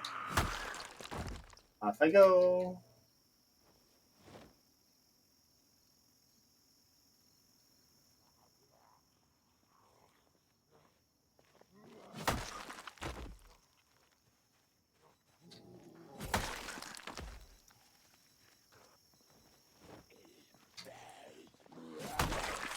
This is just listening to the instrumentals of Still Alive is punctuating me wanting to play Portal. I'm totally gonna do that at some point in the next, either today or tomorrow. Today after I hit my mini goal, or tomorrow after D&D. One of the two. I'm thinking about it still. Waffling, pancaking, whatever you want to think about it. I am on the fence.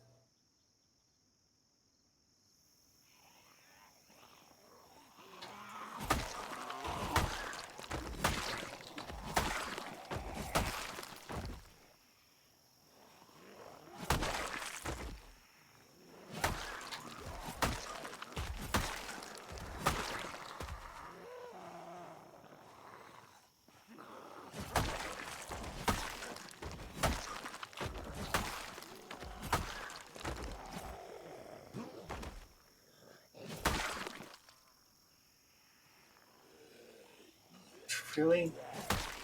Everything but the zombie that I wanted.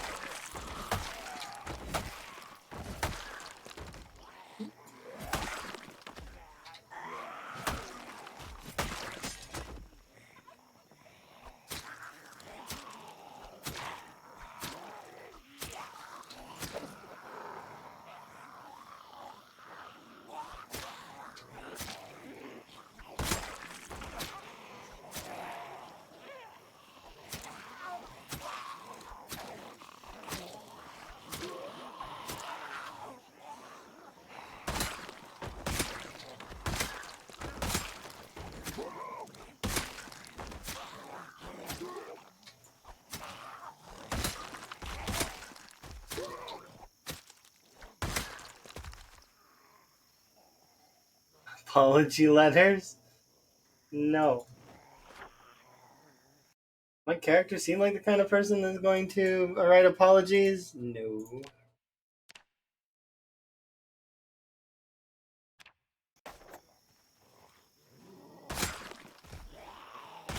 She's the kind of character that probably would just poke the people that try and, that try and uprise. You have complaints? Say it to the end of my spear.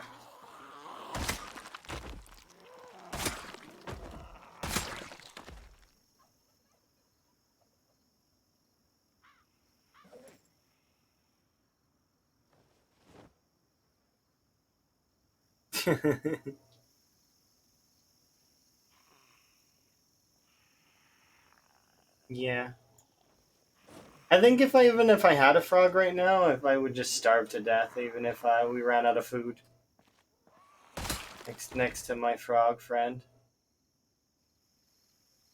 Eat the frog or die of starvation? Well, I mean, I better hope that I can't dig up worms. I will definitely choose the starvation. Gotta commit.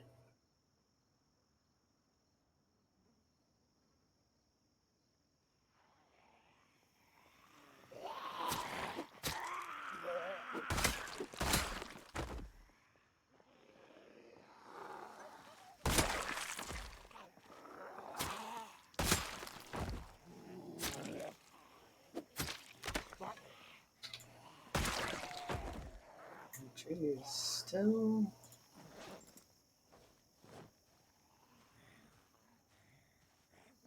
Perfect.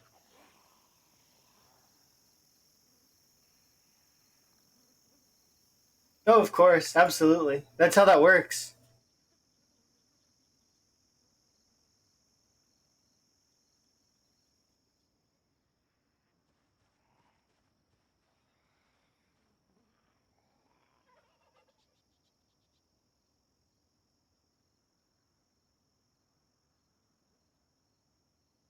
What's higher amounts of protein, right? I suppose it would have given the choice between human and then the like the wet food. They probably would eat the wet food first. Probably is better than the human. Has that ever been chosen? Like maybe they just eat both. Never mind. Because they probably just would eat both. They don't see it quite that way, I would assume.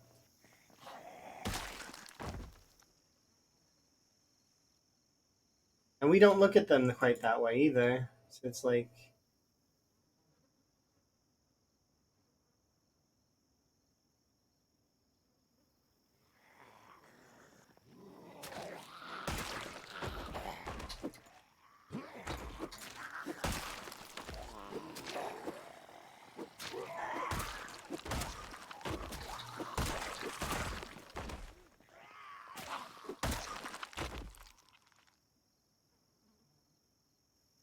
yeah, I definitely am thinking about that still, even now.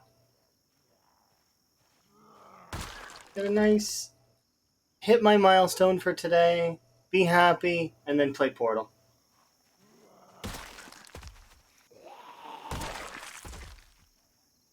The milestones is coming fast as well, so that's kind of nice.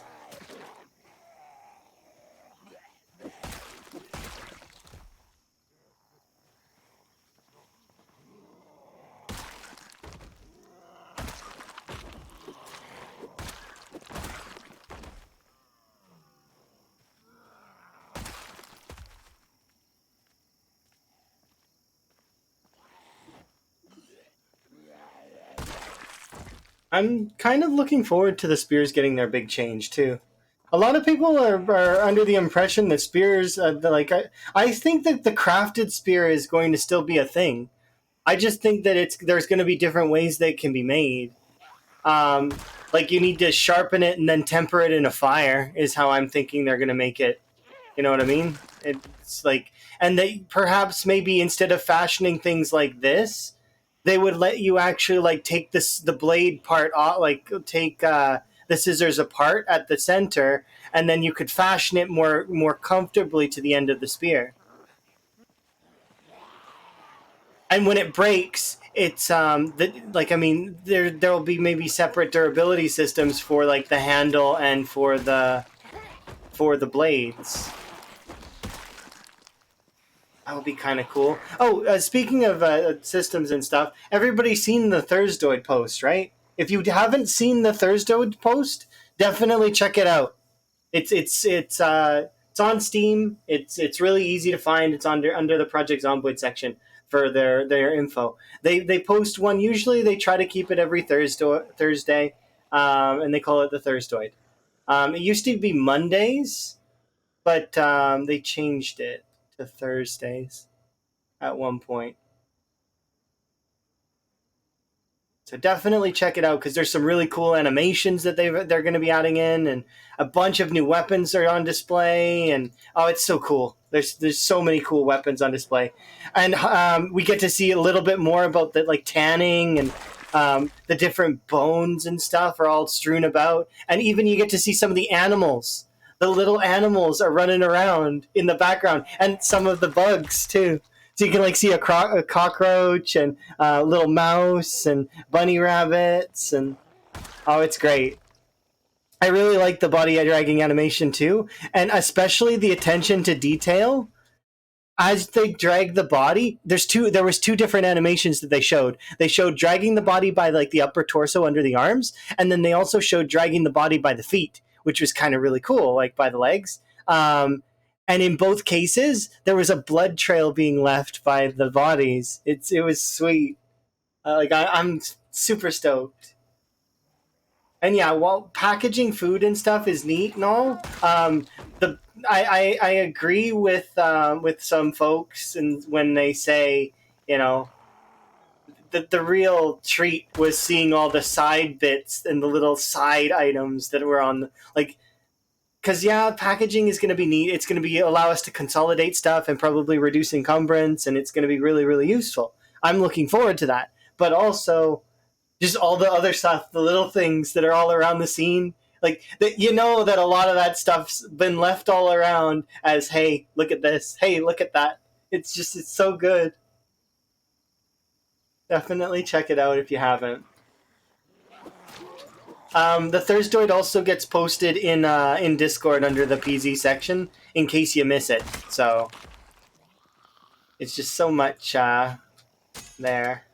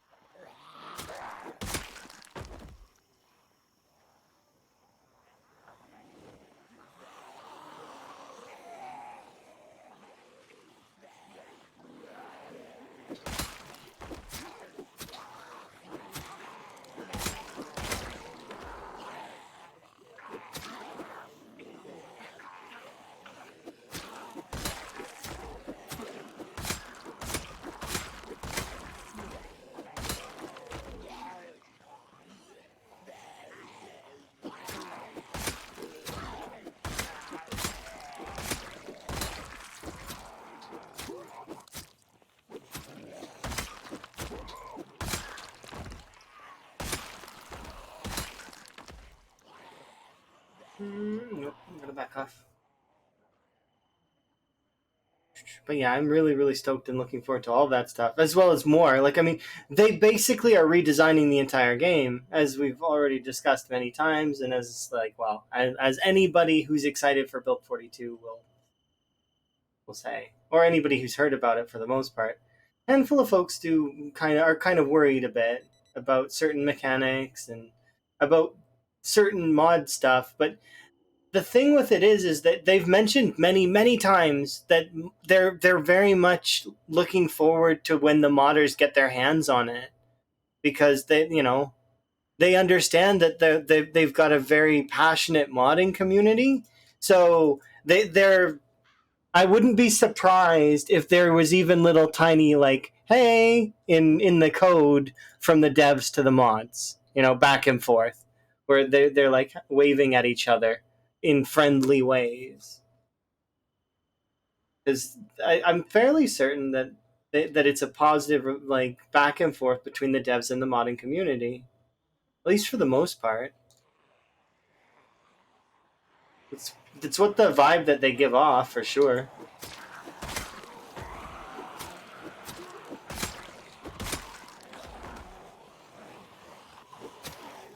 Of course, I'm not a modder myself, so I can't know for sure.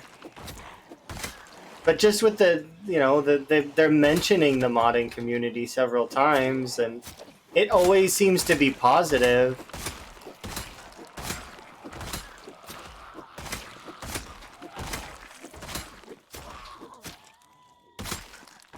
Not really like you would mention them negatively, though, in a post, but I mean,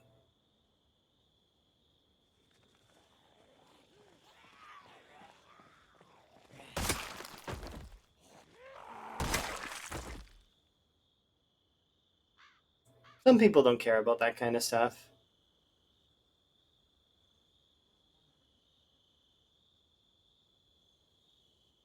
Yeah, exactly.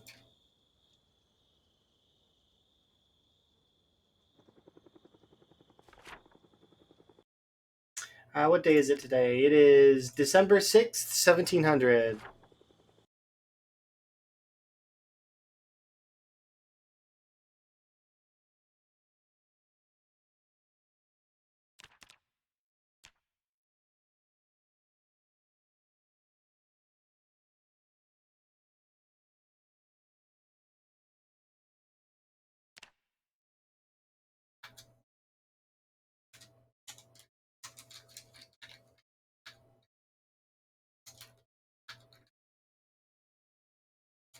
Oh man, I am like fumbling my keys, something fierce.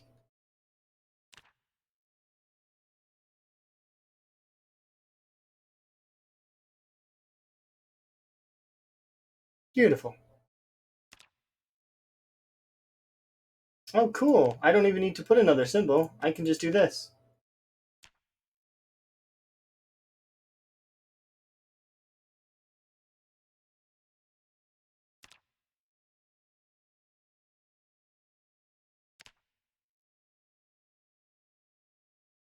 Perfect. Okay, we don't need to rest.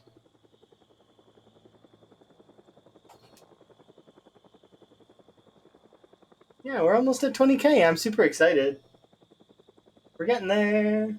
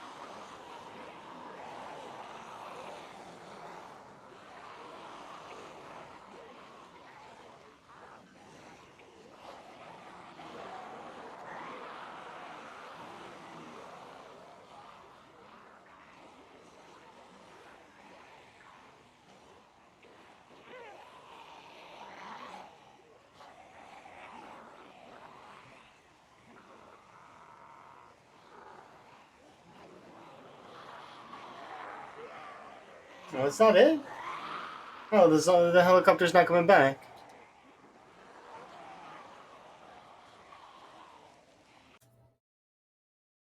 Hmm.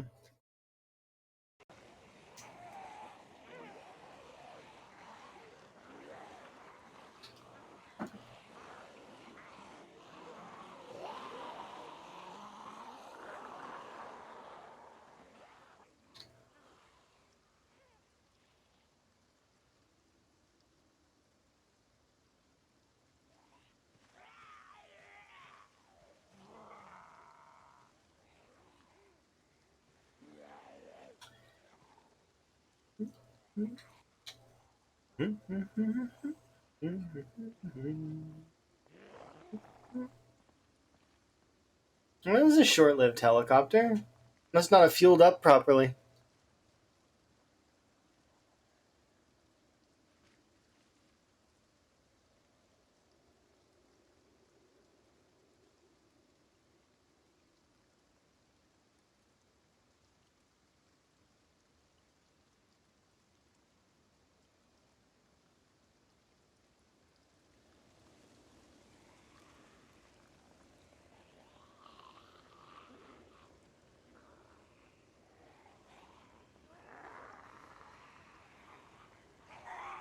Yeah. Poor Greg. Not planning ahead, not fueling the copter right.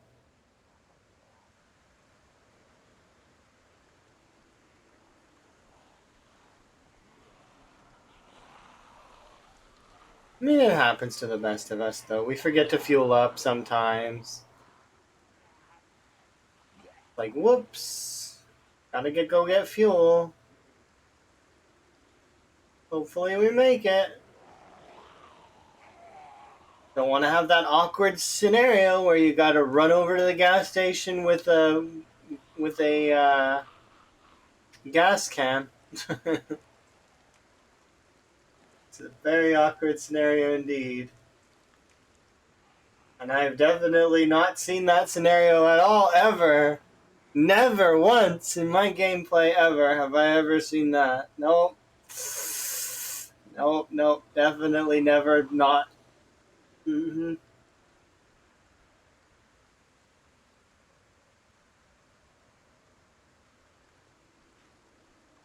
Could you imagine?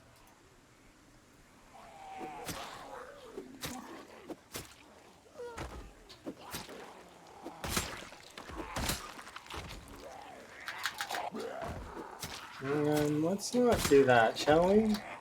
Man, twice in a row? 3 times in a row. Jeez.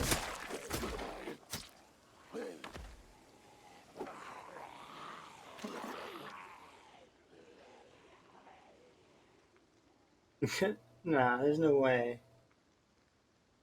That was 3 big mistakes in a row. Well, not big mistakes. They were small mistakes that could have been a big mistake. I'm gonna need to play Portal because it's on my mind and it's taking up space right now. Gonna need to happen.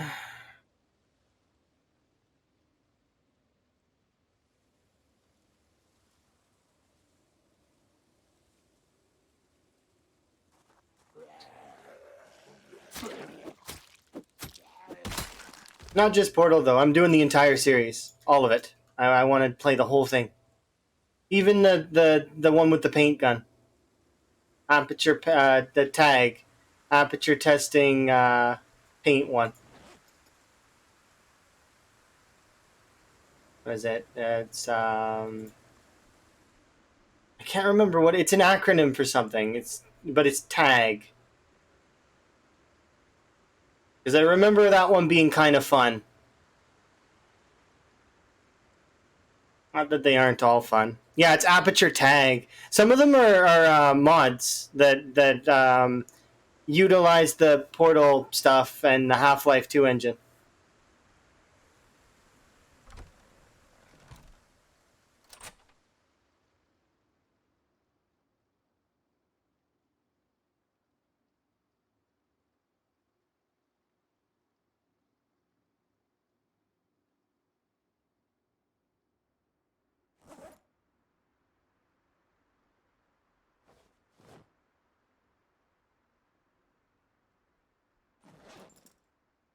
What's my weight? We are perfectly 80. I would like to continue to eat until we're in the 80s in plural.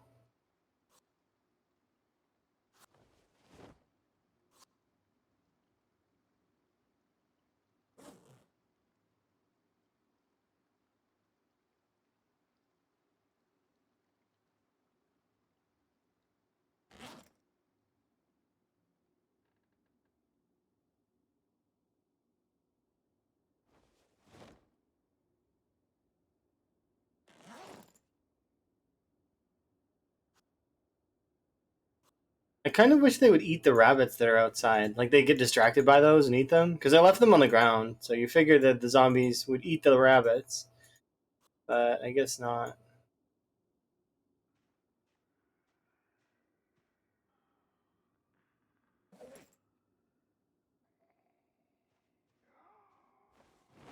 We know I'm not gonna go to sleep with that sound like in my ears. That's not happening.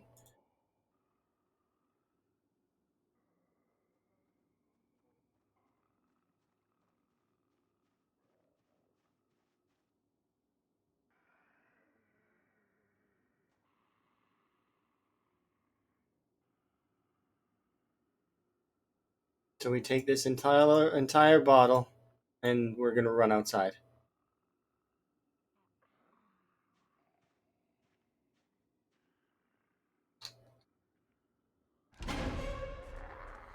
Look at that. 2 of them at my door.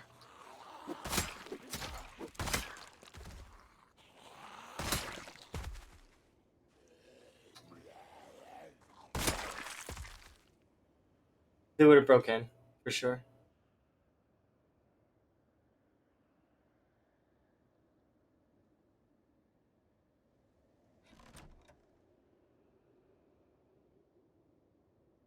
Did it go a little overboard with the pills? Kind of.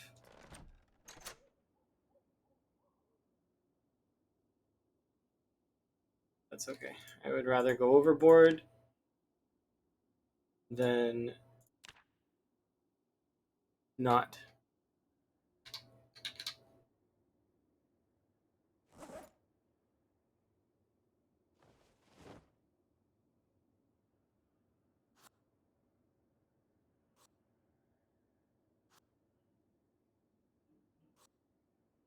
It should be it, right?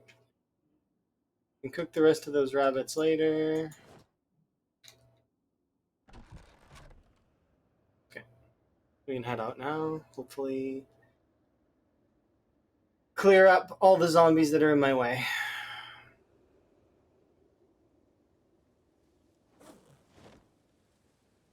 8 should be enough for now.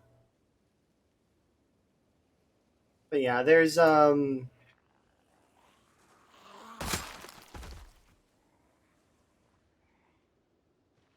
time one seems interesting too.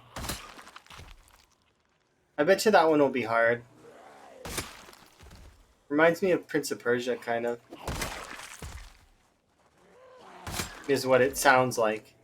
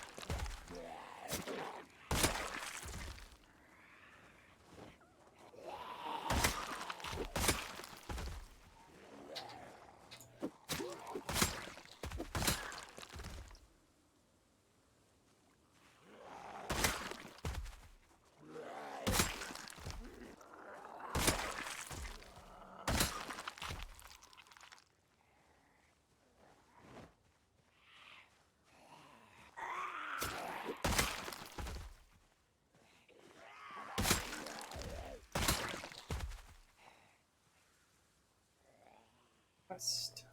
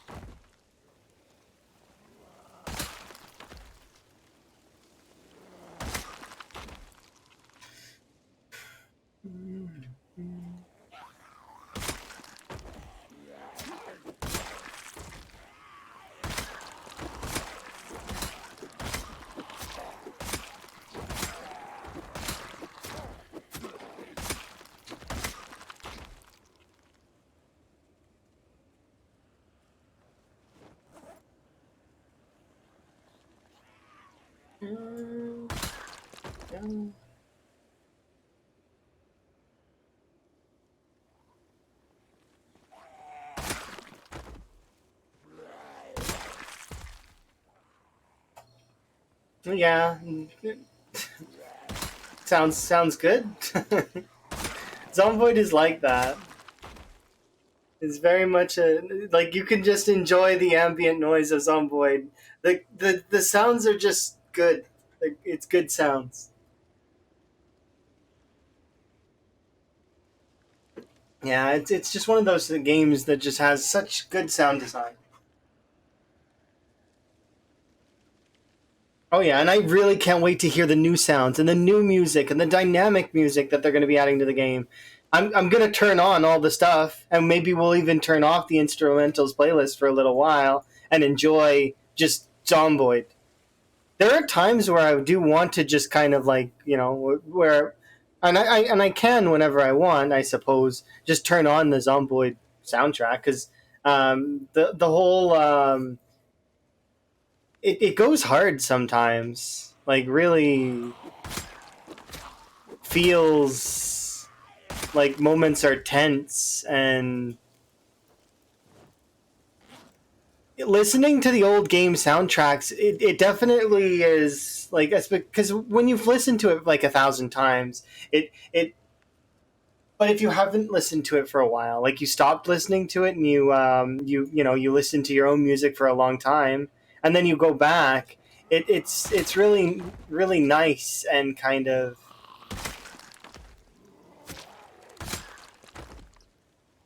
yeah. So I'll probably I'll be excited to listen to the new tracks for sure. Also, streamers often will turn off in-game music and listen to their own stuff because it's very frequently game companies will get music, and the music ends up copyrighted. So, but obviously that's not the case probably for Zomboid's soundtrack, or maybe it is. Maybe I'm wrong, but I'm not sure. I figure it'd be like The Sims, kind of like its own sort of,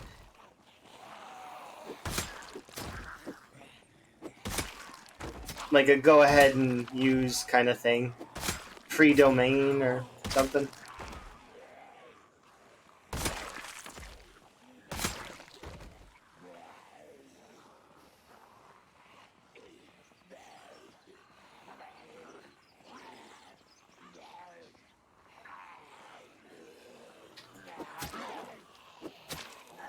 Yeah, it's really frustrating dealing with copyrights. For those that don't know why I speed up like for example the cutting sound or certain sounds in the game, um, I got a couple of copyright strike, like not strikes, but copyright like things that I had to uh,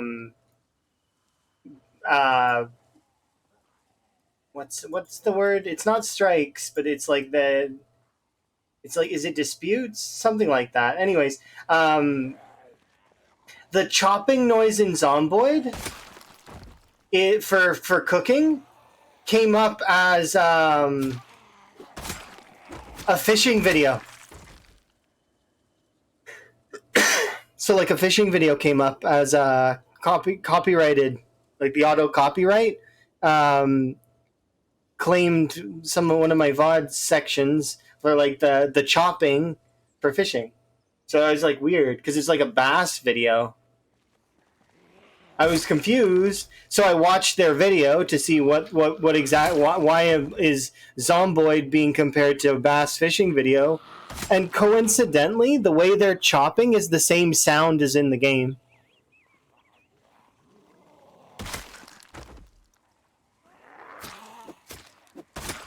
So I try not to have that sound.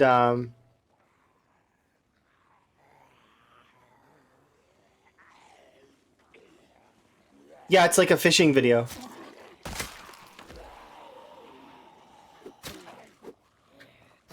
You just fight the claim, but at the same time, my YouTube isn't monetized. So if my YouTube was monetized, which and somehow popular, which it's not gonna be because it's one of those sorts of things that's like I don't plan for that. I haven't planned for that because I haven't put that much effort into it. It's one of those things that I'm posting my videos there as a potential, and maybe I'll use them, maybe I won't. It just depends. I just want to have the option available, right? But that said, um, if bigger channels have monetization, if stuff is copyright claiming like that, they get to take the monetization away from those channels.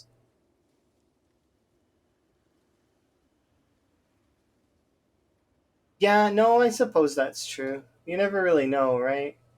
You could just blow up, like Nurse would be a good example. Nurse never ever thought that she would be like very popular, and it can be jarring for some folks too, right? Like it's like, oh wow, something, and it's just there you get cast into a world that you're not ready for.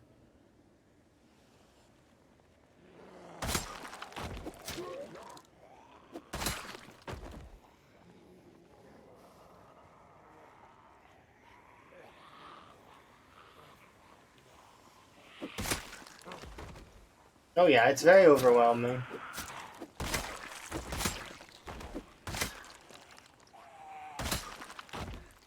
one of those things that would be very tough.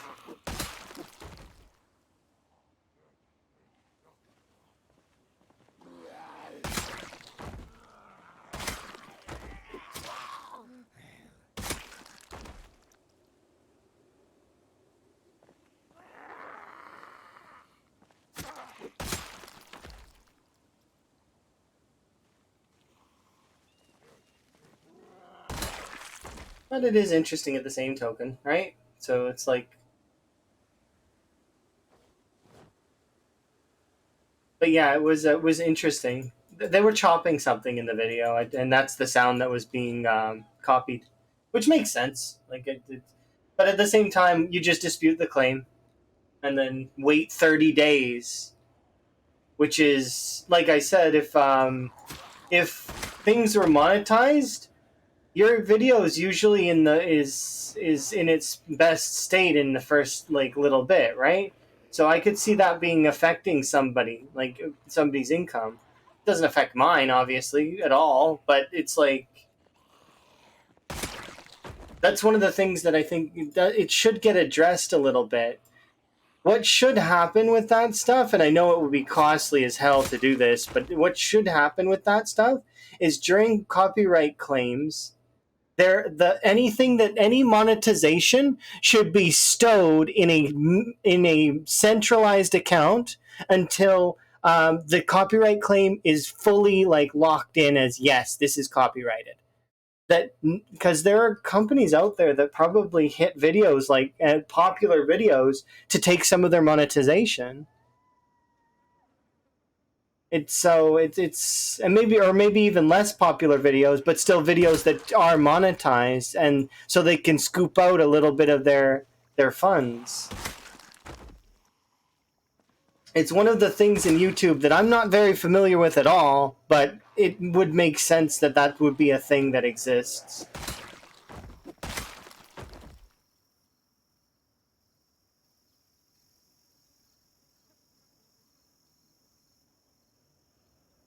Yeah, but the creators make up a large portion of their platform.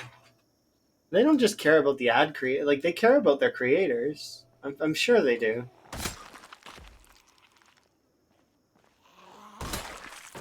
For 7 years? Yeah, no, I know. Doesn't mean that it doesn't need an update.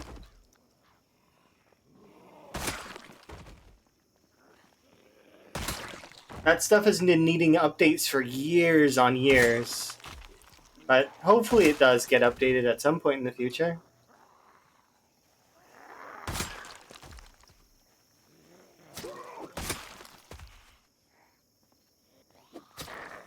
I'm not sure how you would bring it forward into the current century though. Like I genuinely have no idea. It's one of those things that that is a very complicated and difficult topic. How would you bring it forward?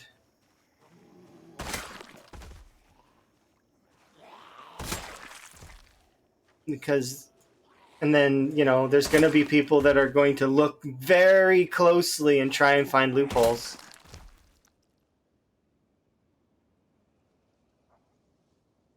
No, don't sleep there. What are you doing? Rest.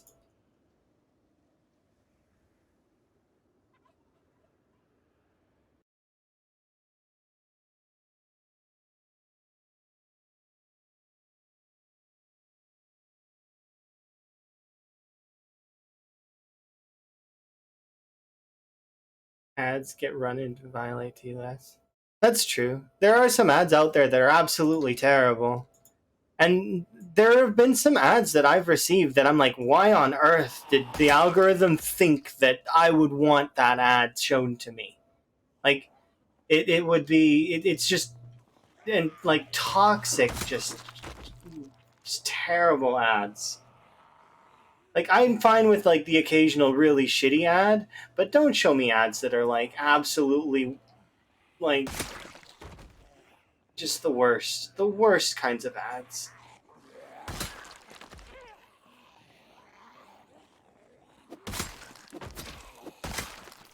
Ads that involve folks that I just would prefer to pretend don't exist.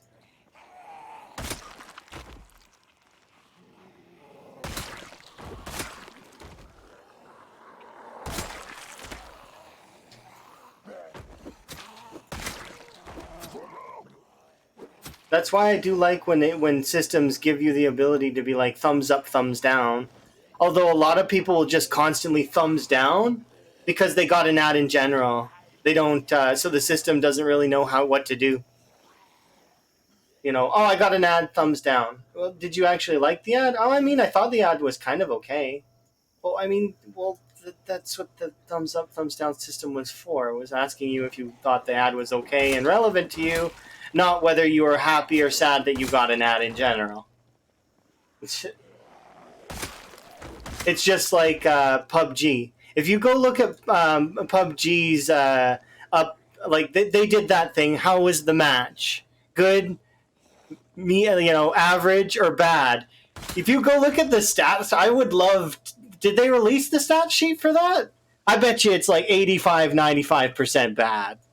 Like, because people got upset because they lost the match, or they just didn't like that they lost, so they just put bad.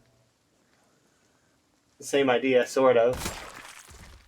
Same idea, different genre. Yeah, that stuff definitely needs a facelift of some kind, but I'm not sure how to do it. Because you don't want creators to be stealing content from other folks, like musicians, for example. But at the same time, if a video game has said musical rights, it's like, and you get dinged for it, is that really fair? Like, I mean, kind of not. Some games don't have those modes in them where it'll parse those things out. It's just, it becomes tough.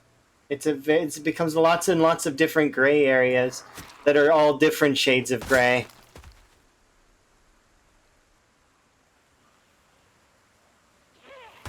It's on like a case by case basis, and apparently YouTube doesn't have really the power, the folks working for them to manually do everything. Not that you would be able to, anyways, with the sheer volume that is uploaded.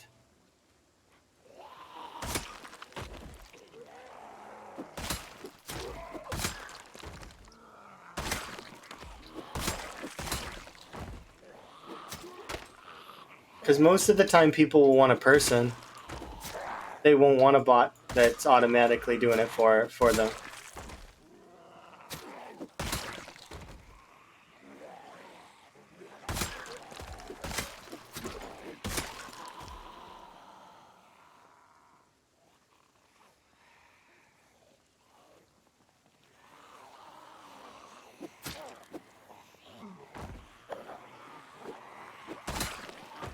Yeah, definitely. Things need to change at some point in the future, and who knows? Maybe they will, maybe they won't. We'll wait and see. It's like one of those sorts of things, though, that it's definitely tough.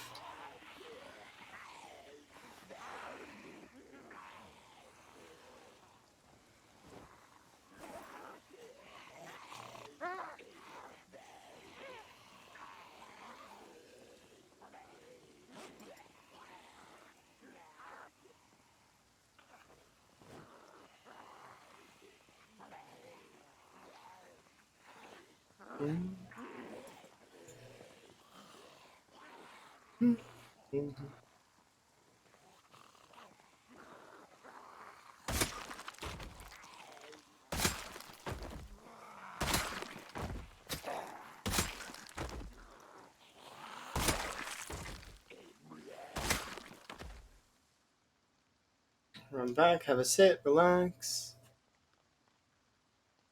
I'm about to hit my mini goal that I've set for myself, so I'm really pleased about that.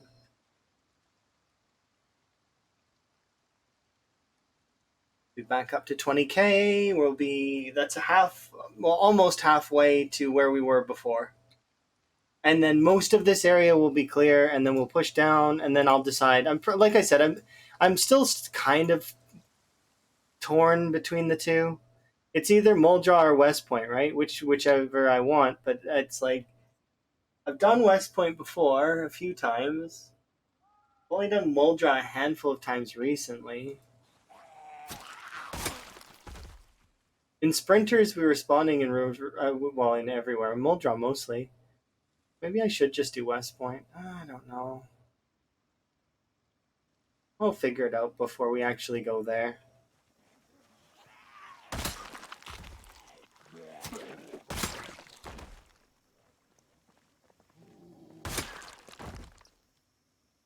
Because the plan would be to wait for those potatoes and carrots, which are almost done growing. They're like basically on their seeding phase as we speak.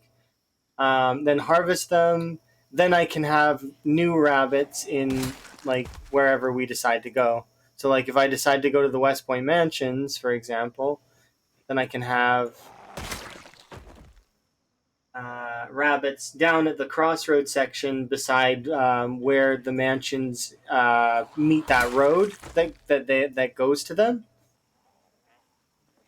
And then if we do Muldra, we can do a similar thing that we did last time where we go along that one road that's out in the outskirts and have half of Muldra come out to us until eventually we can establish in McCoy. But by then, hopefully, we will have the generator mag and the herbalist. Although, we may not have that for over an in-game year. We may not have a car or a... Because we're already at, what, 5 months? Assuming that the next batch of zombies takes quite a while, and then slowly pushing into... Yeah, we're going to be carless for, like, another... At least... Yeah, 5 to 7 months, I think. Like, we could technically have a car, but it would be running on fumes. So I don't expect we'll have cars or power for a very long time. Unless we forage up the generator mag. Or the, well, specifically the generator mag. Because we have generators, we just can't hook them up.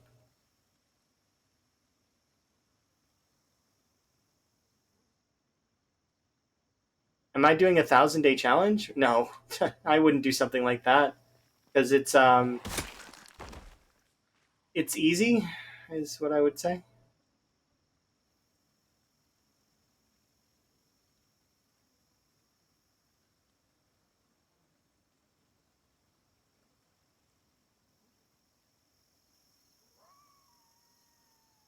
Certain aspects of the game are easier than others for sure. On this game mode, it'd be easy. How would I make it hard? Well, I mean, currently in this game mode right now, living in for 1,000 days would be kind of tough, but not really, because I need something to occupy my time. It's like, but it's never really about survival for me in this. It's more about me trying to do whatever challenge I'm doing, which right now is just get a bunch of kills mostly. But yeah, it does depend, varies from challenge to challenge. 1,000 days though is it's not that that much. It just seems like a lot on paper. It's not actually that much. It's only a couple of in-game years, which did I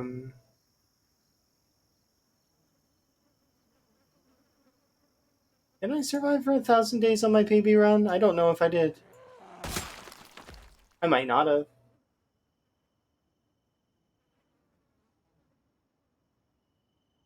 I have the conversion into days on my scoreboard. Here, I'll check really quick. Give me 1 second.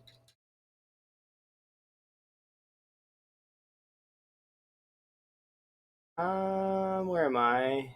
Yeah, I lived for 1,000 days on my PB run. 1,075. But yeah, living for 1,000 days, it's just finding stuff to do for the most part would be your hardest thing, I guess. You gotta have goals.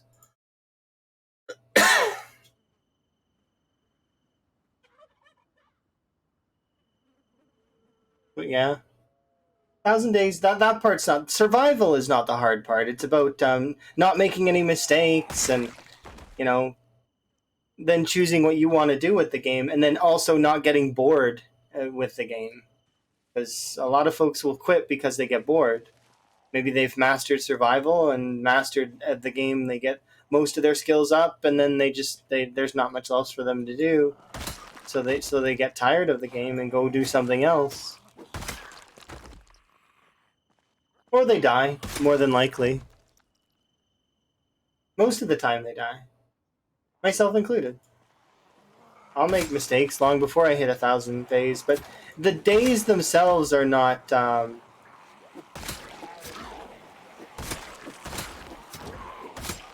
At least, yeah, surviving for like 2,000 days. Now that's kind of more of a challenge, more of an ask. Like Lamprey or Karumi or Twist or Tower. Their runs are impressive and really, really long. Like absurdly long.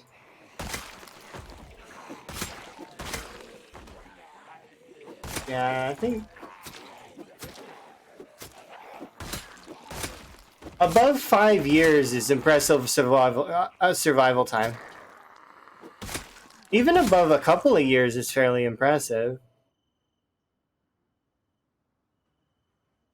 What would I add to the base of the game? Well, they're already going to be adding a shit ton in Build 42, so I don't really have anything that's more that they need to add other than just please release Build 42. that's all. If you've seen any of the stuff that they've been adding towards, like in the Thursdoids and even the most recent one, um, it's absolutely phenomenal. Yeah, I'm not trying to shit on survival time, by the way. It's one of those things that it's like it's survival time. You kind of incur it passively. It's not something that you really focus on. It's you focus on other things in your playthrough, like where you want to go, what you want to loot, goals you have. And survival time usually is an afterthought, is something that comes as a result of doing your other things. Whether it's make a kick-ass base, or you decided to do a nomad playthrough, or how do I feel about NPCs, allies and enemies? It's not going to happen for a long time. It's really hard to code that kind of stuff. And I would be neutral to it. When they release it, they release it, and we would be able to play with those systems when they come out. Currently, the modded versions of that exist, I've not tried them. I've seen them briefly in a couple of streams before, but I've not really I've seen that they're kind of janky in the way that they are. In terms of that, though, I don't know. It depends. Depends on how it's implemented. I don't want it to be too strong. I don't want it to be too weak. I want it to be kind of like a balance system, which is going to be hard to do. But I'm neutral to that. I like the game as it is already, so having NPCs, neutral. Don't really care if they add them. If they do, thumbs up. If they don't, I still like the game.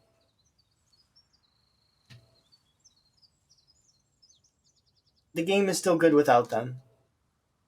People who really, really, really want the NPCs to be involved, I mean, you can kind of play multiplayer and fulfill that role. But that said, it's like, but I want to play single player. Well, then, they'll get there eventually. Just give Indie Stone time.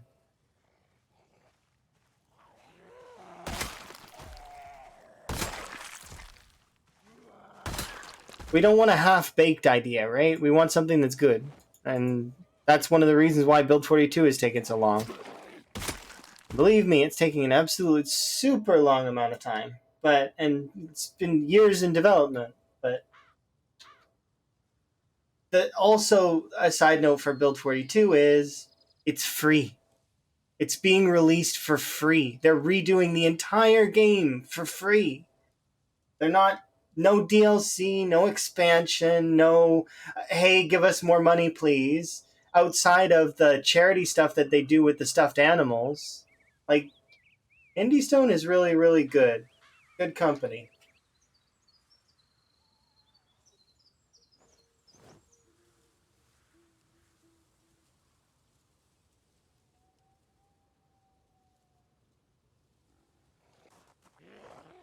Okay. Yeah, as for NPCs, if they add them, great. It's one of those things that I'm not rushing for and couldn't care less if they release them at all. If they decided that after build 42 is like this, we're done. We don't want to do any more. We're good. I'd be okay with that. I'd play build 42 for a while, and probably for quite a while actually. I'd enjoy every aspect I could of the game, and then I would move on because that's what would happen. Because things come and go. There's ebbs and flows. Things are fun for a while, and then you move on and do something else for a while. But that's how that goes.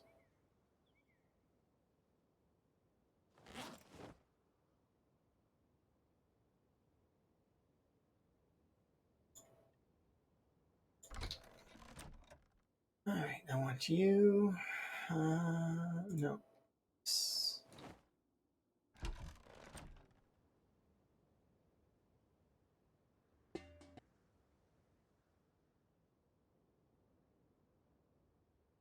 But yeah, I feel like the all of the things that they're adding right now, like the the rabbits and the mice and all of the different, like the raccoons and all of the different cute animals and that are going to be probably fairly delicious in the game. I'm gonna guess it's gonna be great.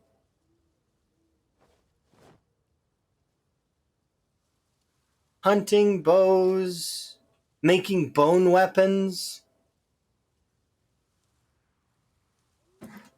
an entire new system of weaponry, tons of weapons to choose from. Oh, it's gonna be good. Well, thank you for the wellness check. I do appreciate it. We'll probably do one or two more Zomboid days, and then I'm thinking about playing Portal still. Because my goal today was to hit 20K. That's the goal I set for myself, because I figured it would be an easy goal to hit.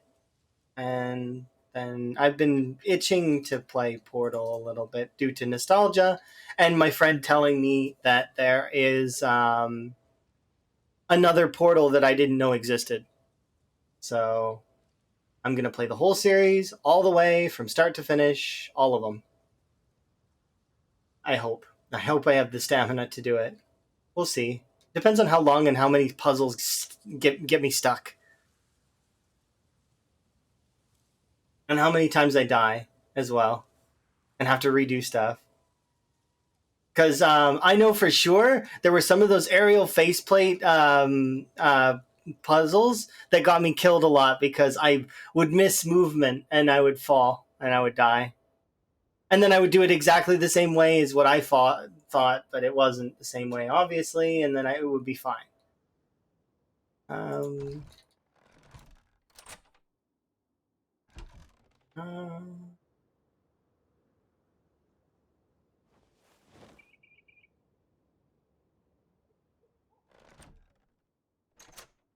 I need food.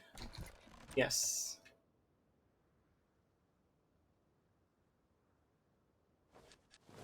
Tomorrow we'll go in. We'll get fish as well.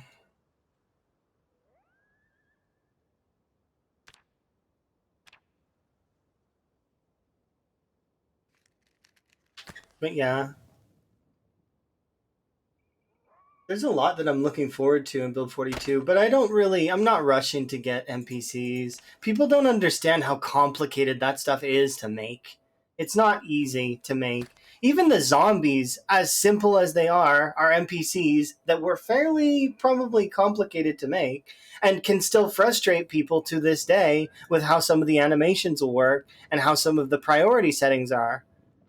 It just depends. It's a complicated system. Same for the rabbits and all of that stuff. Those are also NPCs, and they are also very complicated. You know, it's not easy. There's a lot in game development that's very tough, and one of the reasons why I'm not a game developer is it is rough to be a game developer sometimes. You can have this idea that you think is absolutely phenomenal in every way, shape, and form, and then you present it, and it's not any good in accepted. Like everybody hates it.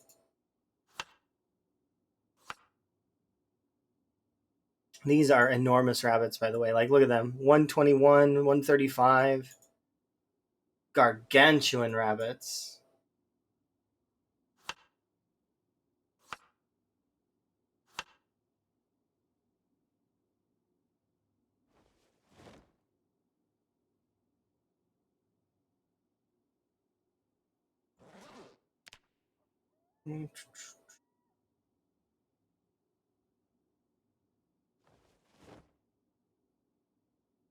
Did I not take out the water? I thought I did. Oh, I must have taken out the empty bottle again. Let's wait for sleeping and then get our 400 kills. It's going to take probably about 2 more zomboid days to do that. Oh, I was supposed to fish today. Oh well. Roughly 2. Or 1 really good day, but I don't think it'll be today.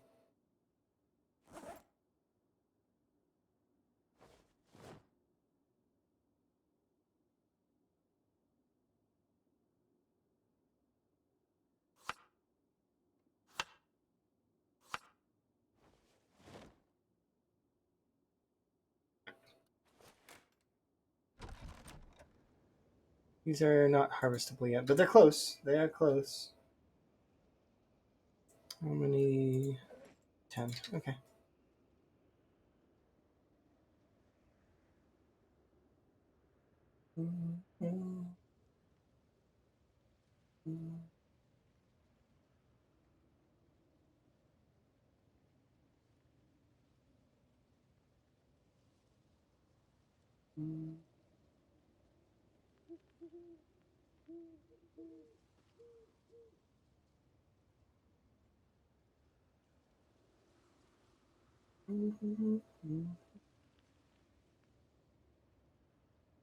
We still have time to fish. I can fish right now.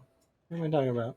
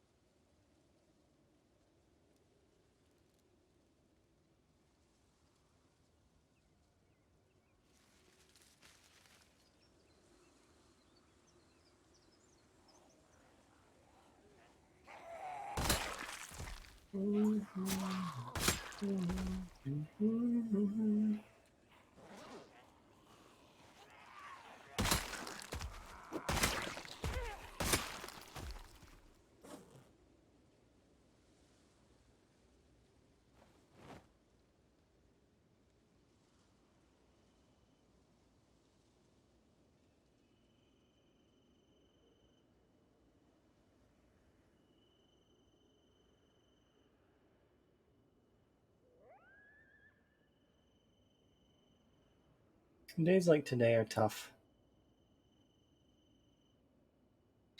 I can't.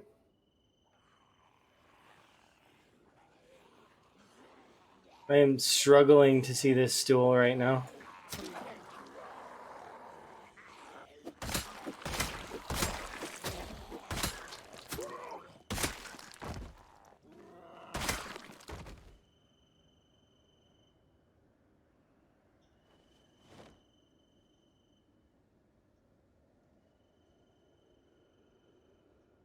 There it is.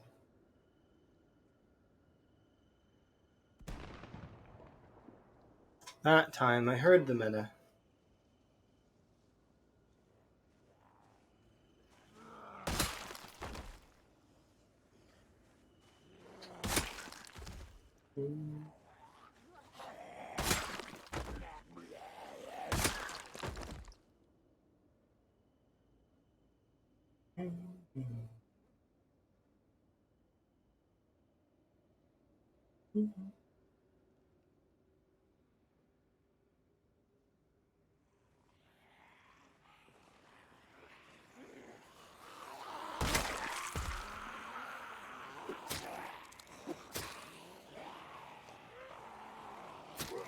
Yeah, I wouldn't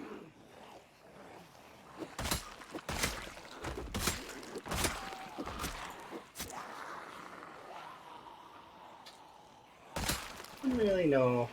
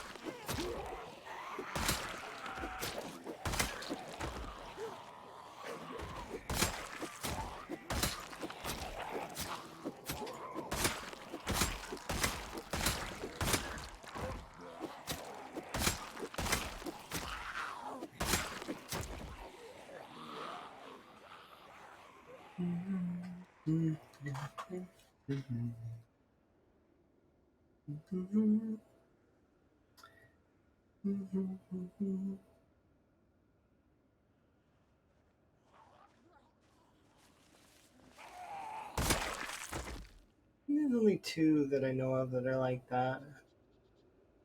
Two.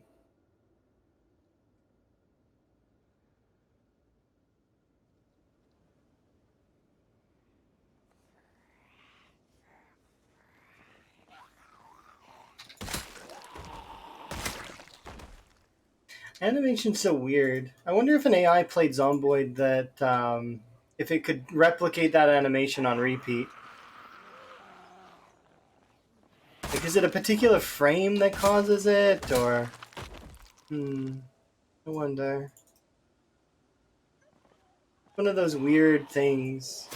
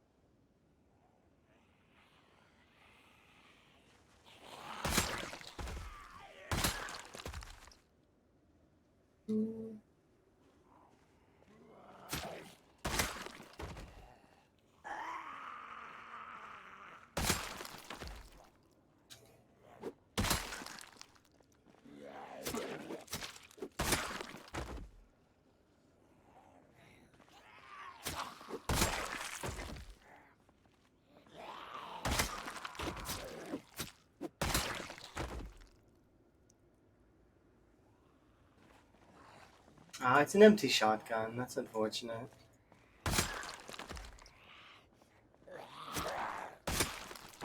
Let me save up ammo, please.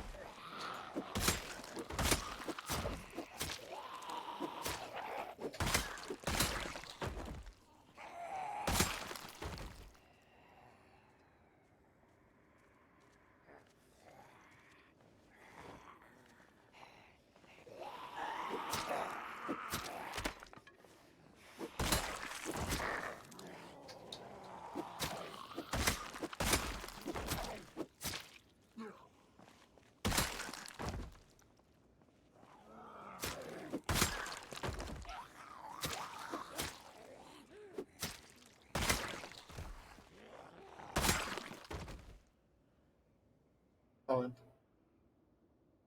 Move back, have a rest. Because I can't guarantee that I'll be able to rest on that chair over there. Can't even really guarantee that I'll be able to rest on this one, because they've been roping around me quite a bit. And that meta was north meta, so it's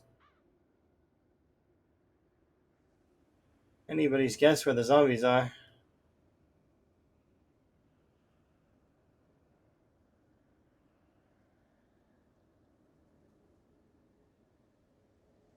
At least until I get back down to the car again and honk the horn and or shoot this gun off. One of the two. I haven't really been able to push past the zombies yet, though, to get there. We were talking about Ace Attorney earlier.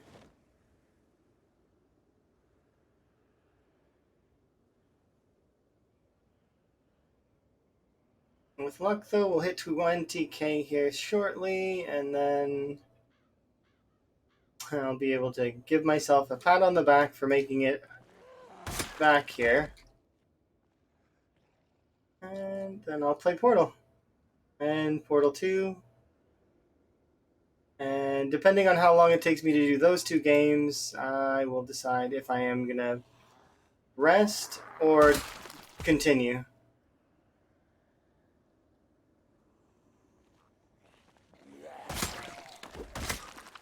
Because I remember Portal 2 being kind of long. Sort of.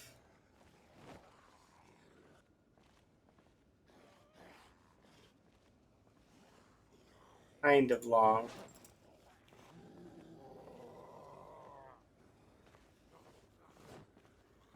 And then there's the whole co-op stuff.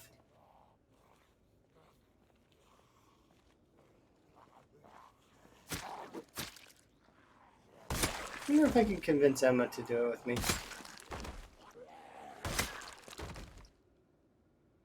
Probably not.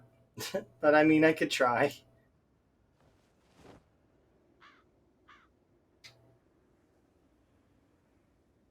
I think, did we ever complete that? I think we may have completed the Portal 2 co-op together at one point. Because I do remember the ending of it. So obviously, if I remember the ending, we did complete it. So I'm pretty sure it was the ending. It involved a giant vault door. But I'm pretty sure that's the ending of the Portal 2 co-op campaign.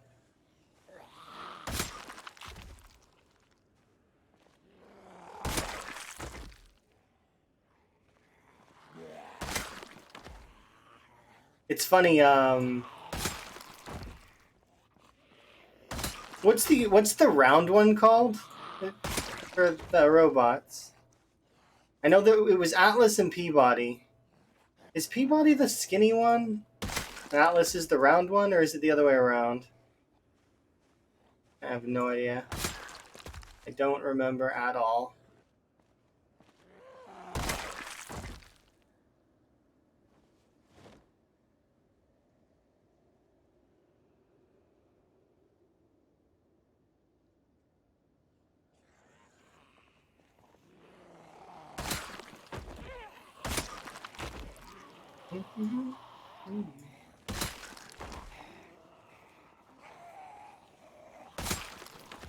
I'm pretty sure I said good morning to Super Tone Man, but in case I said it in my head, I'll say it again now. It's morning, Super Tone Man.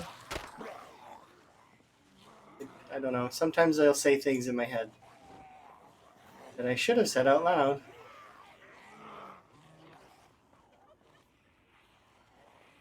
This happens sometimes.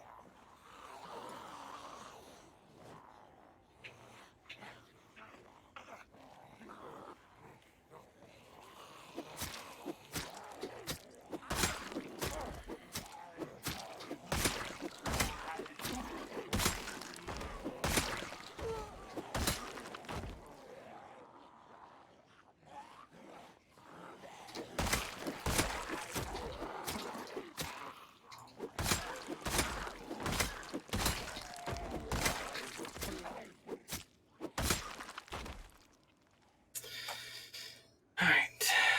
So we'll go over here, we'll rest.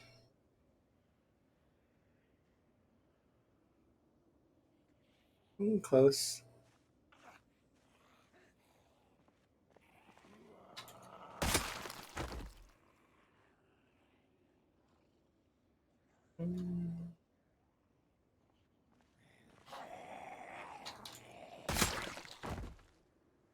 Perfect.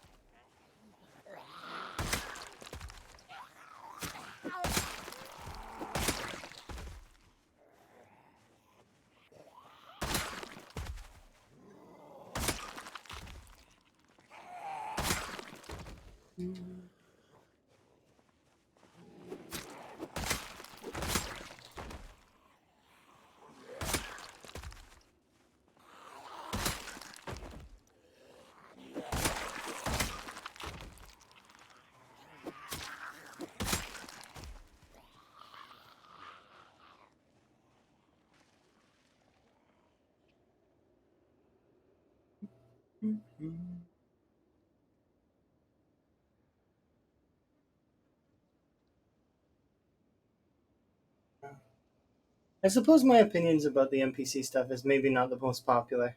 Now that I'm thinking about it, like people are probably really wanting them.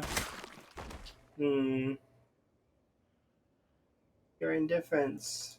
How could you? Oh, I mean, everybody has their own opinion. That is mine.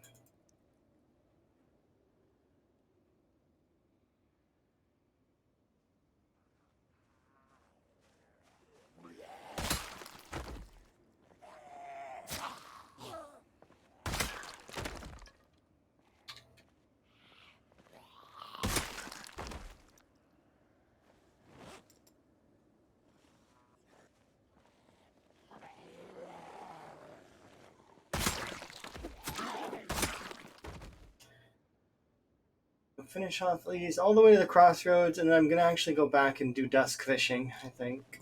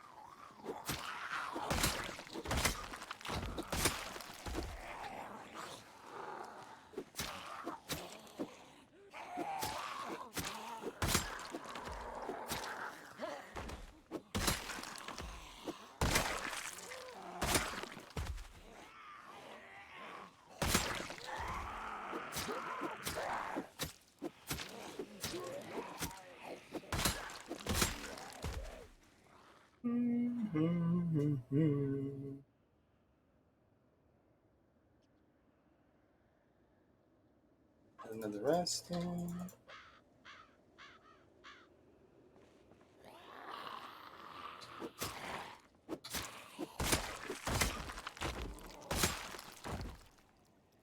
Right, we definitely have at least one more Zomboid day for sure.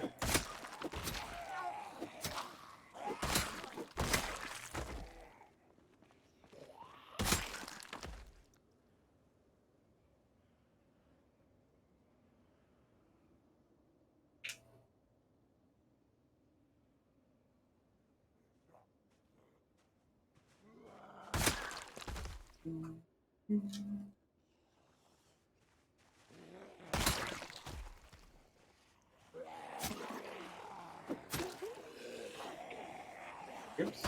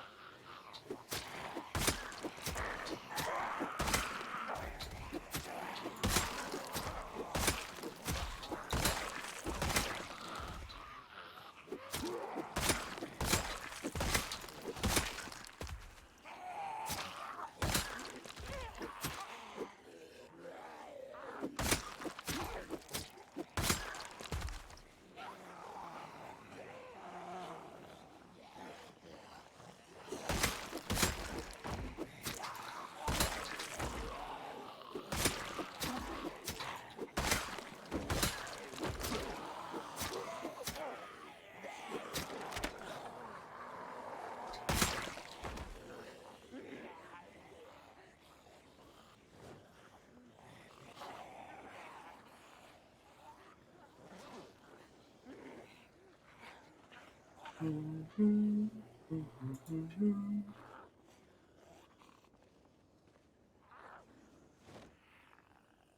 mean, if I really pushed, I could make it.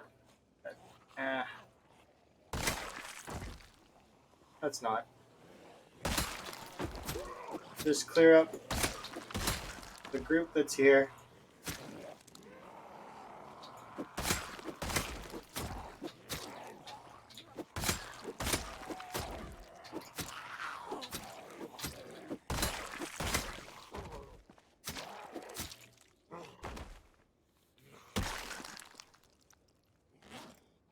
Hello.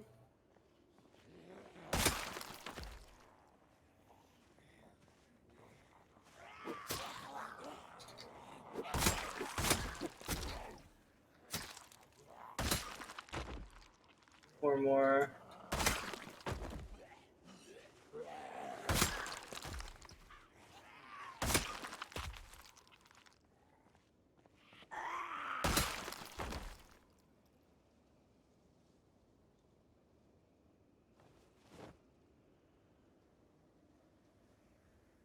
Run back there or go over here? I think we'll go over here.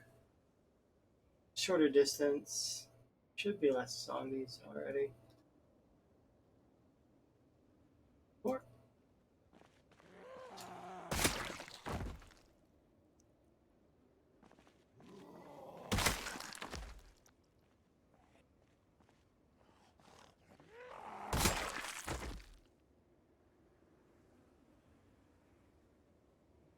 Perfect. Now let's run off and into the woods, get our fish on, and then we will have a sleep, wake up, and do one more full day. And then I'm going to play Portal 1 and Portal 2. And depending on how fast I manage to play them, we may do more Portal games, depending. Because I know that I'll probably do the one that has Mel in it. Because that one will be fun. I'll do Aperture Tag for sure. And then I want to do that one with the time. Like the time puzzles. Because that one sounds fun. And then whatever that new one is that I'll mention. So as far as I'm aware, there's at least 5 games. Maybe 6 games. Doing them all at once sounds a bit zealous, but...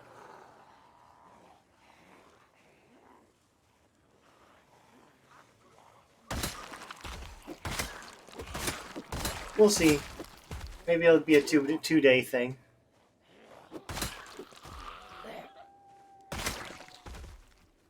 But it depends.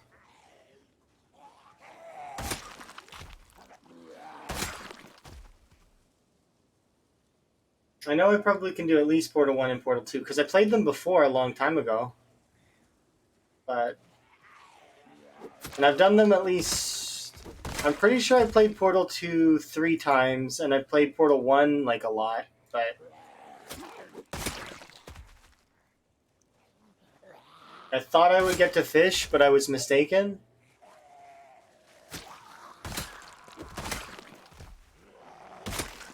Why didn't I see these zombies earlier? Where were they on my way out? It's not just a little bit either. There's a sizable cluster here. Why? Meta? The North Meta must have pulled these ones.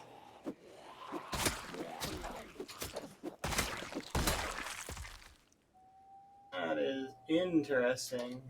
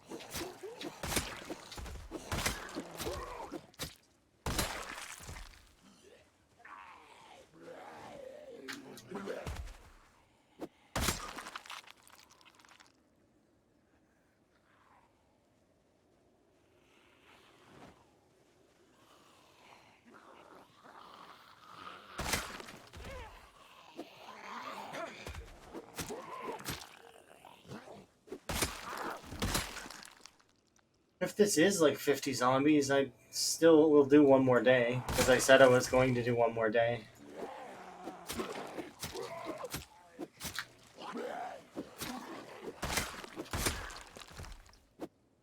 Oh.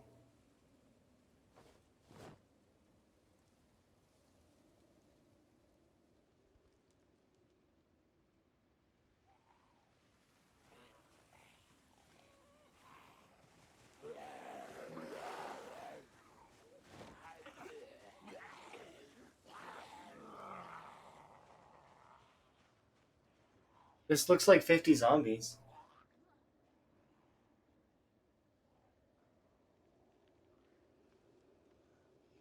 Like, they're all spread out, but it might actually add up to 50. That's a surprise. Why are they all over here anyways? Why are they not by the road?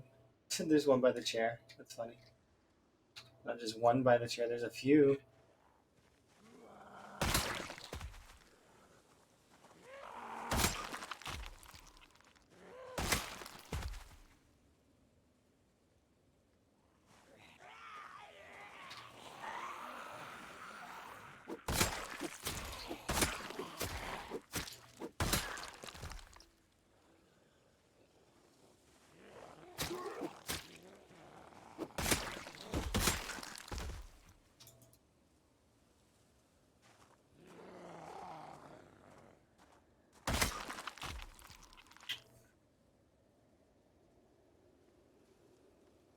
And fully rested.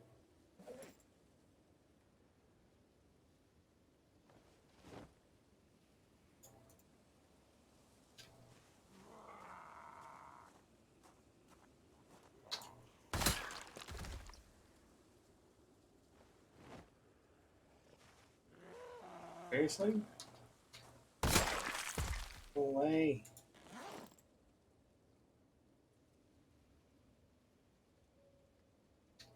Yeah, let's go. Seriously? How many of you, huh? Get away from the house.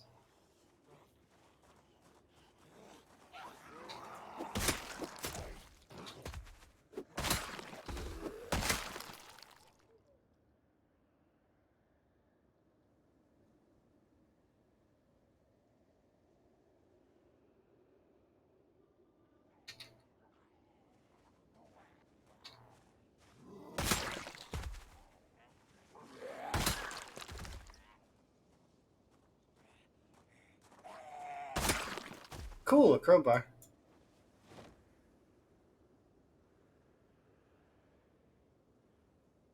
That there for now. Probably should take it and put it in the bag.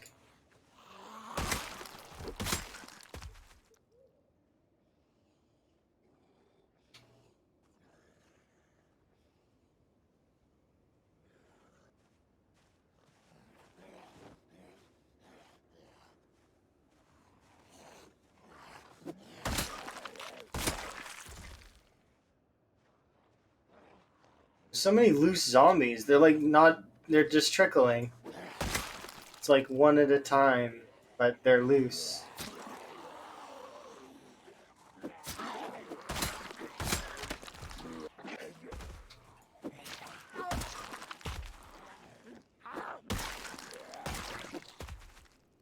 That's frustrating.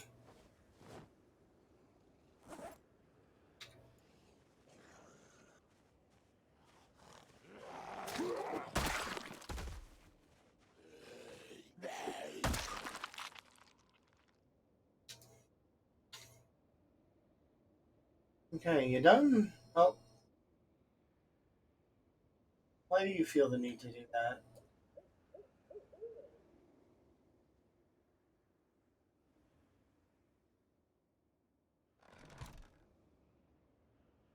Yep, sure enough.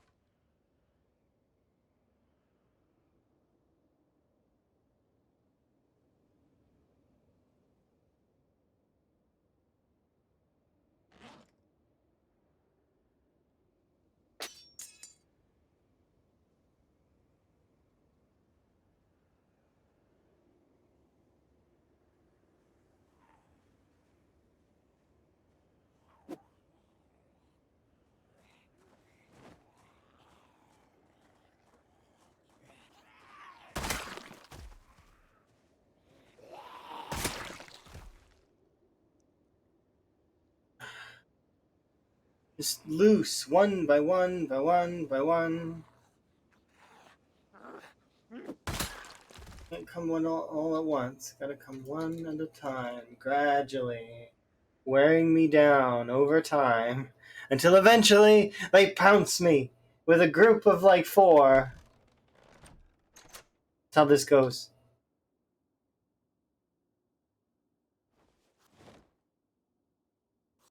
It's just they wear you down.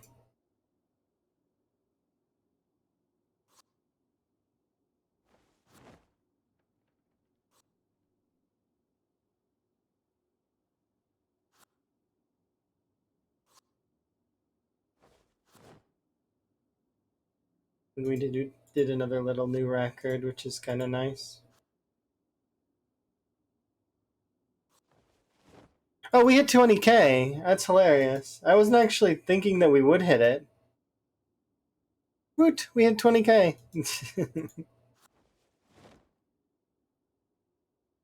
No winter wonderland though. No snow.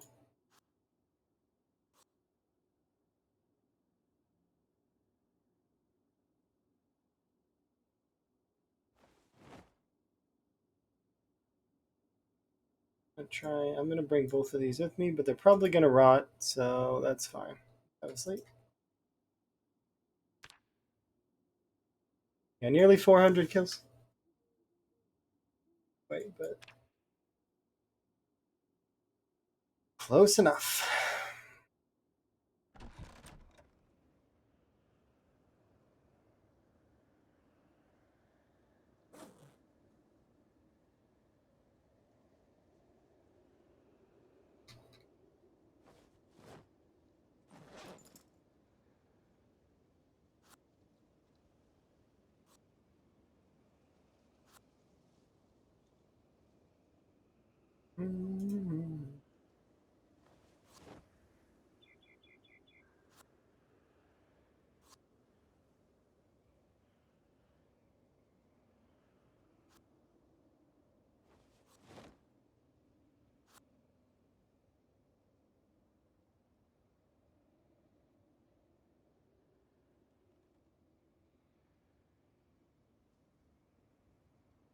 All right. Do one more day like we said we would.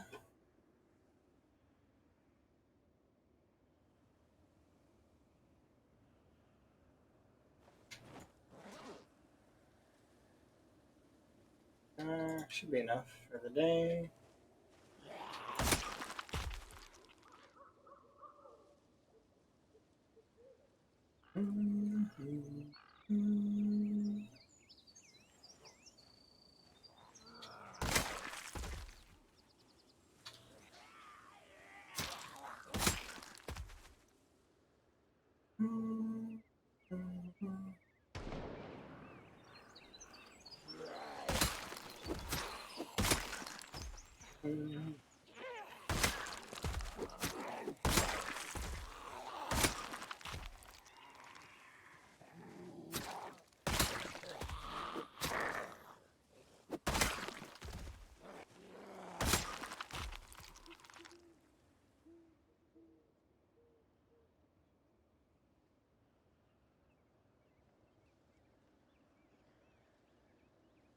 Good morning.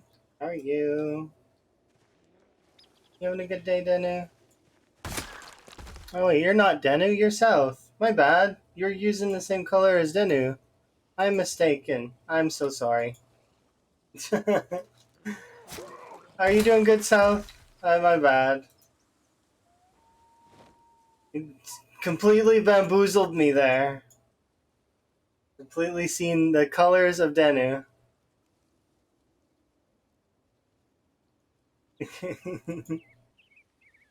The colors get you too? Well, yeah, that completely bamboozled me. Like I'm gonna take a second and just like reset myself mentally so that I'm good. Hopefully, you're good today.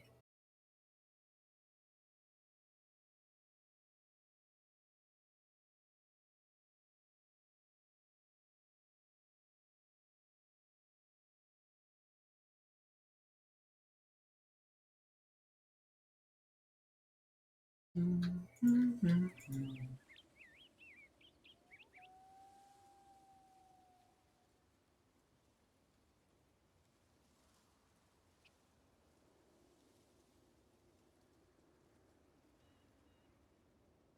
have a granola bar, so I am going to mute myself.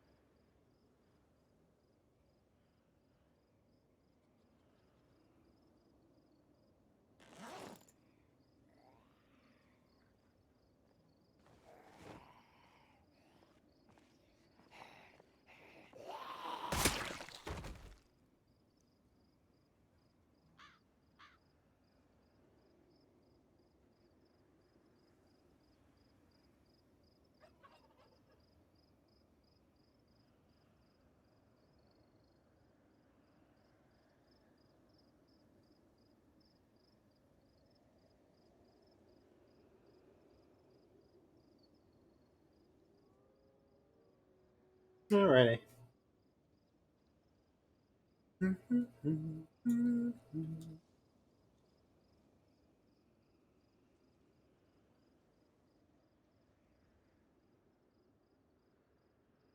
I very much doubt we'll be able to get back to that machete. But I'm still going to try. I don't know how long it's been since that machete was there, but I will go look for it.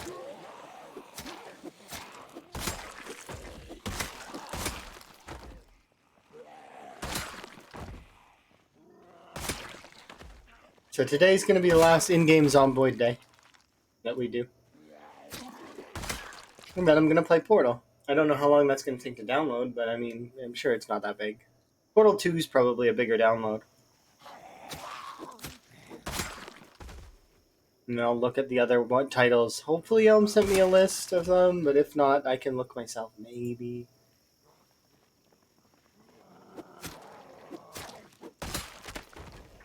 Definitely want to play the one with Mel in it. And Tag in the Time one. 5 games. I think I can play them all. Doing them all at once, though, is that doable? I'm not sure. Get one of you zombies over here. Is the machete zombie still around? This is what I mean about me not being able to pick up the machete right now.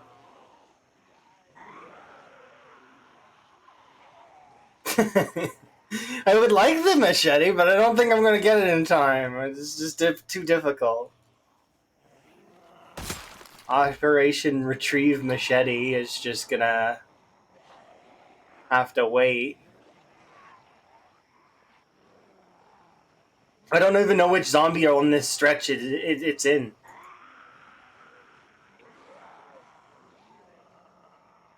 And it might have despawned already. Because it might have already been 9 days. I don't know.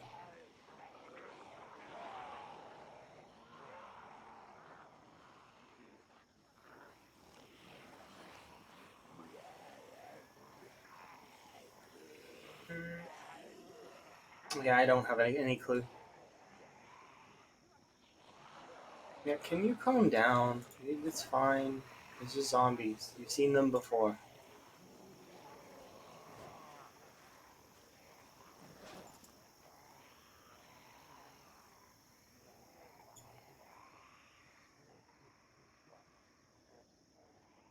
Certain death for her, though. So that's why she's freaking out.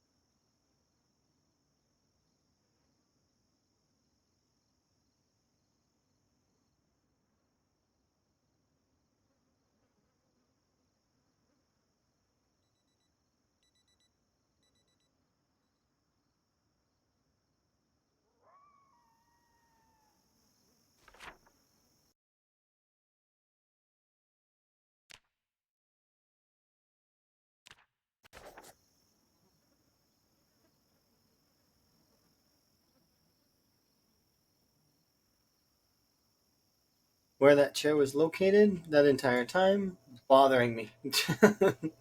But I left it alone for the longest time because it wasn't a priority to move it.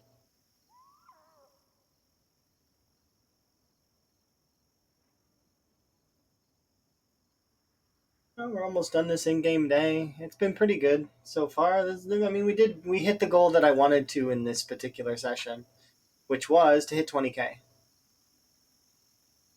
So that is good. I'm very pleased with that. I definitely enjoy playing another game for a little while.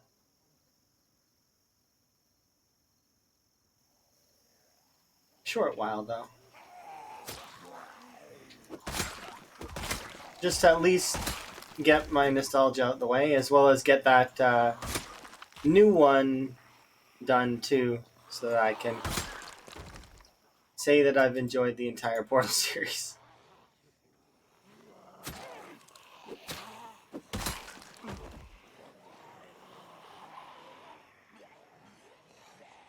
Yeah.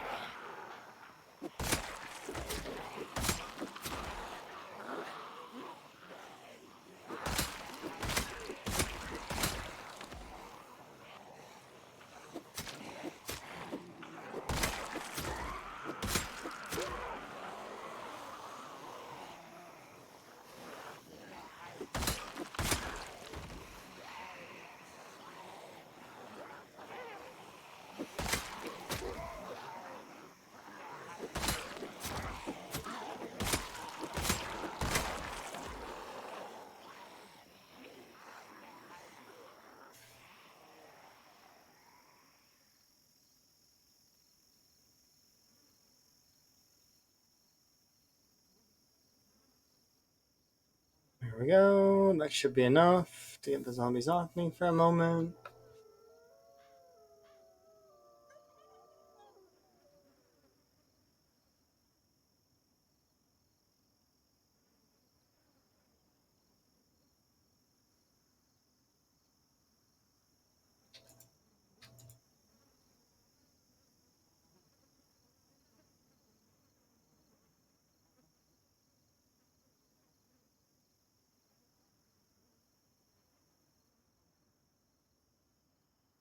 I may put it to a poll. But we won't do the poll now. But I'm thinking for the decision to go to Muldraw or West Point.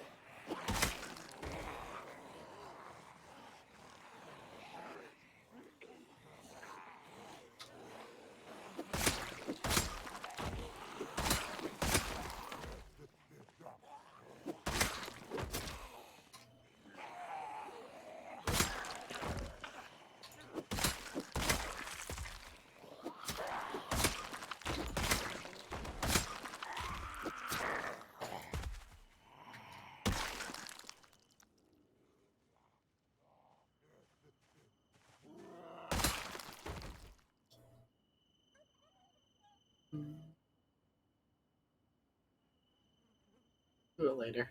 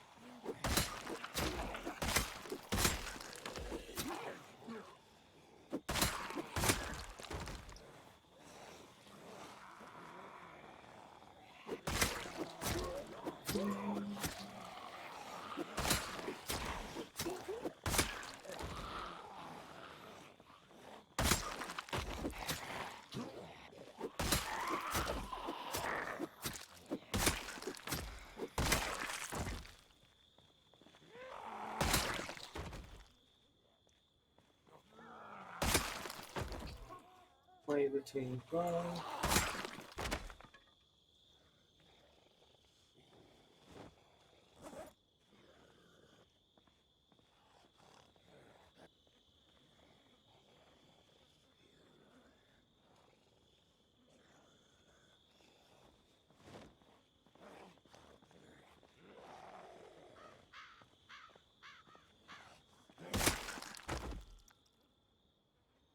Get arrested.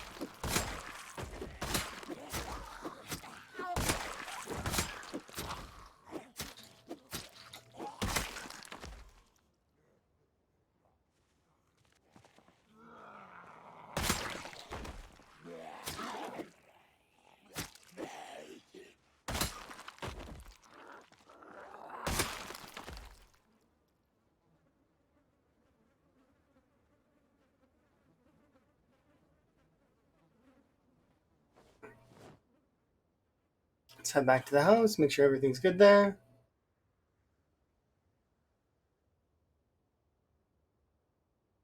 Not too bad. Base number has been good.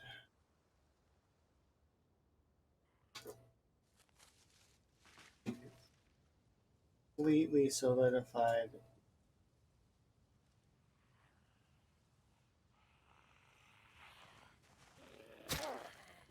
I guarantee there'll be more in the woods, but still.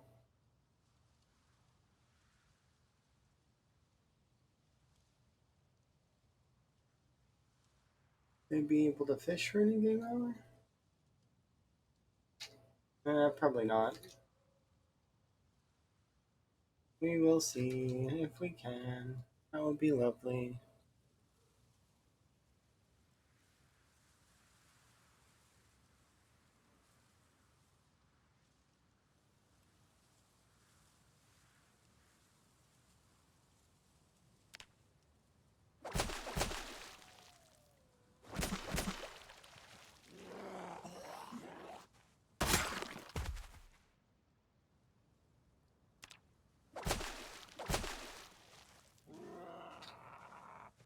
The direction's rude.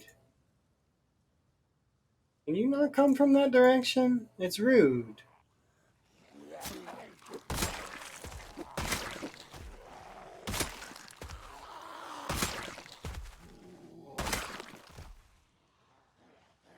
The angle is sharp and it's annoying.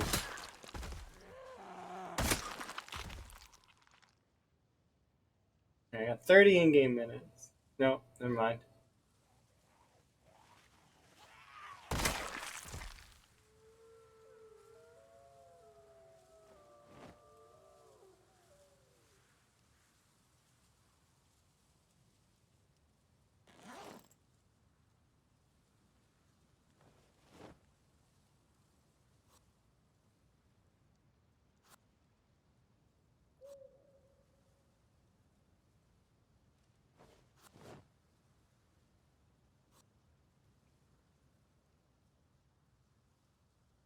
I'm gonna go back to the house. Hopefully, at least some of the potatoes will be ready so that I can use them to do traps for the next day so we can start building up rabbits again. Currently, I have none, and that is not good. At least I think I have none. There might be a couple rabbit flanks left, but they're gonna rot soon.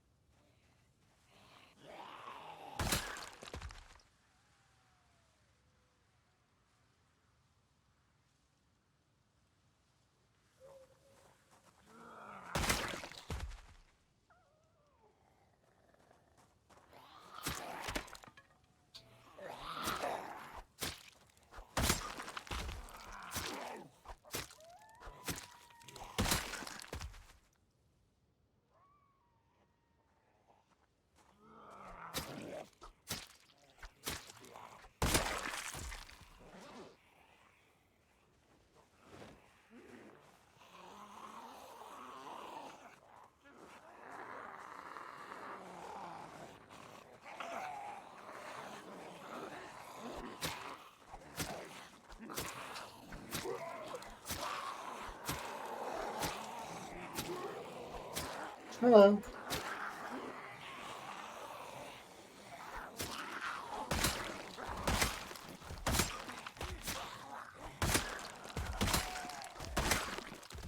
Like dominoes. I love it. It is my favorite. It is so good. It's so good. I really can't wait to be higher level with it though. A little bit longer. Be level 5, 6, 7. It just gets to that point eventually that's so satisfying.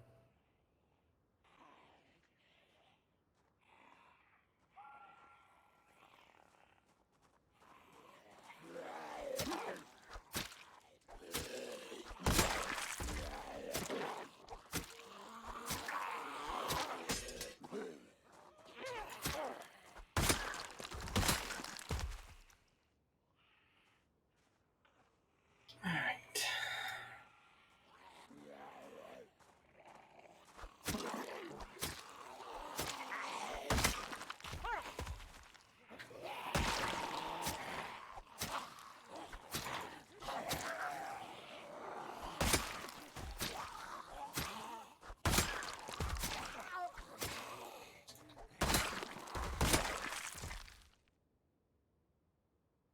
I think that's it for that. We'll walk back up this way, we'll go back to the house, have a sleep, and then wrap up for Zomboid, but I am going to play something else. So we'll be fine. Take a break from marathon gameplay and give myself some nostalgia. It'll be nice. I really can't wait. I haven't played that game in. I wonder if it says on my Steam library when I booted it up last. Probably somewhere. In a few years at the very least. Nostalgia, here I come. I think these are ready to harvest. No, not quite. Almost. Any other zombies behind the house? Yeah, you.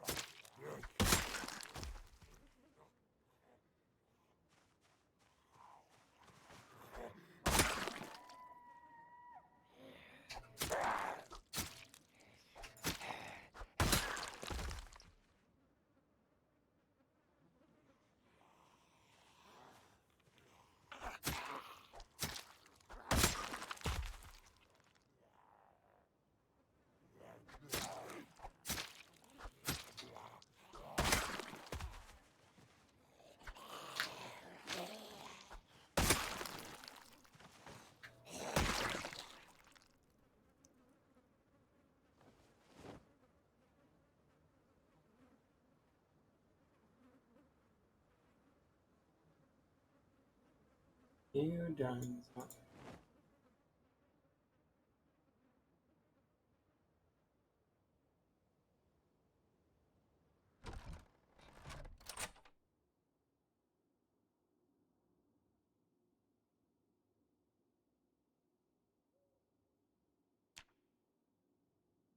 Another 325, not bad. We did fairly good. Go. Alright, before we off a zomboid, we are currently at 18 helicopters. The next helicopter is probably due on the 11th or, so the 16th. So what day is it today? Tomorrow or in 6 days from that? Or 4 days? No. Should be. Is it the 11th? It'd be 4 days, right? Oh, it's a 5 day window. Still, we've got it down. We know exactly when it's going to happen. So that is a good stopping point for Zomboid for right now.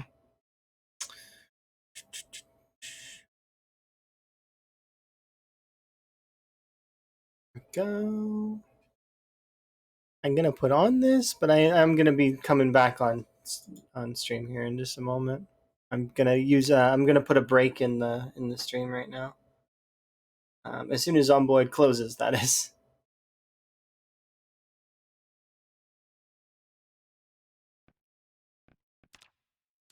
Closed.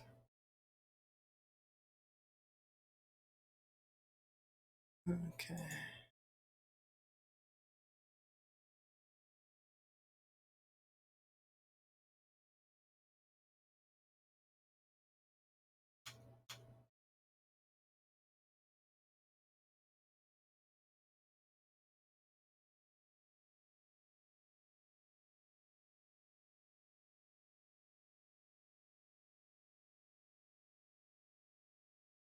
Alrighty.